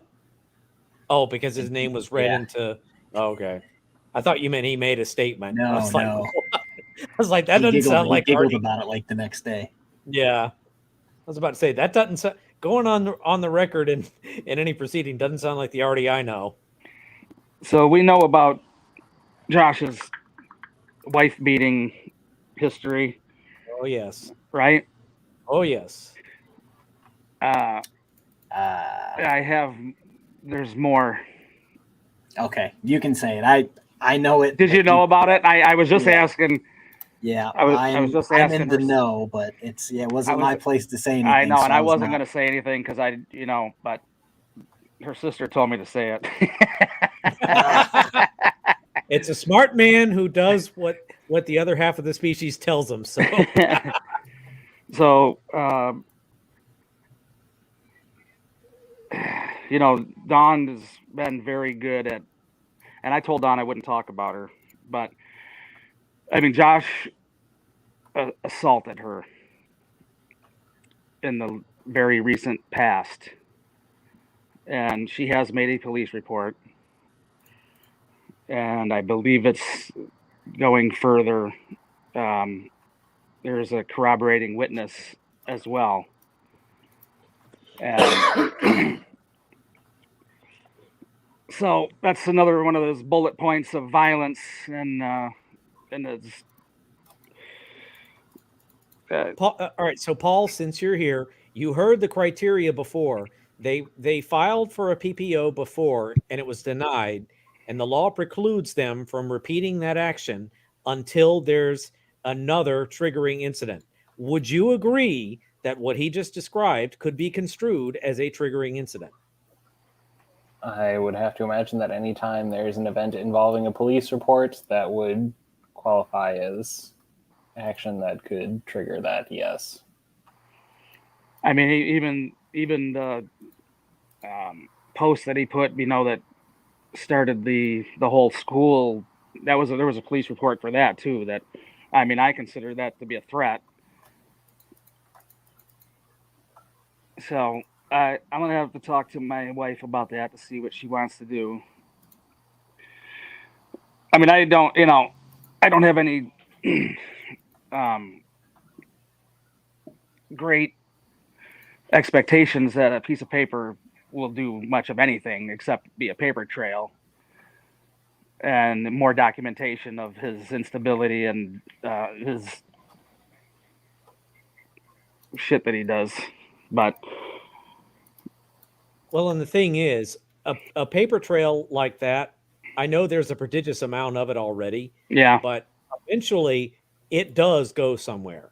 Yeah. It absolutely does go somewhere. So I was going to say, sometimes the value of a harassment prevention order, or whatever it's titled in any given jurisdiction, sometimes the value of that is not necessarily in the paper itself, but in the potential consequences that can arise for a violation of it.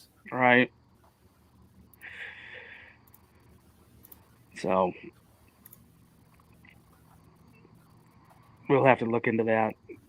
Dawn is saying in chat she didn't want that to be said. Sorry, Dawn. I think you're on mute, KFARR. I'm always on mute. You would think that this glowing red thing that does that would, keep me from doing that. But yeah, I mean, it was going to get out when they go and talk to him. But Mystery Softset Theater, no, Josh is not on panel. Let's be very clear. This is not Josh. This is a member of his non-immediate family, but it is not Josh.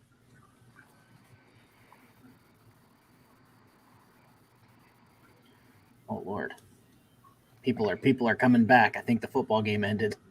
Someone just commented that they went away, watched a full football game, and came back to and I just want to put this out. We are better entertainment than any football game will ever be. Just saying. We have better looking cheerleaders, Blue Bear. we have a better looking quarterback, KFARR, and you have a better sounding announcer, Paul Carroll. Oh, and I'm here too.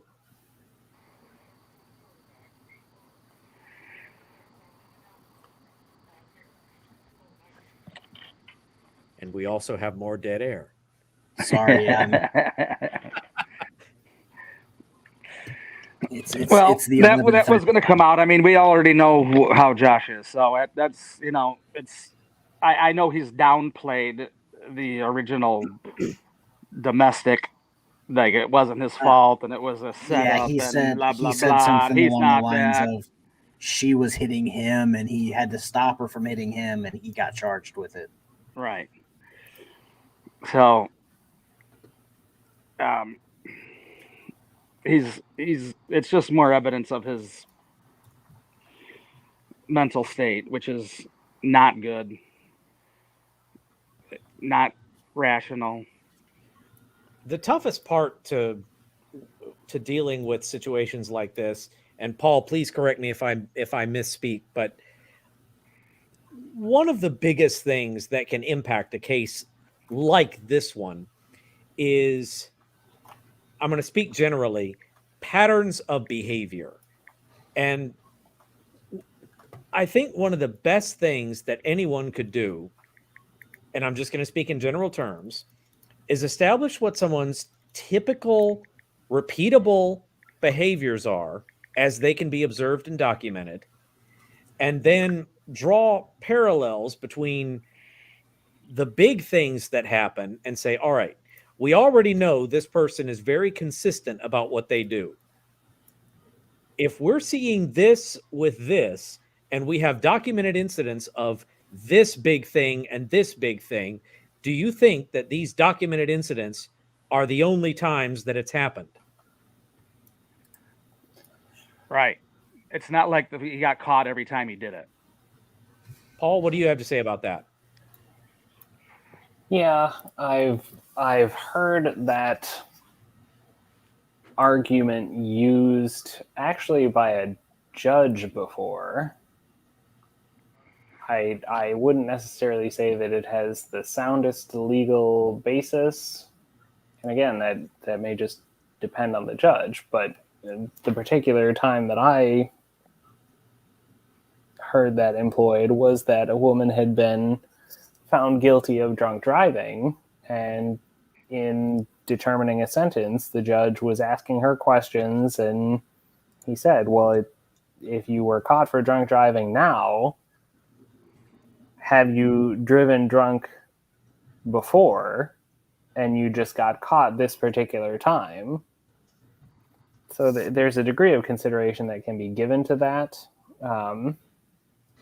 When it comes to actually holding penalties against somebody for it, I think there would be some reservation on that. Because you don't want people to be penalized for things that are just inferred or that they haven't been explicitly found guilty of. But when it comes to the best interests of a child, like I said before, a judge can really essentially consider anything. And that's the note that I've been hitting this entire stream.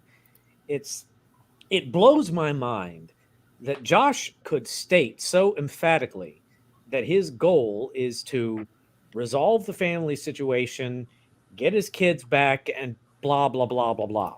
That's what he says. But you look at his actions, and every action he takes that we can observe and therefore document points to the opposite direction. And the statements that he makes, the actions that he takes, run so far counter to his best interests. It just blows my mind. Like I said earlier, and Paul, this is something else that I would have loved to have had you comment on at the time, but now you can, was when you have a legal matter pending, anything that you put out into public record, into the public domain, can, and in Josh's case, very well should be used against you.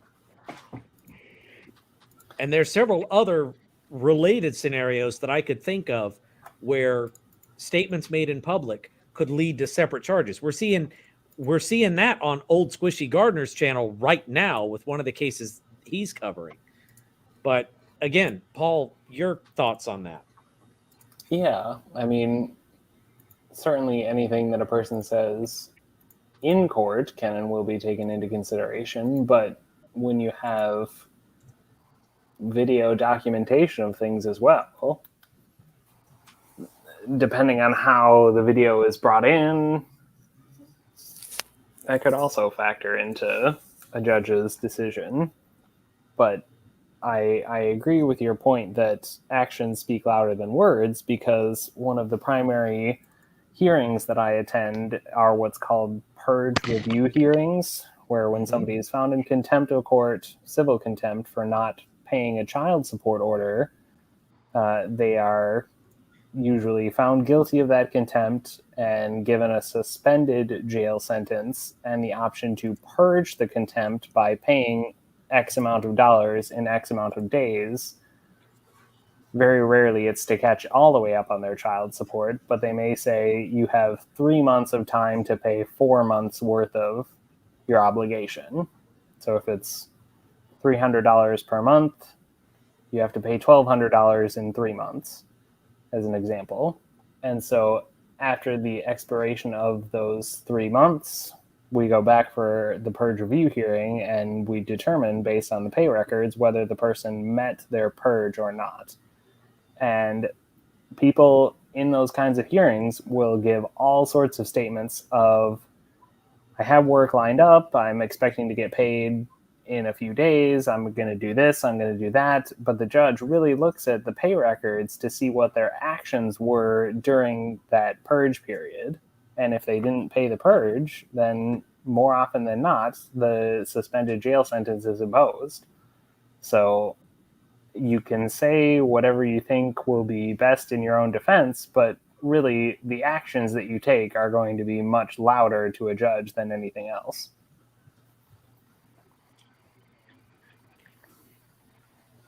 Gang, I hate to dash, but it is a little bit past my bedtime and I am beat. I am gonna have to dash here before too much longer. Honestly, if you want, we could probably call it. It's been a crisp 4 hours and 36 minutes. Brendan, are you tired of us yet? Oh, I've been living this for a long time. It felt good to get some of it off my chest. And our side posted and platformed, and so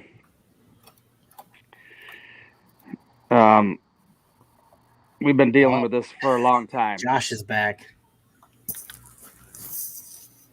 So Paul, you see his comment. Let's just read that into the record, and I remind everyone this show is being recorded. This program is being recorded, and Factor L allows courts to consider other factors that may be impactful to a child custody hearing.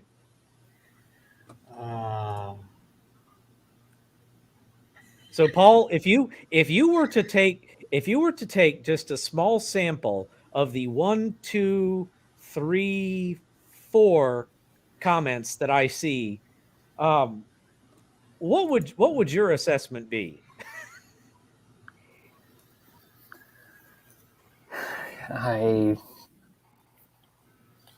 I'm not even sure. I mean, the inclusion of social media in court proceedings is relatively new, but it's becoming more and more frequent because we see cases in the court that I work in where you may have parties suing each other civilly, basically to get more or less child support or to amend child custody and things like that. And text messages factor very predominantly into that. The things that you type on the internet or to other people on mobile devices is becoming less and less private.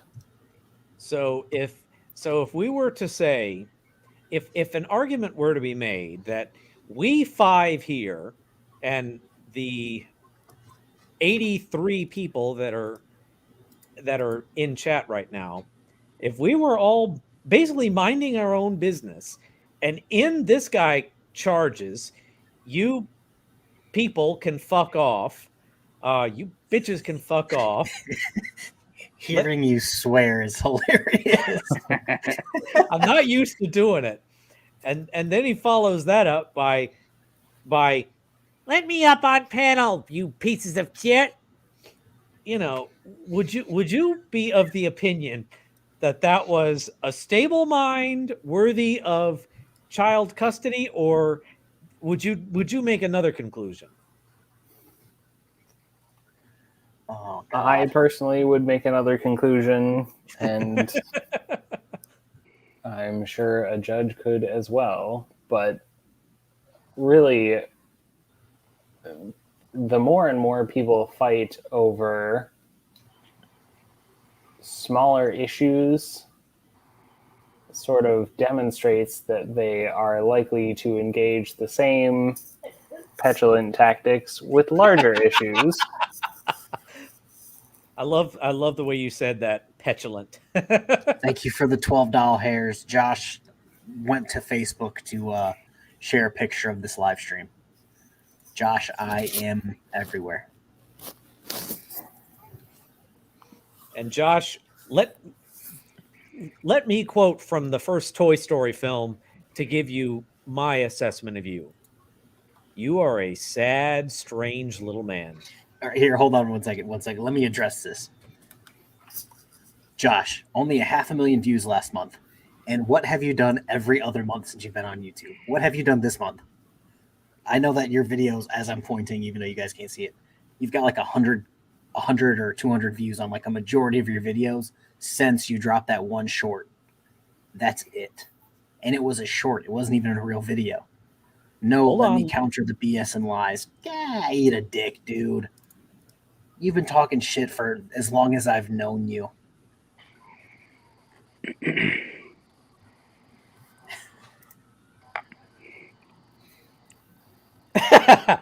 And Brendan, what Kate is pointing out is exactly what I was asking you about earlier. The walking hypocrisy that is Josh Lanto. So Josh is claiming that he's had how many new views this past month? Didn't he say 500,000? He had one video that went for like 370 some odd thousand views. One video. And I think another one went for 70. And it jumped up his subscribers, and then no one watched any of his other videos. Okay, I can just do my own. I can just do my own live. What? So 3 people can show up, and then we can show up? Like, okay. My question would be, why do the views matter? He's a clout chaser, and he's desperate to be relevant. But I'm looking at. Let me rephrase. Unless you are only caring about clout, as you put it, why else would views be important? He wants to be a top-tier auditor. That's why he's always begging to get on panels with everyone. He wants every other larger auditor to pitch his videos. They get the views on their channel, and then nobody trickles to Josh's channel to do anything. His content's garbage. But the point that I wanted to make by pulling up his social blade here is, based on the numbers that I'm seeing, he didn't get 500,000 of anything. I mean, the fact that his total views are basically at 750,000 now, I'm not a statistician, but the daily increase going back to the 26th of August does not suggest to me that he's attracted a lot of attention on anything. Now, granted, shorts may not be part of this, but shorts don't, like KFARR said, don't really count for anything.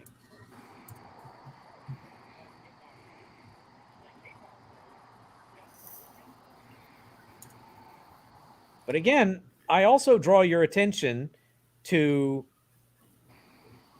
the overall summary here. This guy's pathetic.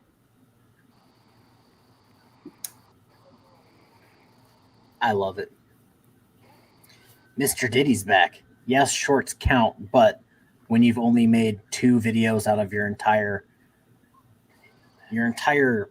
body of work and you've only got 2 videos and then nobody watches any of your other videos, it doesn't really matter about those videos. Paul, have a look at Josh's. I don't know why this is relevant, but it made me happy. I just pictured that officer. I smell weed. I was going to ask Paul to take a look at BSBT's last, second to last comment now here. I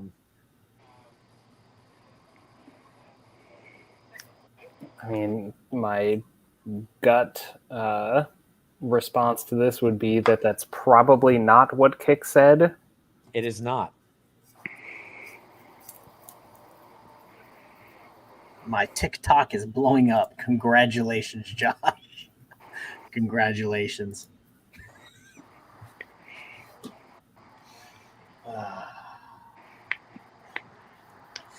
This is how my streams always like go to end. We go to get off, and then Josh just randomly tries to like sneak in and be like, "What's up, guys?" And it's like, okay. Now, even though we don't kink shame on this channel, I just point out KFARR is the only one who moved to get off. I don't know what the rest of us have been doing, but you were like, "I'm gonna get off," and I'm just like, you know what? Now's a great time to end the stream. And then this happened. KFARR, you know that I love nothing more than twisting your words in unimaginably terrible directions. Gonna call you Josh next. Calm down. Brendan, if you weren't aware, our streams where Blue Bear and KFARR and I are left without adult supervision tend to evolve into Goes all off the rails sorts of, very quickly. I was going to use the word debauchery, but yeah, you're right. What is? Ooh, that's not a good comment, Josh. That's gonna get that'll get you screenshot. All right, Paul.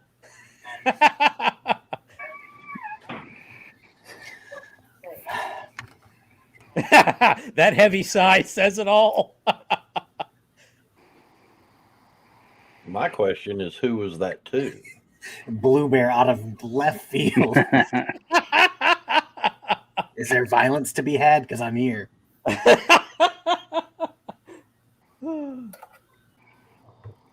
Ooh, again, that's not a good one. Again, Josh, who are you talking to? Be more specific.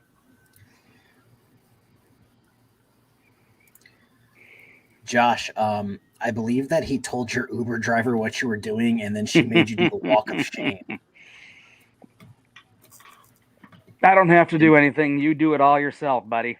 And just like at school, Josh, you stood in one place next to a police officer and just talk shit to me half the time. Like, come on now, dude. Don't get too worked up or your gout will happen, and then you'll claim that it's worse than a woman giving birth. Yes, this is live. It's either live. live or we Live, knew ahead. live. It's either live or we knew that you were going to ask that question at exactly this moment, and we pre-recorded it ahead of time. Just like Artie stages all those elaborate technical problems for our entertainment. We did that for you. Well, Josh, you could be calling anyone on this panel that. You've tried to like fight someone. I think he has called everyone on this panel that. Like, yes, he has. Josh, if I believe what happened was last time you did that, it didn't go well for you, and there's a recording to prove it. As you were getting pummeled, you just awkwardly giggled. Brendan, I couldn't quite make out the gesture that you just made. I know. There we go. The That was camera. better. Oh, I Okay, think I so see it now. He is making the distinction, not Paul. So, Paul, you're safe. You're still not blocked. Gee, thanks. Oh God. I don't think Hello, I've ever Hank. heard. I don't think is Paul, Hank I don't here? think Oh. I've ever heard a more depressed sounding "oh great" in my life. Kick with his elegant words.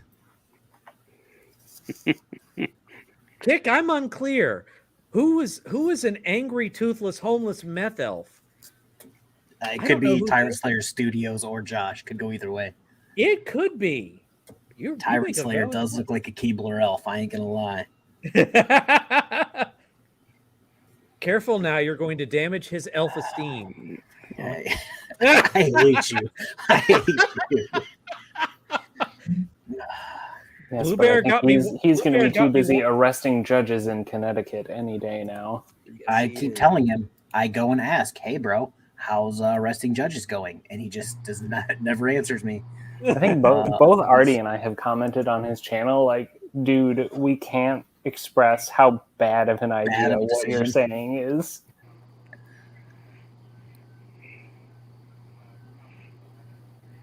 Oh God, what did I? Hank, I do not have a DM, or unless you're talking about on here, maybe. I think he's talking about on Discord. I do not have anything on the Discord. Hank, I'm signed into Discord right now. If you want to get something to KFARR, you can always send it to me or Blue Bear. Oh, you know what? I did. At 2:06 p.m. I have received.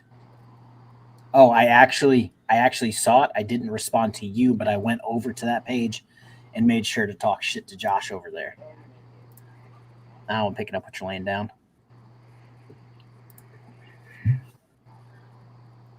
Like, how many times do we have to say that this is recorded?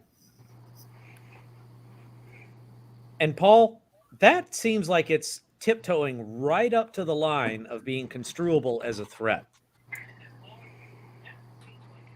You know, there are people right now using common law in international courts working to prosecute state agents. Where? Like, cool. That sounds like some sovereign citizen stuff, Josh. Are you a sovereign citizen now? I know you switched to being an auditor the other day, so are you a sovereign citizen now? Do you have a specific case that you can cite to? Because I would love to read that. Oh my God. Him and Tyrant Slayer are drinking the same flavor aid, if you know what I'm saying. You know, keeping it criminal, I hadn't thought about that up until now, but you're absolutely right. That is exactly who he's acting like. That's Marcel, the family beset to you, sir. Put some respect on his name. In all fairness to Josh, he does wear a shirt for all of his live streams. Hey, that is true. Hey, Marcel didn't half the time. Shirts aren't necessary for every live stream, okay? Unclean Hands has proved that.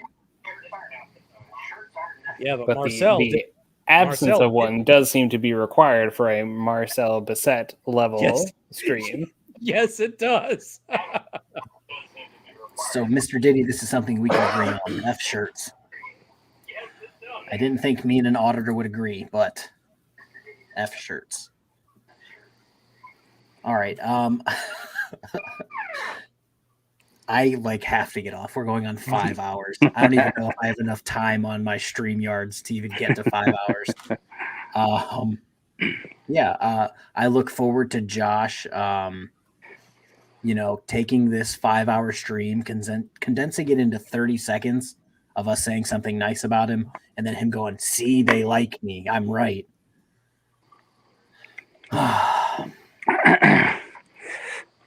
Josh, you wouldn't know what a content creator was if one of them walked up and smacked you upside the head. So let me see here, Josh. Paul is not a content creator, but he is one of the greatest guests I've ever had. So I don't think it's a step down. Come on now. I'm already preparing to dissect the lies. Well, what if I make it private so that you can't see it? Would that suck? That's a Josh move. I'm not going to do that. Yes, that wouldn't be very transparent of you. KFARR is all about transparency. I just kind of let whatever's out there be out there. What the hell? Funny is all these guys followed me in here. Are you fucking serious? Pardon my language. whom?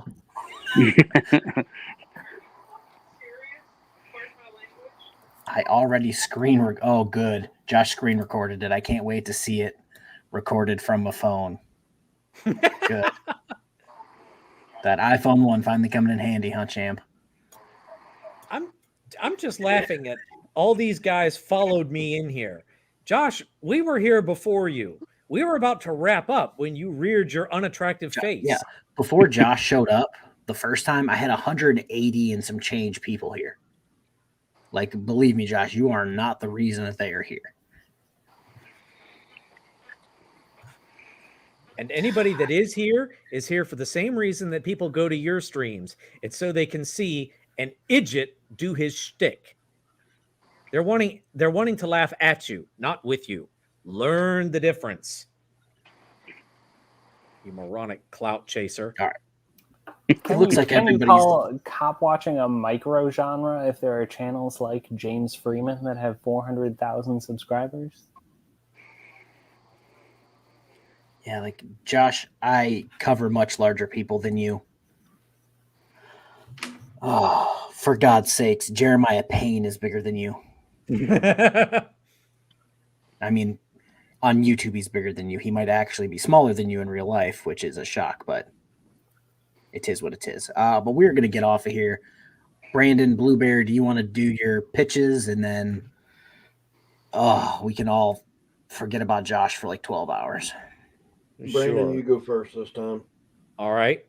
Well, as usual, KFARR, it's been a pleasure and a thrill.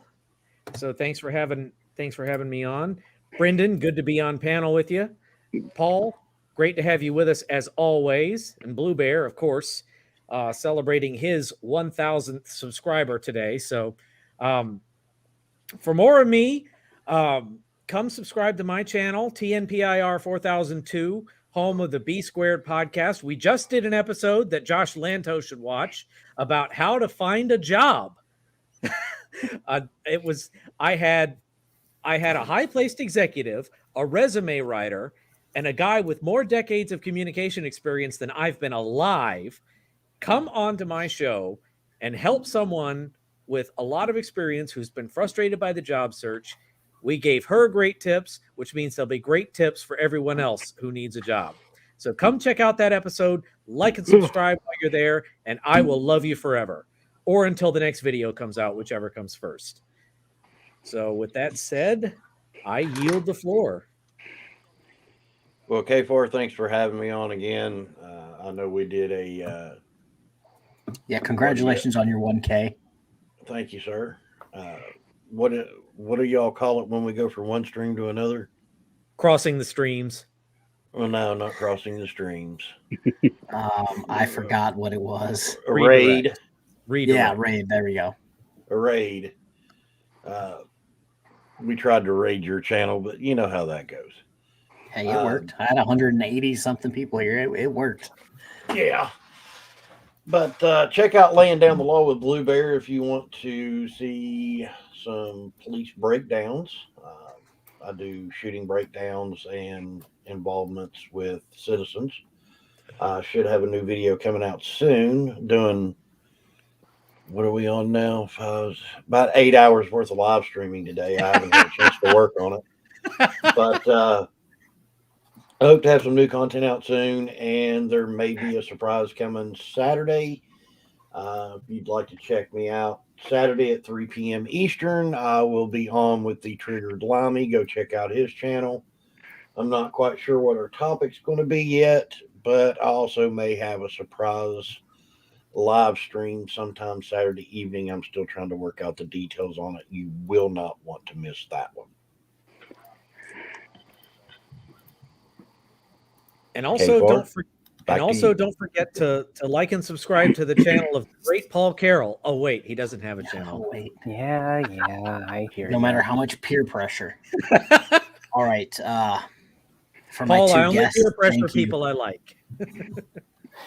Yeah, this was a very eye-opening experience for everyone. So I thank you for finding the time, the 5 hours that I just spent informing us on Josh. Like I said, it's eye-opening. I think everybody will get a good and informational experience out of this 5 hours. Oh Lord. Yeah, so yeah, my channel. I'm on my channel. Go like and subscribe my backup channel and Brandon's channel and Blue Bear's channel. That's it. It's been 4 hours and 58 minutes. I am toast. I'm going to bed. Thank you all for stopping by. Thanks everyone for the super chats and super stickers and all that jazz. Thank you and bye, I guess. And that's the way it was. Yeah. Thanks for having me on. Yeah, thanks No for having problem me at all, on as sir. well. All right, let's end this nonsense.